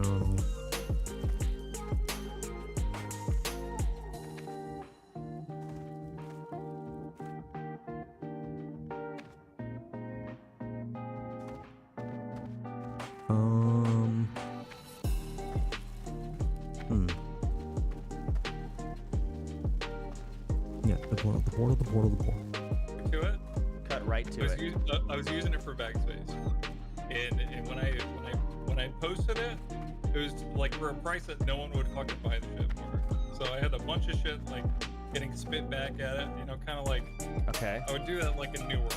That's essentially what it was. I understand. All right, I completely understand that you used it as bag space. However, the bag space challenge in itself is part of the challenge, even though 3 gold is minimal. Okay, and can I use? Like, well, I need someone who's not gonna die that I can send shit to. Everyone needs that, and we don't have it. That's the problem. You're right. It sucks. You cannot have a bank alt until you're level 60. And I'm put in this weird position. Sequisha, you're the first person to be suspected of cheating, and you damn well know people are going to want blood. I'm not going to G-kick you. But you're going to have to kill your character and start over. Kill my character and start over? Yeah, I know. It sucks. Like, because the entire respect of the guild is on the line. If I don't punish you entirely for even a minor thing like this, people are going to think that they're going to say the whole guild's cheating, and you're going to have to tank this. And I know you didn't mean to cheat, and what you did was minor at the end of the day, but that is what's on the line here, and it sucks. But we're going to have to kill your character, and you have to start completely over. I mean, I get where you're coming from. I think it sounds a little extreme. I mean, what do you? I'm sorry, it's just how it is. If I don't punt, because the thing is, when I talked about no cheating at all, I said we're not even going to make content out of it. We're not. You're gone, because I want everyone to be under the full impression that you are not allowed to cheat the rules at all. Even if I allow minor cheating, even slightly, and I don't come in with harsh punishments like this, people are going to be tempted to do small things like that. And I want to make sure it's clear as day. Sequisha, I'm sorry, you have to relevel. It's that simple. And I feel terrible because I know you've been playing and grinding hard. But it has to be done. Man. Sequisha, you're not. It's a pill to swallow. And I know I don't want to put you in a shitty situation. You know what I mean? Yeah, I know. It's sad, but we have to be brutal. We have to be. Okay. How is it you that I can't believe it, Sequisha? You of all people. I'm sorry, dude. I don't mean to, because I know this comes down like on you. You're expected to do the thing to make it right. Because not. You gotta understand, like from last OnlyFans, you know, even me. Yeah, I 100% agree with Soda here. I mean, this is how the rules get upheld. Otherwise, you deal with a lot of bullshit if you don't do this. And it's one man. I mean, even if this guy decides to leave the guild, like, you'd lose one man, worst case scenario. And it's his own mistake, so it's his own fault, really, anyway. But you lose one man, worst case scenario, or you suddenly have a guild that's riddled with suspect situations. And the entire integrity of the challenge is thrown into question, and then it's just a huge stain on the achievement of the group. And potentially infighting, like, just so much shit comes from this if you don't hit hard here. So he absolutely has to. I'll read this real quick. You're looking to help the Reventusk. Yeah, they'd be the last sane forest tribe and our cousins, so it'd be a pleasure to help them. Trolls around Azrael seem have been at odds for many years, but it fills me with hope seeing tribes uniting under the Horde. If you ever wish to travel to Amani Alor, just speak to me. Okay. I want to travel there. Be good. I'm out. Where am I on the map? Where am I on the map?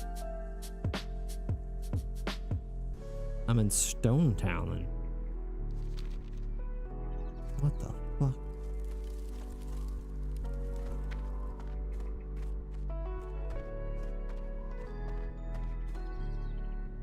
How do I get out of here? Am I gonna have the hearth? Please tell me I don't have the hearth. Please tell me I don't have the hearth. I don't want a hearth.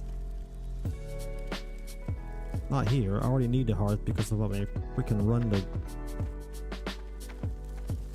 If I have the hearth here, then I'm just dropping the quest that goes down to St. John Village. Ugh.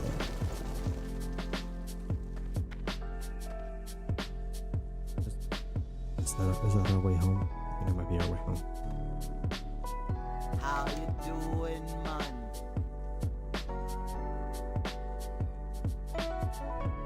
I be Guyajin, witch doctor of the Raventusk tribe, and the spiritual leader of our people. I keep this portal to the Ugamarsh stable, so if you want to return to the Valley of Spirits at any time, you come see Guyajin. Amani Allah be a blessing for our tribe, an ancient Zandalite temple with a deep connection to the Loa. We be far away from our temple, man, but here we can appeal to the local Loa and maintain a connection with our Loa back home. You look a little green still, man. Why don't you look around and get your bearings? Speak to me when you be ready for our first task. There'll be a lot of work to do around here. You be careful, man. How are you? Okay. Don't be shy.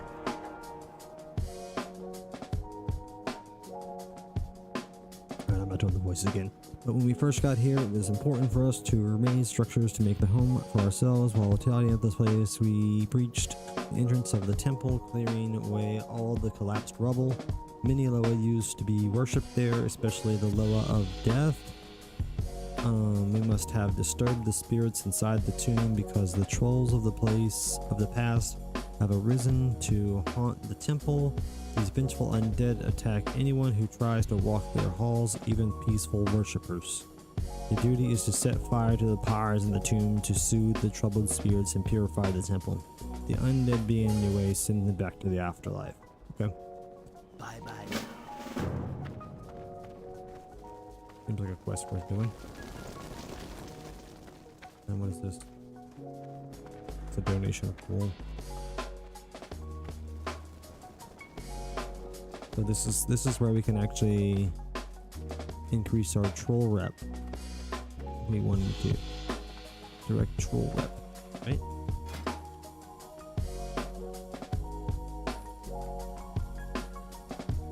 Yeah, dark spirit trolls.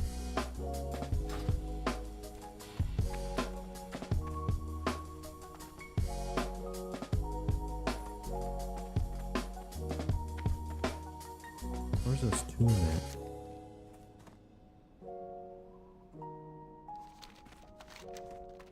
Oh yeah, we gotta... There's something up there that just the wolf got.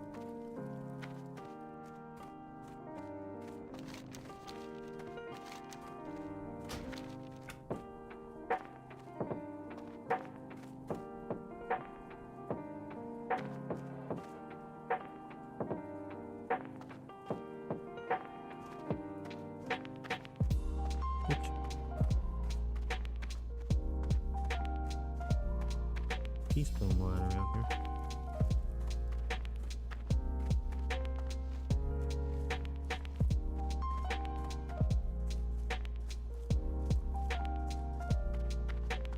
Highly doubting this place is very well trafficked.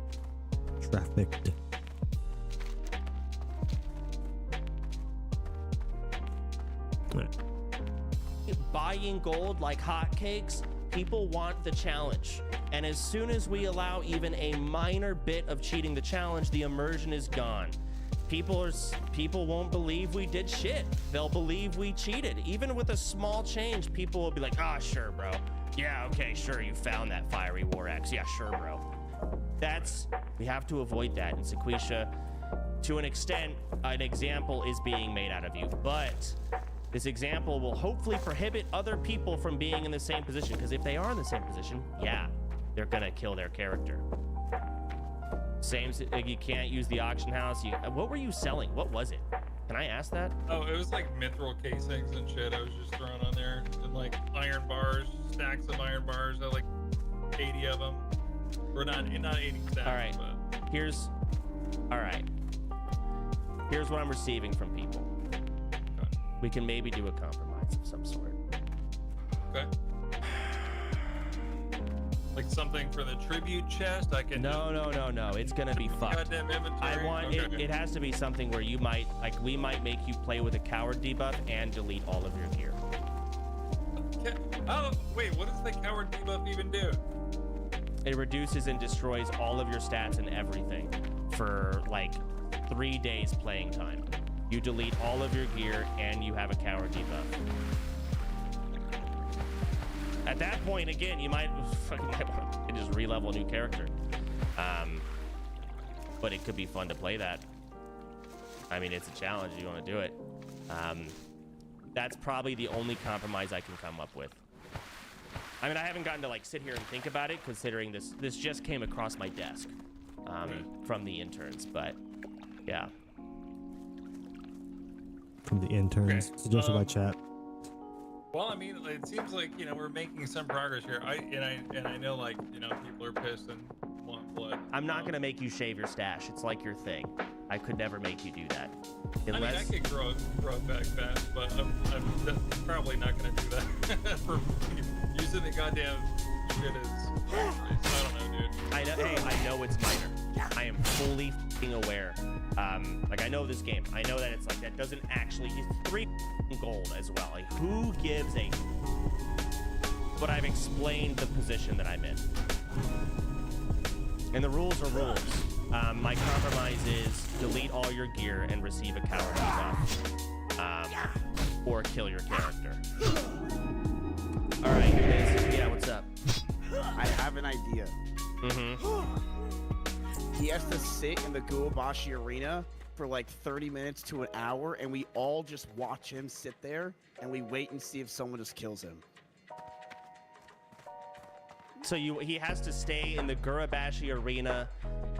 How about 15 minutes?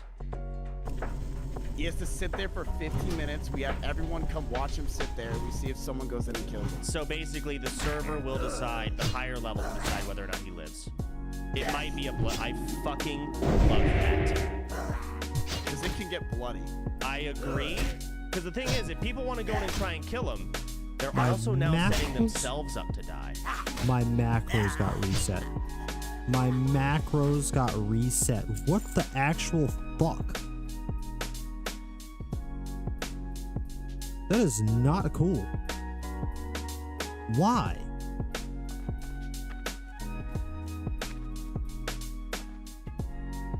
Bro. The freaking... Okay, well, first off, we're making a macro for the macro. Stupid as that is. I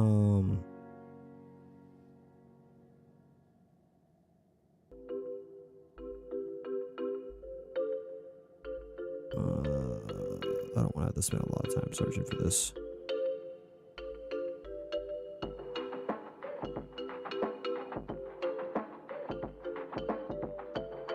Yeah, we're just gonna use is that? Okay, so this is gonna call macro. Macro. / macro. There it is. Now, back to this fucking problem. Okay, so /run cast spell by name. Open parentheses, open request, open quotations. I'm gonna need to use this a bunch of times, so copy it. And then also first one needs to be commented out. And then to the buff, so rock biter weapon. Doot. Run. Press wait, nope. If is shift key down, then flame tongue weapon. Else rock fighter weapon and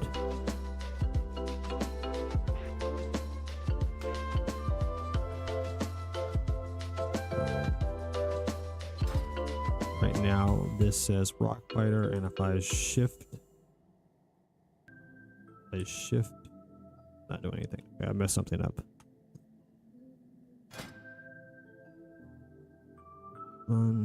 If it's shift key down, then got spelled by name. Flame tongue, god damn it.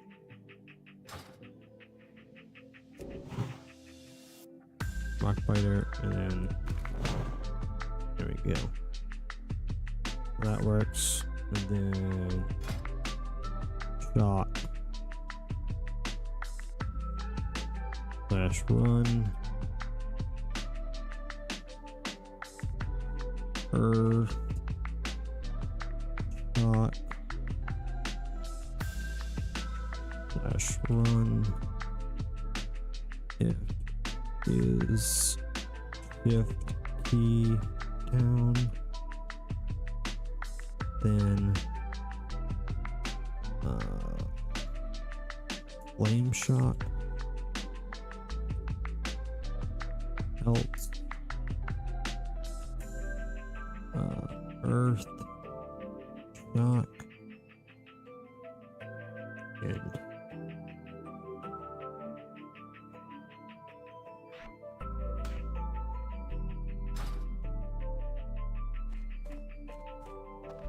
a lot of bullshit. That was a lot of bullshit.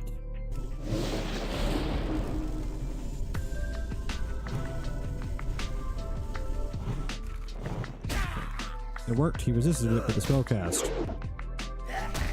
You're right. That is a very good idea. Let me tell Sequisha ASAP. Okay. Sequisha, are you there? Yeah.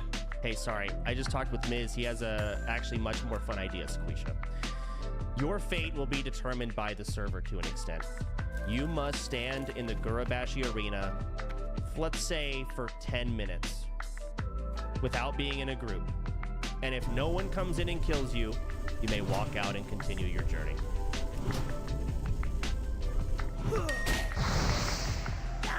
Boy. I feel like this might get a lot of other people.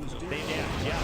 So not only do they, like, the thing is, if someone comes in to try and kill you, they also might die. So we'll see what happens. All right. And you can defend yourself by any means, but you cannot be in a group. Are you down for that?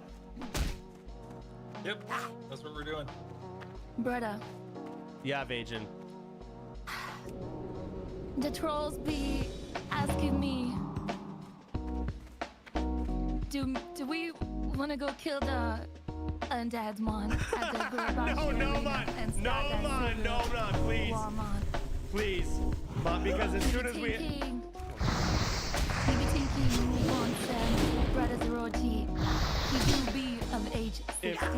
Brother Zeroji can be doing that.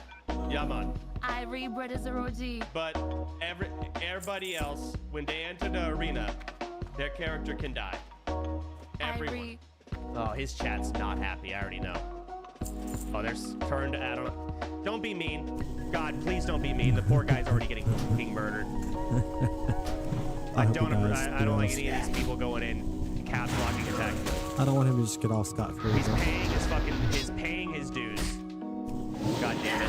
All right, hey man. So I just wanted to say, I'm looking at your chat and there's a lot of people coming in being fuckheads about it. You are paying your dues. You are absolutely paying your dues. I'm disappointed you straight up disabled the add-on and you're doing all that. But a lot of people in the chat being mean and crossing a line, I do not support them. They suck ass. Sequisha, I hope you make it out of this alive. I really fucking do.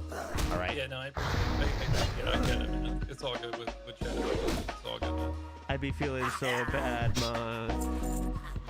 He actually cares so much. I'd be It'd be his own choice, man. You right, man. You right. You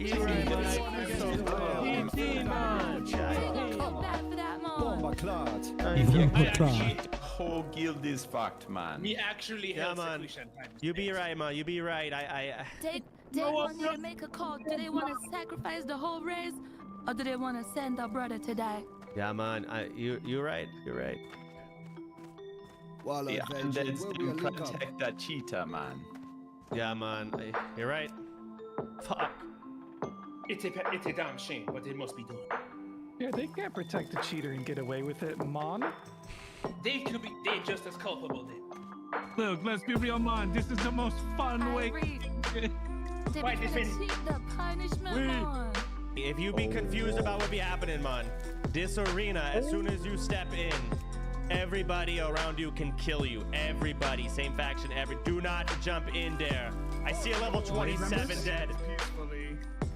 He is so insensitive. It be time, man. As soon as he goes into the arena, the timer be beginning. Notice says he's gotta leave the raid group. This guy in the arena is gonna be lasting longer than Sequisha. He has to leave the raid group. He'd be a Giga Chad brother.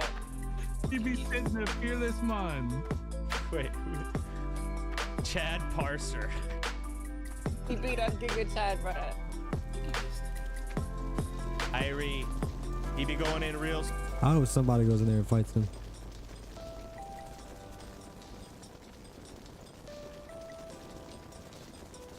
Who's in Stranglethorn? That's nowhere near there.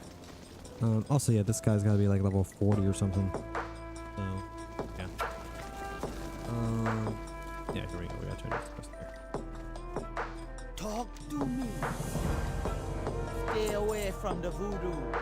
We don't have a level to do anything else here, so we can peace off. We out.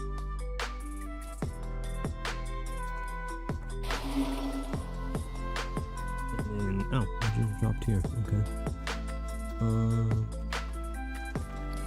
We can drop off the peace bloom we picked up. And I feel like there was. Oh, yeah, we still gotta go to the Valley of Honor. That. Also, make more damages. Soon. Oh, hell. Me and Chris need to fight. Alright, the party! He be in, man. He went in, man. He's in the arena, man. Let's see. 10-minute timer start right now. Oh, shit, man. Let's see if me parlay hits. Non-stop deadly action. Hey, the chest be right Enjoy there, your life. Get him on!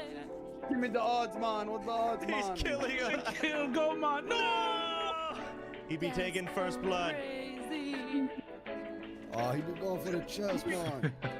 That's crazy. Oh no. We're not really thinking he's gonna get it.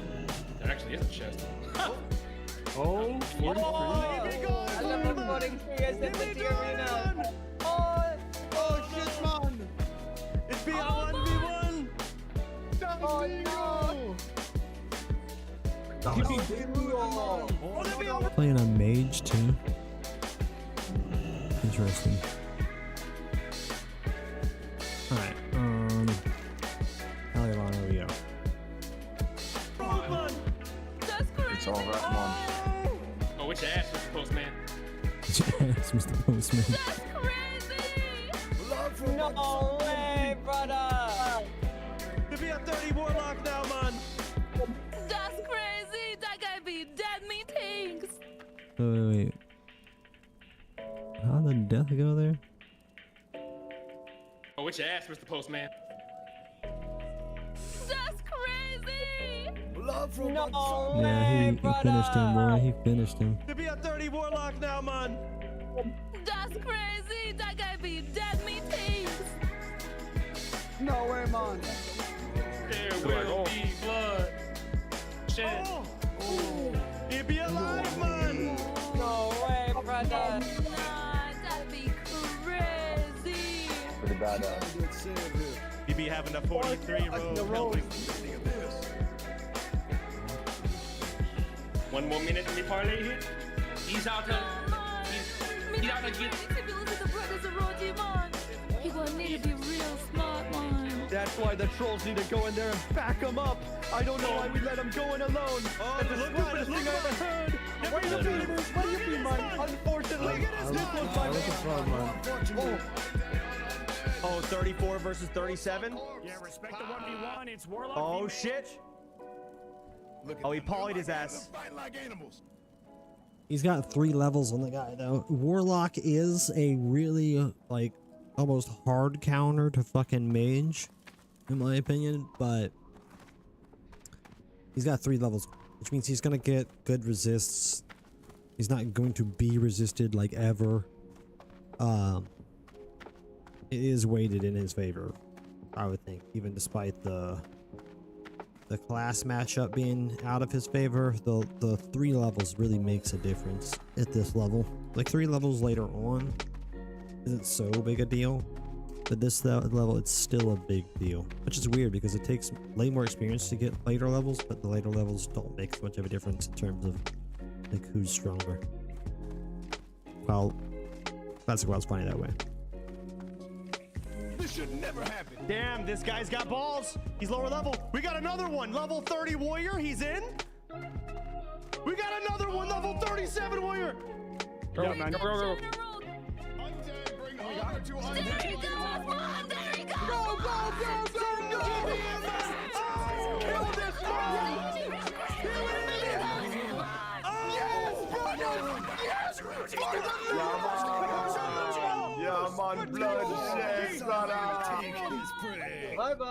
Yeah, eventually, like I think they really wanted to damn, let some 1v1s get in there, and then the guys that are like really like, he dies, like he doesn't get away with this. They all are like, okay, now like, the clock's getting low. We need to get in there and make sure this guy is over with.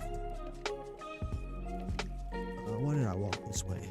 I don't even know why I'm in the Valley of Honor right now. I know it's for a quest, but I don't know what the quest is. Who am I supposed to talk to? Quark Shack. I don't think I like the bracket. Quark.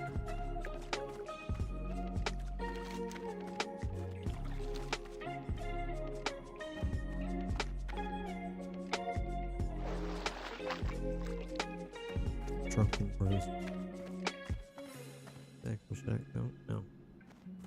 Inside. Like, what am I? No. Darker door. Potential customer. Glad I could help.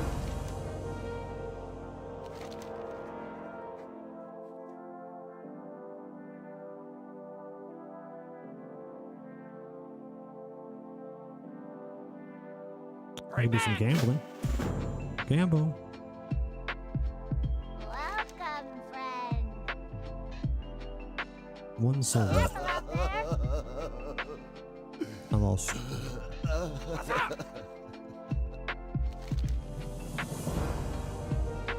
The early investor reaps the most interest. I get nothing.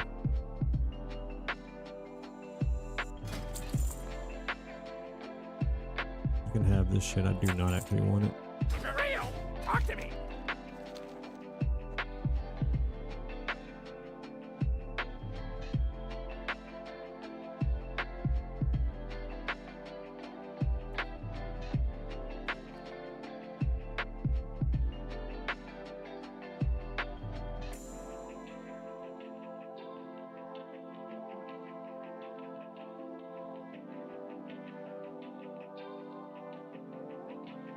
Speak to the innkeeper. Right back. We gotta go to Ratchet. And then we have to work out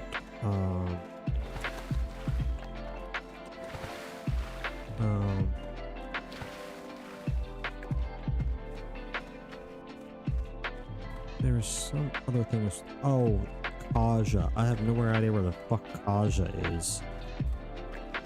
We're just gonna Google that. We're not even gonna fucking around two ways about it. Kaja. Turtle route.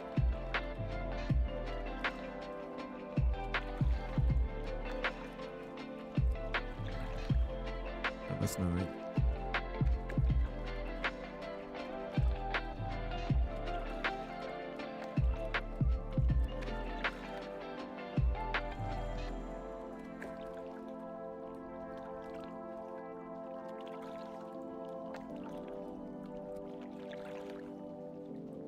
Is she the gun merchant?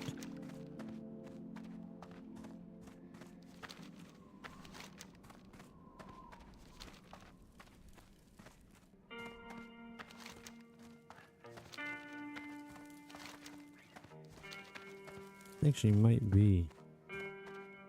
Bitch, I might be. Bitch, I might be. Bitch, I might be. Yeah, we're gonna go down this way and hope that I'm right. Bloodshed. Champion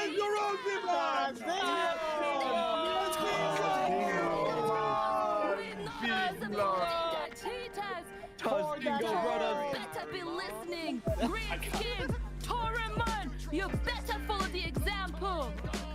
Oh yeah. Blood for the Sophia. Bon Sardi, very happy. Real proud, Zeradi. Oh yeah, man.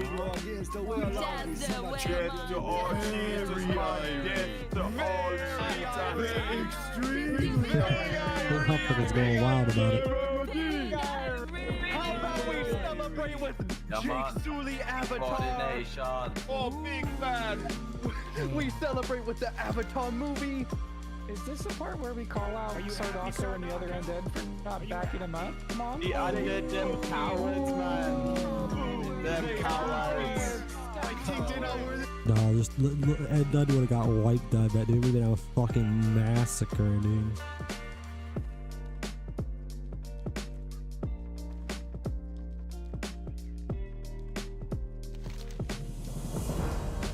Goodbye. Alright, there's your freaking ammo. Do this check real quick. Yeah, what do you want?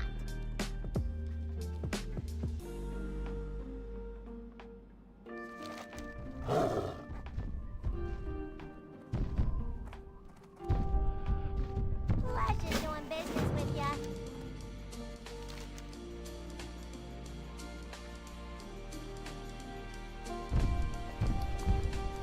Be good.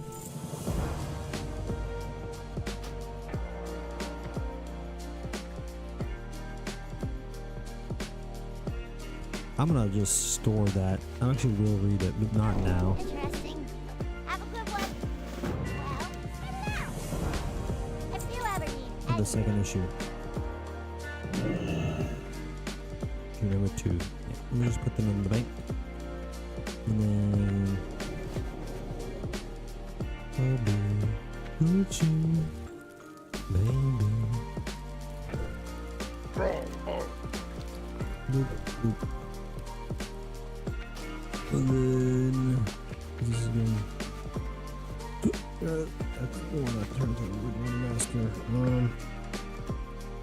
I think we've done everything. Yeah, now we just actually have to run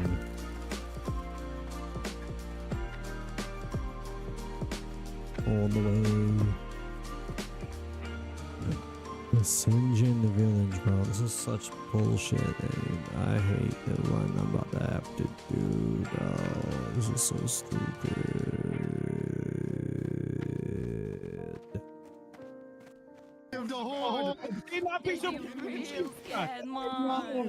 They pussies. Scum. Alright, now I go back to a Scarlet Monastery tanked by a fucking shaman. Good job, It's gonna be everybody. the best part I've ever seen, dude. All right, holy, what a crazy situation. Oh crap, I need like a mage port. Well done.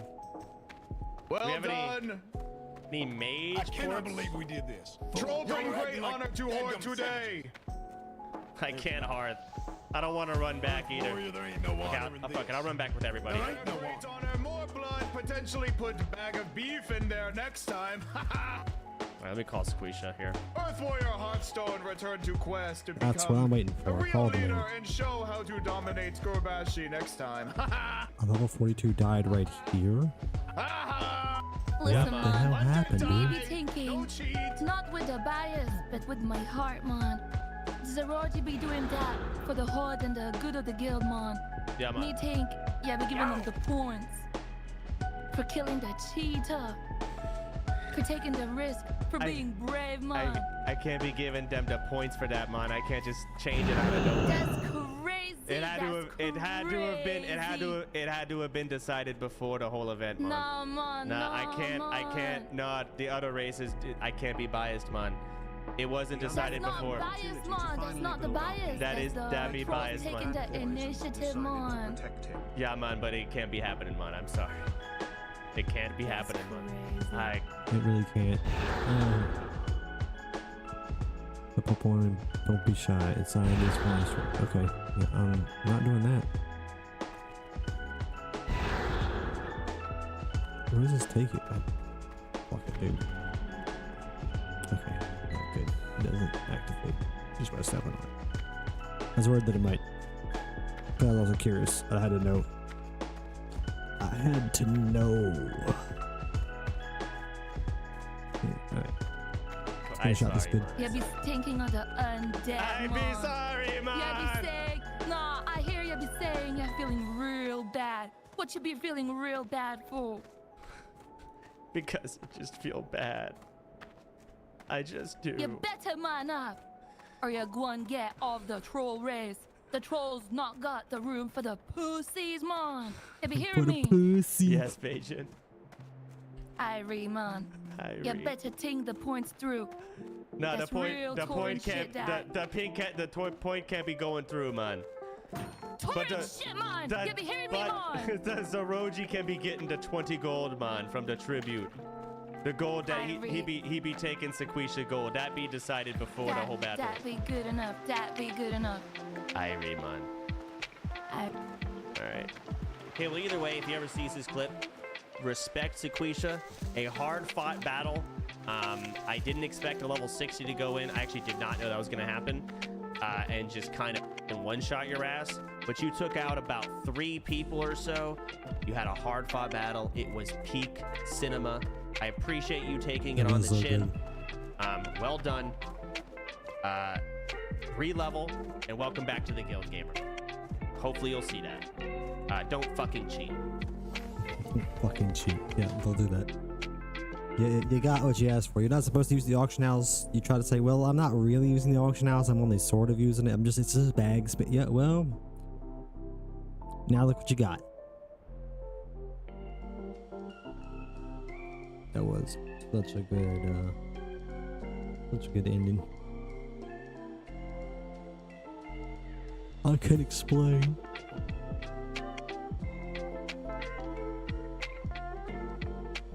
That was also a great idea on Mrs. part, yeah.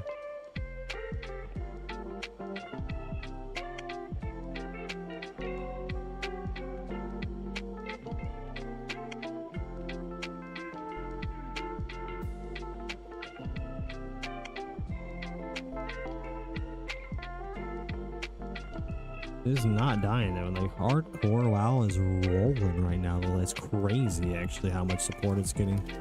Just go see what Kargoth thinks about this because he's got to have something to say. Like he was like, one of the founding members of the whole idea of WoW Classic Hardcore. Like before, like anyone thought you could even do it. Time is money, friend. Why did I come here? I mean, I need to be in Sparkwater, but I don't need to be talking to her. I just need to see the guy about the shimmerweed, which I'm pretty sure is the dude on the other side of this wall.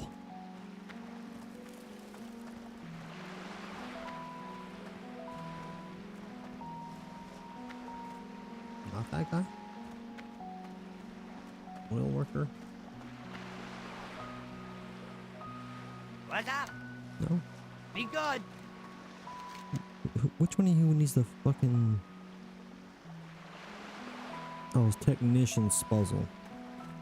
It's not even the shimmer, it's the energized scales. Okay.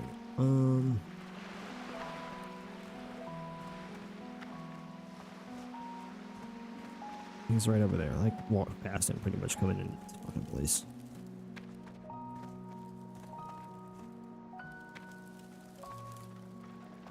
My brain is fried. Glad I could help.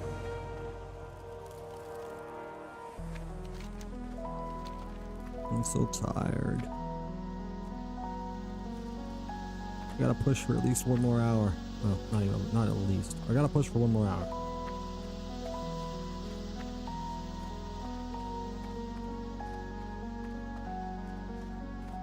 Just get properly set up in the Barrens, and then also, you know, just finish out the time that I said I was gonna spend doing this. Definitely can't turn down all these free plants, though. I wonder if I might even get to the point that I can get Mage Royal. I don't know what the skill cost for Mage Royal is. I'm at 38 right now.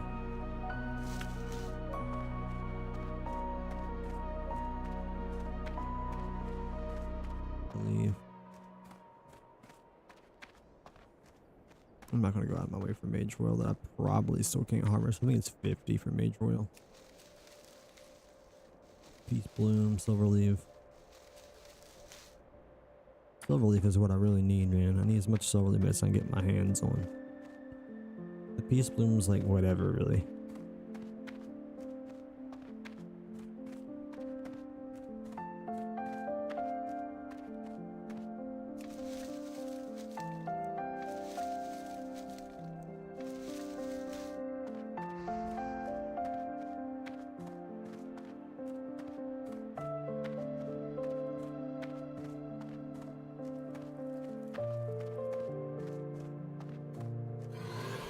Man, are you shitting me right now?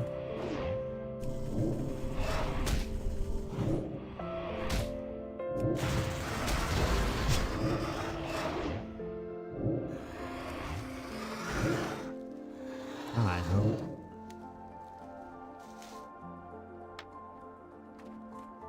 Your stupid junk. Is it actually worth? Yeah, it's worth level 2. Over a half of silver is worth it at this level.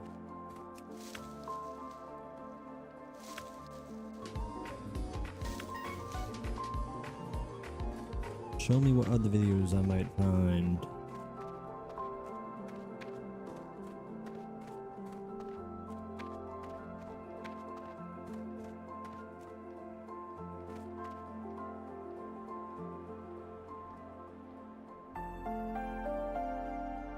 The unluckiest death?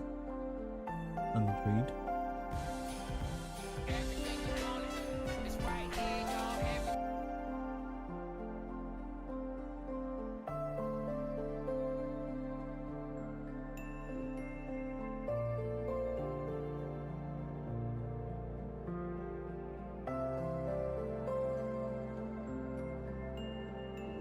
Tactics? Oh. Now the thing is, this is where we're at with the higher levels. These guys are all very good at the game. This is their 80th time doing hardcore WoW max level. All 5 of them. So these guys are good. And it sucks because by the time these guys are all fully geared, and they're done, they're gonna be leveling their alt, and then the new players are gonna maybe start making it to level 60. But then the new players have to play with the bad players as well. And it's all scrambled up. And, you know, let's see how they f up here, though. If I keep using that thing, we will die. Where is everyone? No, no, we'll jump, we'll jump. Where is everybody? Still in the room. They're still in that room. Hold on, what do we... An LBRS. Let me go to the watch full video here. Oh, spoilers. Oh. Well, I guess I didn't get the spoiler. I'm looking at my fucking game. Yeah, okay, we need all this, especially the earth root. Really need the peace bomb. Okay, here we go. Yeah, but she hexes and like I. And so does the ads. So does the ads. Ah, yeah. Fuck that. They all got hexed? Yeah, these guys hex you, and it's not a it's a stun. You can take damage while hexed. It's fucked. It doesn't break. Okay. Blade Flurry? Adrenaline Rush, maybe? Like this... I guess they're fine. No, this pool's easy. They're good. I thought this was like the scary pool. Okay, let's fast forward a bit. No, open with sap. Okay, they sapped one. Kill that Shadow Priest.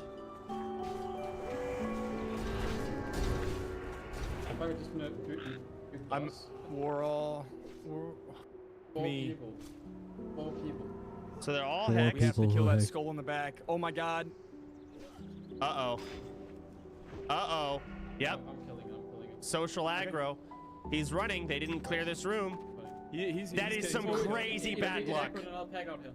Okay. Let's then dummy and run. Honestly. Really? Yeah, that's running, Chris. But it's another shot. I'm hexed. This is really bad. Oh, I guess the hex is so bad because like everyone gets CC'd. It's like an AoE stun.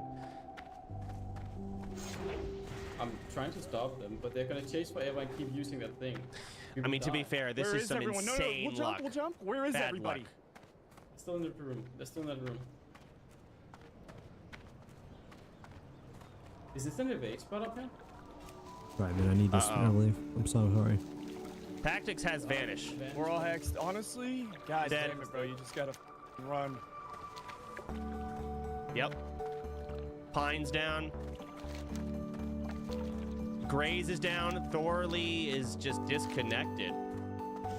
Not sure what his plan is, and vanish.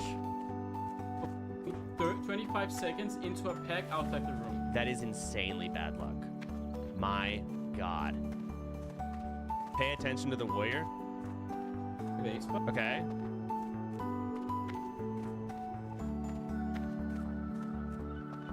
Wait, what? He's right there. Thorley, he's right there.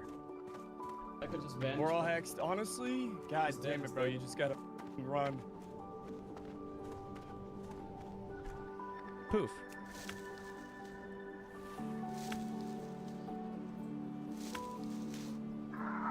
What does that mean? He did unstuck. He used the unstuck from the phone.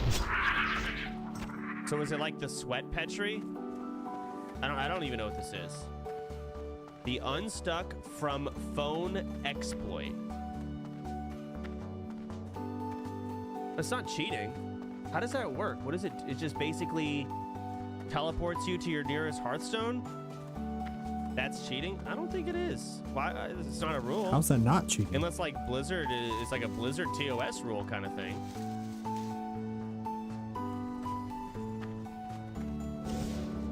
Oh. It's abusing the unstuck feature? I mean, is he gonna get banned for it? Did we have it established a rule? No. Maybe I'm not understanding this.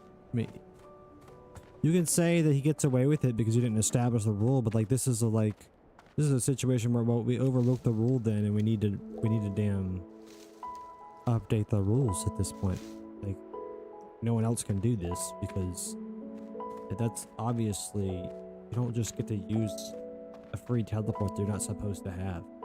It's only supposed to be used for bug fix situations. That's just duh.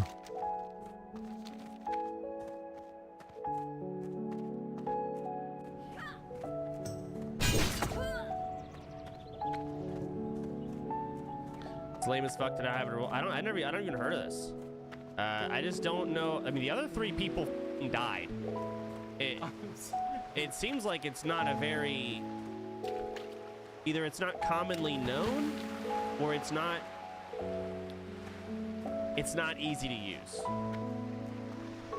It might be a little bit hard to use, but still. Oh, yeah, that warrior's not even OnlyFans, by the way. He's just some random fuck. But let's just assume he was.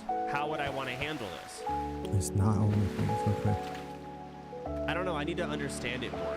I don't personally understand it. I need someone to explain it to me, like tactics or someone, so I understand like how can it be utilized, what are the downsides of it, blah blah blah. I just need to know more. I'm not going to worry about this now. Well, what's the call later then?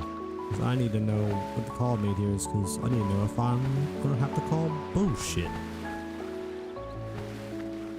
He killed his warrior in RFC later. It's this. BattleNet support. One moment, the page is loading. Huh. You have to open the website every 15 minutes to have it ready. So this guy had the website open every 15 minutes. Yeah, okay. Maybe we'll just make this a hard rule that you can't do this, because I don't want people to I don't even want people to have this on their radar as a possibility, because that's just so boring and awful. I feel like you're going to be playing the refresh website button more than actually playing WoW. Like, it actually makes it less fun. Agren said he will fix it. Good. Yeah, that's stupid. I was going to say let's just ban that in OnlyFans. Like, let's not do that. Because, again, I don't want to be like, oh, everyone else is doing this, so I got to make sure I'm tabbing over and refreshing. All right, I can play. Wait, I got to refresh again. Like, no. Just take that out of your vicinity. That's dumb. Anyways. Just because he doesn't want to do it. S-Fan's death Not happened. just a breakdown. I want to do a bit of a breakdown here. A couple of Oh my roots. god, we're gonna kill the alliance fuckers that roam around. We have a 5-man party. Oh my god, why are we doing this? Okay, we actually just did it. Let's go. I keep healing this weird. 40 minutes earlier? Yeah. 40 minutes later. I keep healing this weird, I guess, love triangle. Oh my god. Okay. So A in Swift Runner in World of Warcraft Classic has a respawn timer of 30 minutes to 1 hour. So basically, on Rob's stream for roleplay, they went and killed the roaming elites for shits and giggles. 40 minutes later, which is appropriate to when they respawn, they will respawn at one specific spot. He respawns at 4850, 7970. This is where S-Fan currently is. They spawn right there.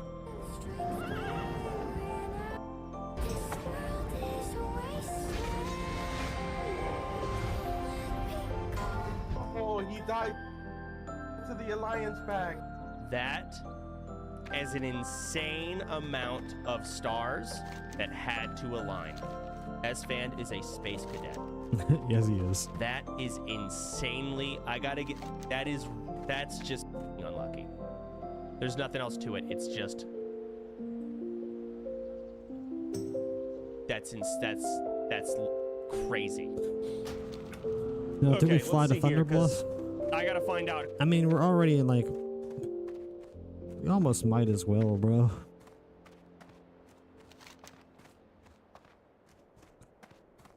I don't know, bro. I don't know. I also need to go do Call of Fire. Fuck, dude. I can actually kind of get there from here relatively easily. We're gonna go do Call of Fire, and then we'll figure out what the fuck we want to do after that. Whose call it was to do what they did. I've already seen it. I haven't, what is the word? Deep dove it, but. Oh, I think that's all. everything, right? Yeah. They clear the entire cathedral. Just kill the boss where they stand. And then meet me at the fountain. Why? Why? Why don't they just kill it in this room? I don't know why they don't.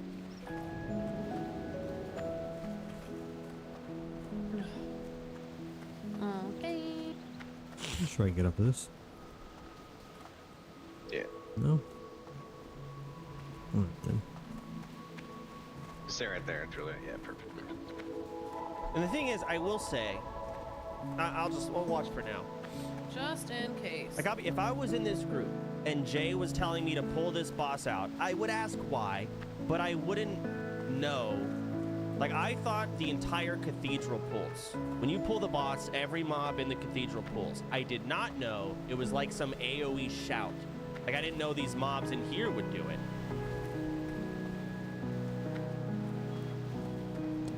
Can't do that. It does. It's a shout. So basically, if you pull the boss outside, it will pull the mobs outside. But I didn't know that. I thought it was just, it only pulls the mobs in the cathedral. So even if you pull them outside, if the whole cathedral's dead, you're good. That being said, I still would have been like, why are we pulling him outside? Why? Just fight him where he is. No, there's no reason to do this. Okay. Oh, we didn't Here we go. Out here though. Should be fine. Should we kill him? I didn't think about that, but These ones over here? we did in our run, but I don't know for sure. This dude's voice There's is one deep that as Pat's fuck. kind of close. We can kill the defender and the Myrmidon. Yeah, kill these two, sure. Okay. I don't remember what we did last time. All right, let's just skim forward here. They kill these Pats. I didn't even know what those were things. All right, so JBZ pulls the boss, and the boss runs outside. He's coming. Sure. This guy's a pussy. Coming? I'm focusing on.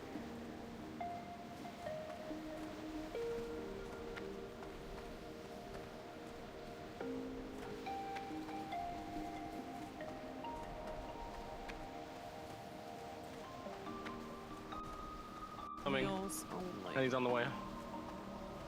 Doing talent points. Oh, Moon just leveled. I was gonna say. Get it. Come on. Okay. Come on. Yep. You got threat. Oh, shit. So JBZ must be kind of a low level. He can't really get any threat. It's a tough one. I really thought I was It's gonna fine. fall die there. You know, I if the thought for bite- sure I was about to fall die there. I thought for sure I was about to fall die there. Fuck, dude. Holy jeebus. I should not have done that jump. I about had a fucking heart attack. Fuck. If it's just a boss by himself, who cares, right? Harry, miss. Jesus. Yeah. I got something. Okay, here's the bubble. And I saw that. Hold on. Tell me too, Julia. Get this Crusader strike off me. Thank you. Damn. I take more damage. Okay, Moon. I see some bandages between the boss's auto attacks.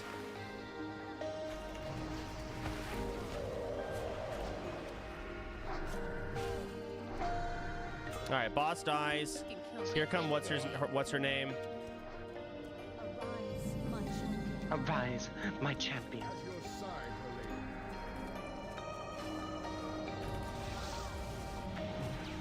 Okay, so now you can see, look up here, all of these mobs just start running. So there's some type of shout that happens. I did not know this happens.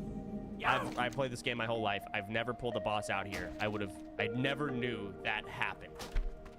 So the mobs come in. Time is money, friend. But again, why the are you even pulling them out of here? Again, there's no reason to pull them out here. I don't get it. Maybe because they were scared and he really wanted to use the well for the Have a good one. just to like rotate the mobs and kite them. Oh, we pulled. Just in case, but Big pull. We probably need to. okay, Nova, Run, guys. Probably need to. we need to run. Holy shit. Yep. Everyone needs to be running. Holy shit. 1, 2, 3. 3 people are here. Holy shit. I dummy, just run out. Turn the camera. Look behind. I'm not watching someone else's perspective. Where's Julia? Save Julia. Out. Moon is gone. Keep running. I taunted off you. Maybe polymorph that mob? No? Just heal Okay. yourself. He nets him, sure. No. Volps is using, trying to slow the mobs from a distance. Hey. Nope. Not having it. Good luck. God, I'm dead too. He. I'm gonna die, man. Air mages, Zoe. Get the fuck out. Look at his face. What is the swiftness pot? This guy, he's just, what? You are weaving first aid bandages on your tank between the boss's auto attacks. You know you didn't need a swiftness pot there. Root them off me. Just one root. I'm already out, dude. Ooh. Hold on, let's go back here. We probably need to run. Hey, really? Nova is off CD. He Keep has it real. ice block. Hey, how you doing? Be good.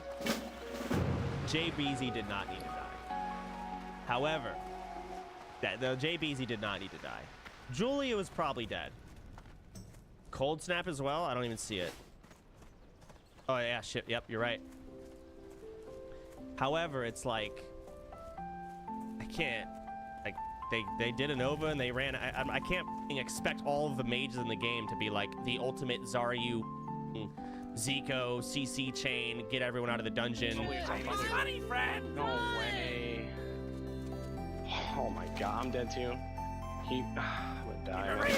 Like it's really easy to save him, but it's like, am I getting mad at people for skill issue? Right back. Not necessarily. You Also, will in raid. You will in raid, I guarantee it. God, I'm dead, man. There you go. Oh god, Moon's face. Yeah, we're good. Say something, Moon. Go ahead. Holy bitch. Alright, we finally get to find out Greetings. if we can pick up more than 20 quests. 'Cause that's what I was told. How may I help? Good luck, friend. Yeah, my quest log is full. Lies! I don't need guns in Northwatch right now anyway.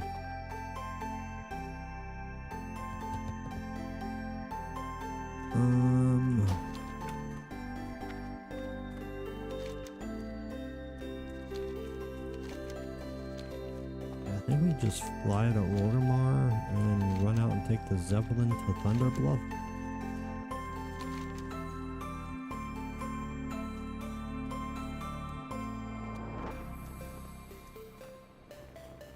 Actually, we park the Orgrimmar after we run up this fucking mountain. That's what the fuck we do. That's the play. And we'll farm a couple mobs while we're out here. So why? Oh no, here we go. Why did they pull? It's so awkward. It's tough, man. It's tough to be in a group with people. The vibes are great until they're not. It's a tough call to be in. I get it.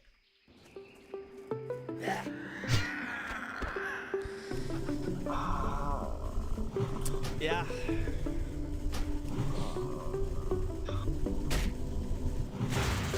He's sweating. He's sweating. You can see the sweat on his bald head too. It's glistening.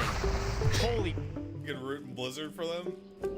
Yeah, I probably could have helped more there, but he's not. Yeah, he's right. He could have, but my blizzard doesn't have a improved slow. Doesn't actually chill, so I could have rooted once, maybe twice, but no, he could have. But still. Oh my god. Those little I did throw goblins. in a root on one of them. Is he talking to the Discord and they're just not saying anything? Or is he just talking to the stream? If he's talking to the Discord and they're just not, oh my god, they're not saying a word. Oh, they're dead silent. He left. He left the call. Oh, it was too hard for him. He couldn't be there. Ooh, it destroyed him mentally. How long ago? This happened while I was asleep, man. Julia was in tears. I mean, I gotta see her perspective, because I'll be honest, I don't think there was saving Julia there. JBZ. All right, they clear armory. Here they are. Okay. We can skip all this bullshit. Here comes Am I what's her faster? name? I can't tell if I'm a little bit faster or not. All shit breaks loose. Let's see I think here. I'm a little bit faster. Yeah. Oh, what the? Holy. We probably need to run, guys. Oh So, okay, I'm looking at Julia's positioning here. I don't think I have several. Okay, got it. So Julia's right here. This is fine. Oh, what? It's time to run.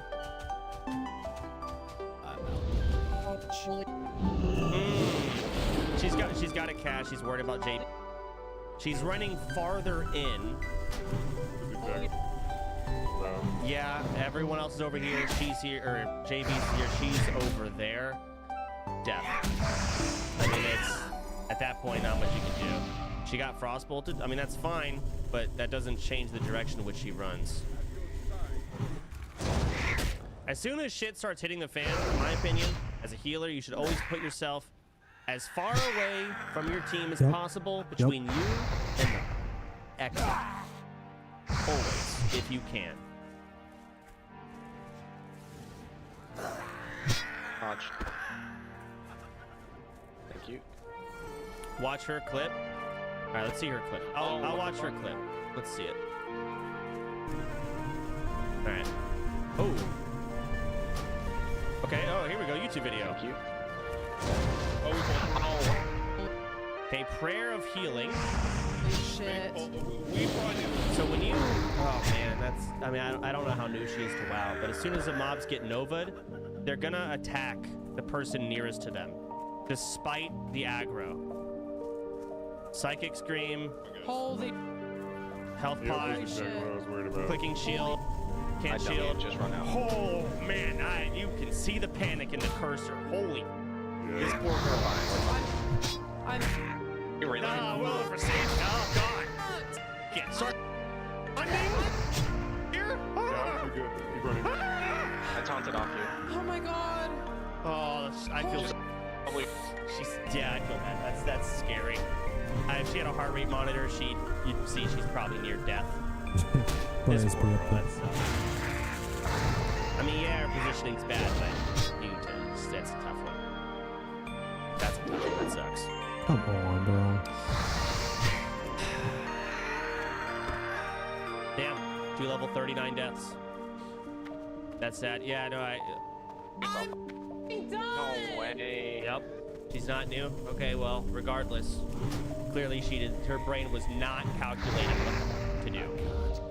Why did she have multiple ranks of renew, heal, lesser? I mean, wow, she's downranking spells, I think. I don't know what. Yeah, downranking, I guess. Sure, I'm just surprised she's downranking with, you know, everything else going on before she died. I feel like off you. Oh my god. No fade, didn't fade. Where is fade, by the way, on her bars? Where is it? Is her cam covering it?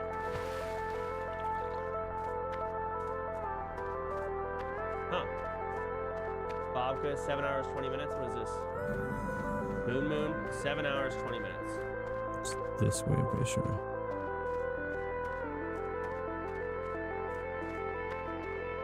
Okay. I taunted off. We're fine. We're fine. I'm. Watch this. Save your Yeah, you're good. Keep running. I taunted off you. Oh my god. Just healing. No way. Oh my god. Need to run, guys. Probably need to run. Holy. Yep, this is exactly. Okay, 7 hours. Dummy, just run out. Yep. We're fine. We're fine. We're fine. Relax. I don't know. The glue? Hey, he sent the glue. Legendary glue, by the way. They had 2 mages and Nova mobs they could have ran out. I'm not gonna blame the mages, man. Like, you can't expect these mages to save you out of these situations in our guild. They're not Zico. They're not Zaryu. They're scared. I think you should be more preventative rather than just like, we really f***ed up. I hope our mages can carry us out of here. I don't know. Yeah, I don't know why they Granted, ended up in again, that situation to begin with. a non-bald fuck playing this mage here, JBZ does not die. He absolutely escapes. Volps tried. Oh, I don't have Volps' screen. Yeah, Hold you're on. good. Keep running. Volp sends in a blizzard. Oh my god. I don't know if it hits Holy it. shit. Legendary glue, by the way. No way. Blizzarding. Volps cancels that shit. He's out. He's Oh my god, I'm dead too. This Volps guy. Who is Volps? Who is this? This Volps mage. This guy right here. This is unbelievable. This mage is he even attempting to press buttons? Let's watch this guy. Oh no. Peekaboo's giving breakdowns now. You better watch your mouth, mother. This event's only happening because of Volps, damn near. Can't be doing it without him. So watch your mouth. Oh no. Oh my god. Dude, where the just see like, is it? Hold on, wait.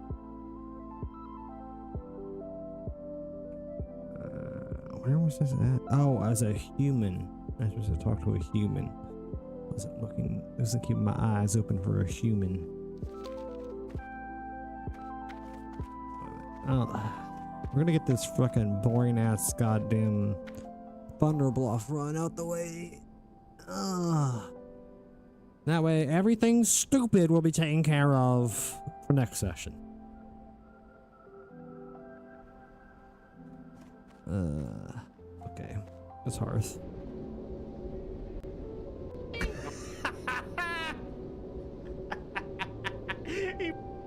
He stood up before he said that he is saying this with his full body. Every being of himself is going into him angry. This guy's laughing? Oh god, I'm dead too. He's just standing up.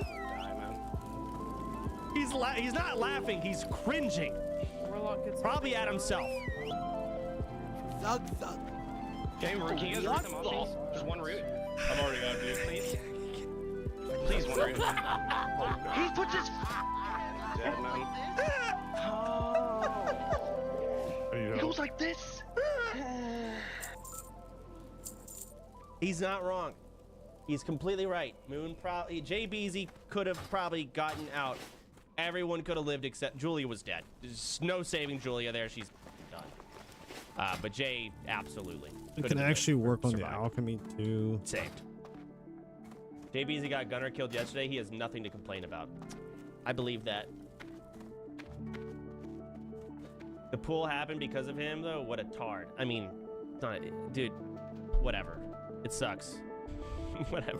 We want the weak troll's blood. We want as much of that as we can get. What level is this? This is pretty low. Oh, this is a shaman quest, right? So we can only make Whoa, 3 he's kind of though. kicking my ass. Hold on. My ears. Straight. Healing wave. Wait a minute. What can I do for you? Where is your cast bar, by the way? What? Are you gonna die doing the? Oh, it's. Oh God, that's her cast bar. You don't have one like here. It's here. Ooh, What is your the resist. setup? Ooh, the okay health I'm pot. missing. I'm actually missing. Just auto attack, level are please, you? with your staff. Oh no. Yeah, you're gonna want to Earthbind Kite and like melee weave in and out. Your weapon is terrible. That sucks.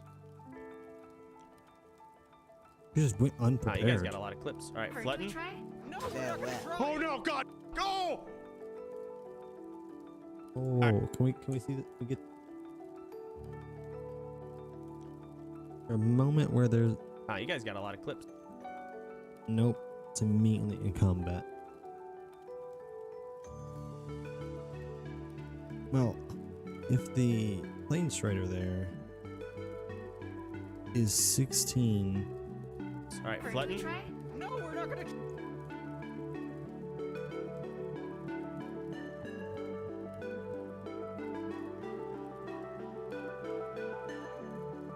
The 21 is so she's like a level 20. The problem is it's Oh no, God, go! I already know they're dead. He's 20, 21, something like that. Nope, they're dead. That's Swiftmane. You f***ed up. Jimmy, I'm gonna die. I know, Jimmy. I swear I didn't aggro it. I swear I didn't fucking aggro it. Question mark?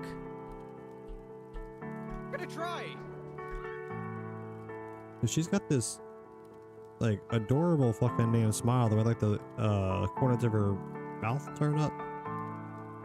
Adorable. But yeah, she's dead as fuck. Jimmy, I'm gonna die. I know, Jimmy. I swear I didn't aggro it. I swear I didn't aggro it. Wrong. You're dead. No, you are dead. Jimmy, let her die. Do not die as well. Yeah, do not die. Oh my god, why? Oh, Let Timo her shout. die. Now, Why? I tried to slow it. that's not gonna slow it, Jimmy. You need to hamstring it, mother. I'm actually gonna die. Like, I'm actually dead. Oh, the Void Walker. My pet. Run. Void Walker finally got it Oh off. my god. Oh my god. Just Oh my W key, God. straight line, straight line, straight line. Oh my god. Swift main is like the highest movement speed. I literally, like, I swear I didn't aggro it.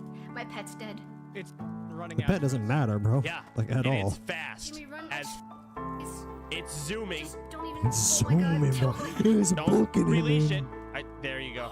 Oh, thank God, dude. All right. Close as fuck. She Lucky as panicking, hell. had no idea. I guess she didn't. She obviously accidentally did it, but yeah. That was pretty good. That was pretty good. Alright, we're about done for the evening, so I'm not gonna bother finding another video.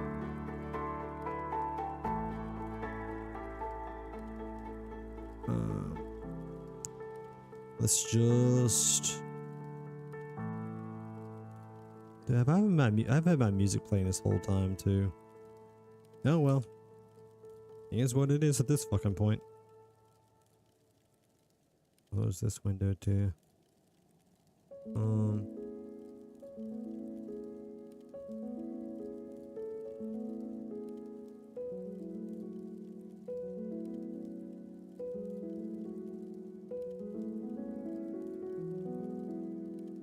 Pull up some tunes, damn self, some copyrighted shit that I can't share with the stream.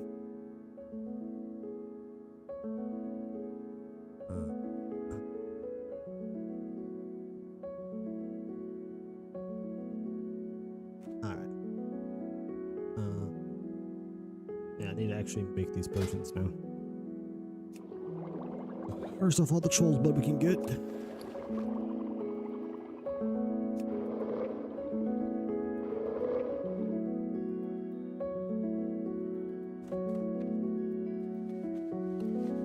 But we just make.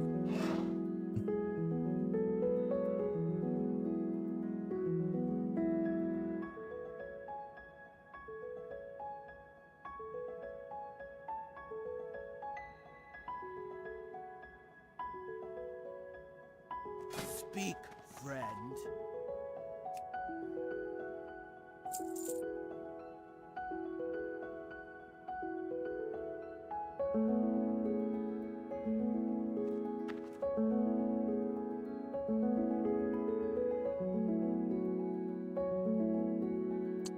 Five, we'll use 10. So let's do that.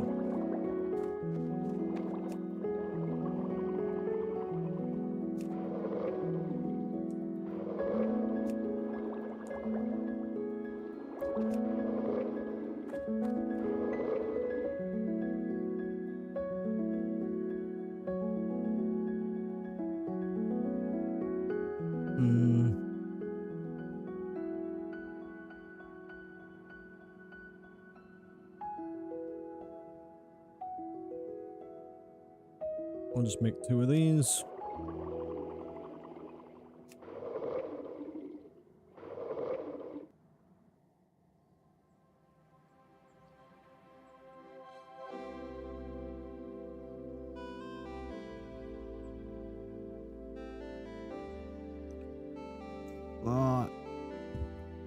I need the levels, so might as well just make 5 more mining potions. And honor.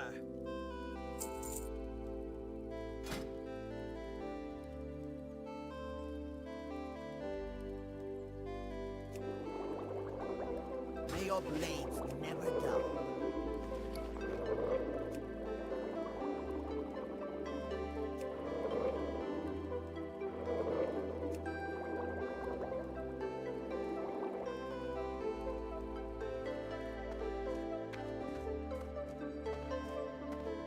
Just put the peace bloom.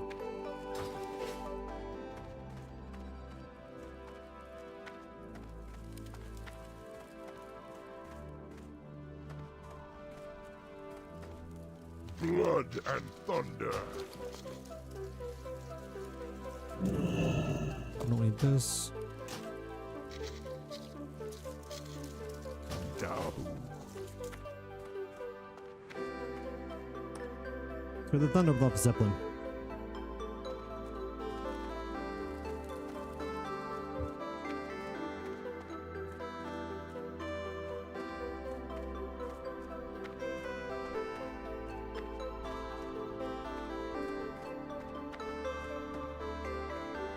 We'll zoom next session.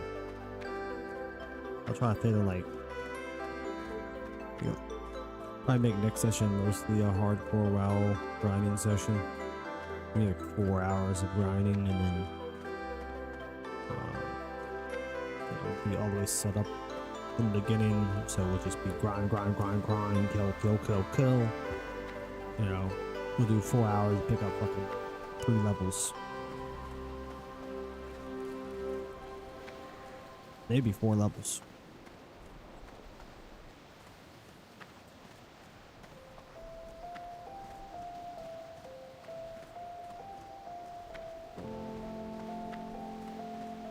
That's really like a half, like might I get like 3.5 and I get a 4 level difference. 18. I'd be lit.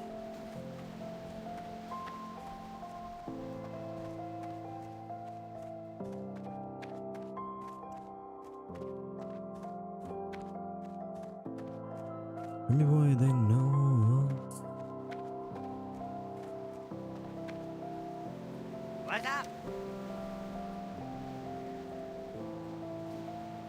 We don't need to go to Kargath, bro.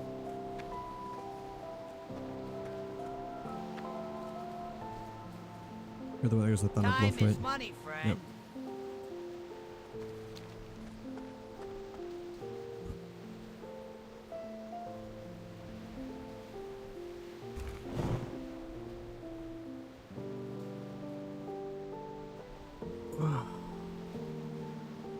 Back row.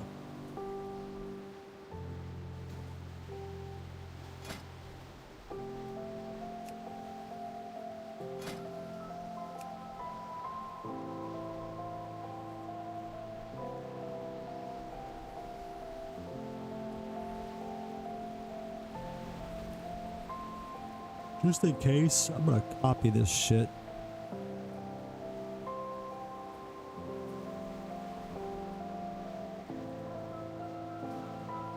Above.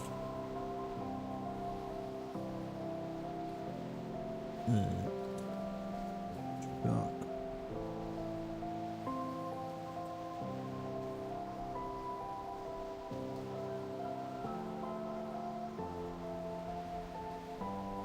Save this. My macros.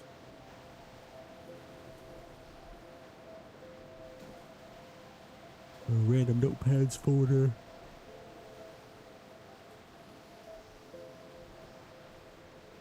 Actually, I have up. I've done this before, apparently.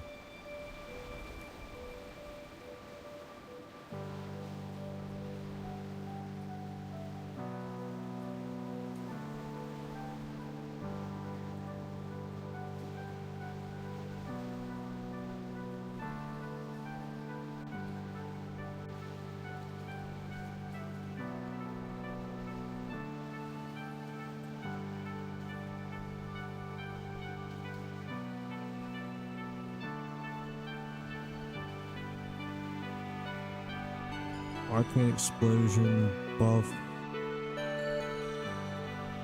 Cone of Cold, Counterspell, Decurse, Eat and Drink. My old Eat and Drink macros in here. Let's keep that. Armor's Fireball, Frostbolt, Ice Block. Inner Shield, Sheep Tank, Shoot, Targeting.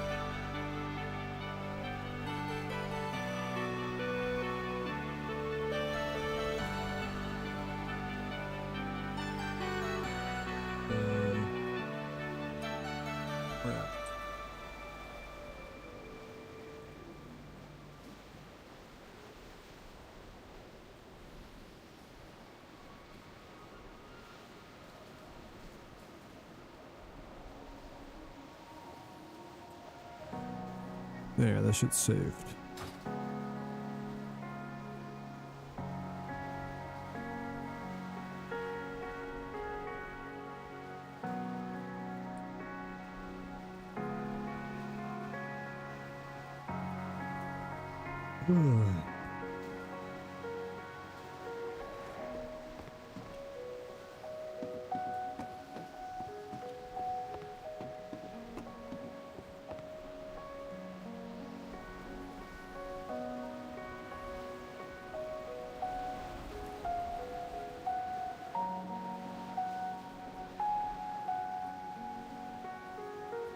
Alright. Alright.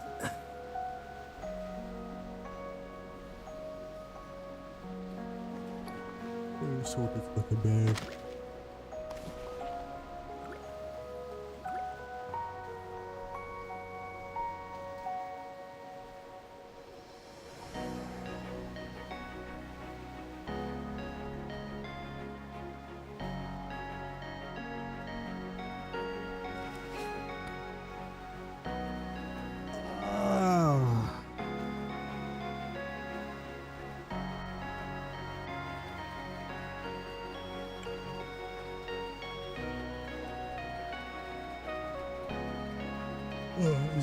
That's gonna do. Okay.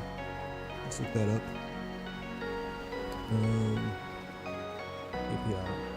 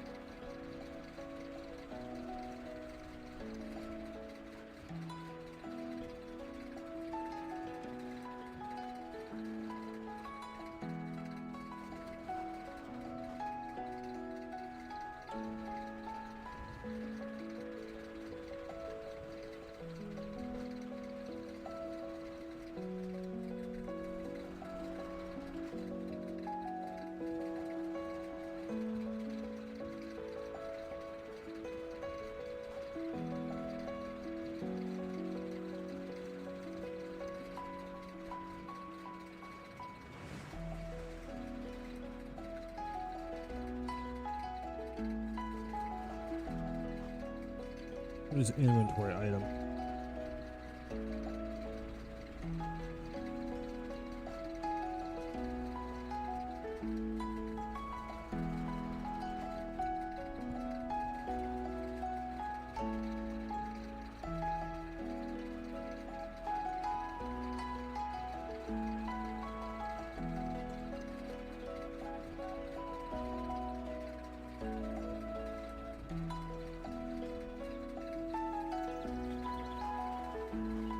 Don't worry about eating here soon, like eating and drinking and stuff. I don't really need it before like level 15 or so,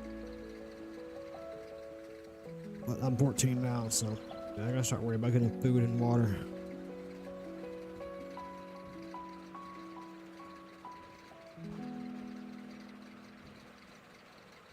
I like having an eat and drink macro.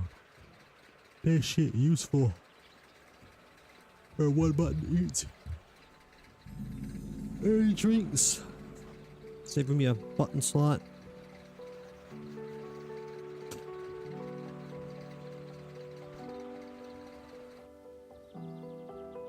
Think I'm still timing that.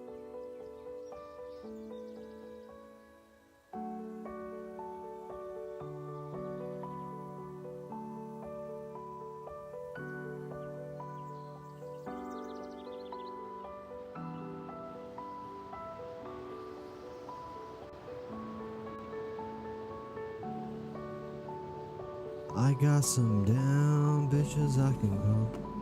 I was supposed to be paying attention to that whole route and see what the flight route was like, and I did not pay attention at all. To like take this trip one more time at some point. Hot, dude. Being on these ledges gives me anxiety, bro.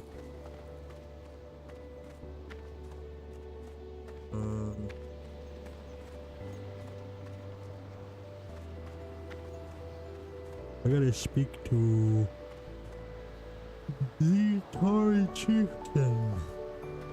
I don't know where the hell he's at.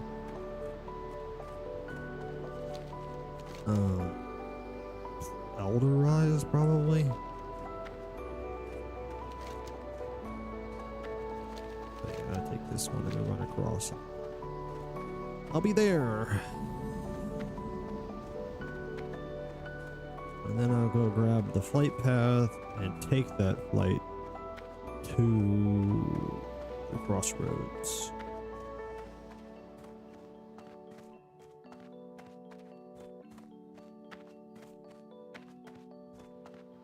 And I'm gonna log the fuck off.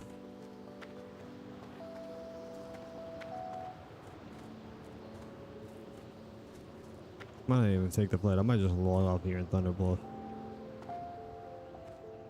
So close to 12, and I'm so ready to be done. Just have this. Yeah. Maybe I'll fly off stream.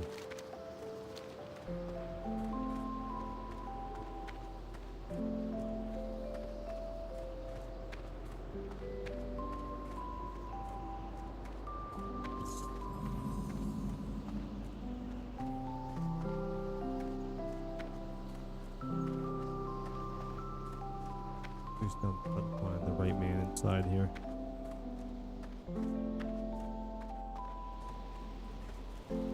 It's not eight to be the gate. I am an Elder Rise, right? Dude, where the fuck is Karen Bloodhoof? Karen Blood.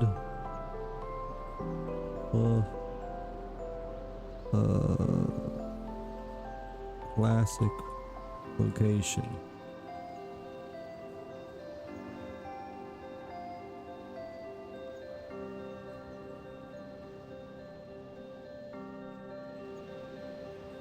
Third level, Central Hill, in a house. The farthest to the east that you can go is, I believe, this is it. This is the right place. I'm on the right tier. Right hill, as they like to call it, apparently. And then there's Karen.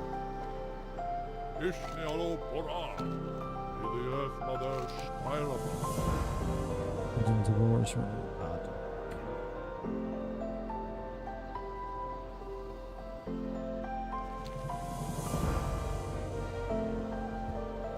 Honestly, don't give a flying fuck. Take heart, young one. Earth Mother is near. All that for that. Whatever. Alright, well, been fun, boys. I am gonna go get some fucking sleep. Take it easy. And I will see y'all tomorrow. Anybody that is or isn't out there, I don't watch viewer count.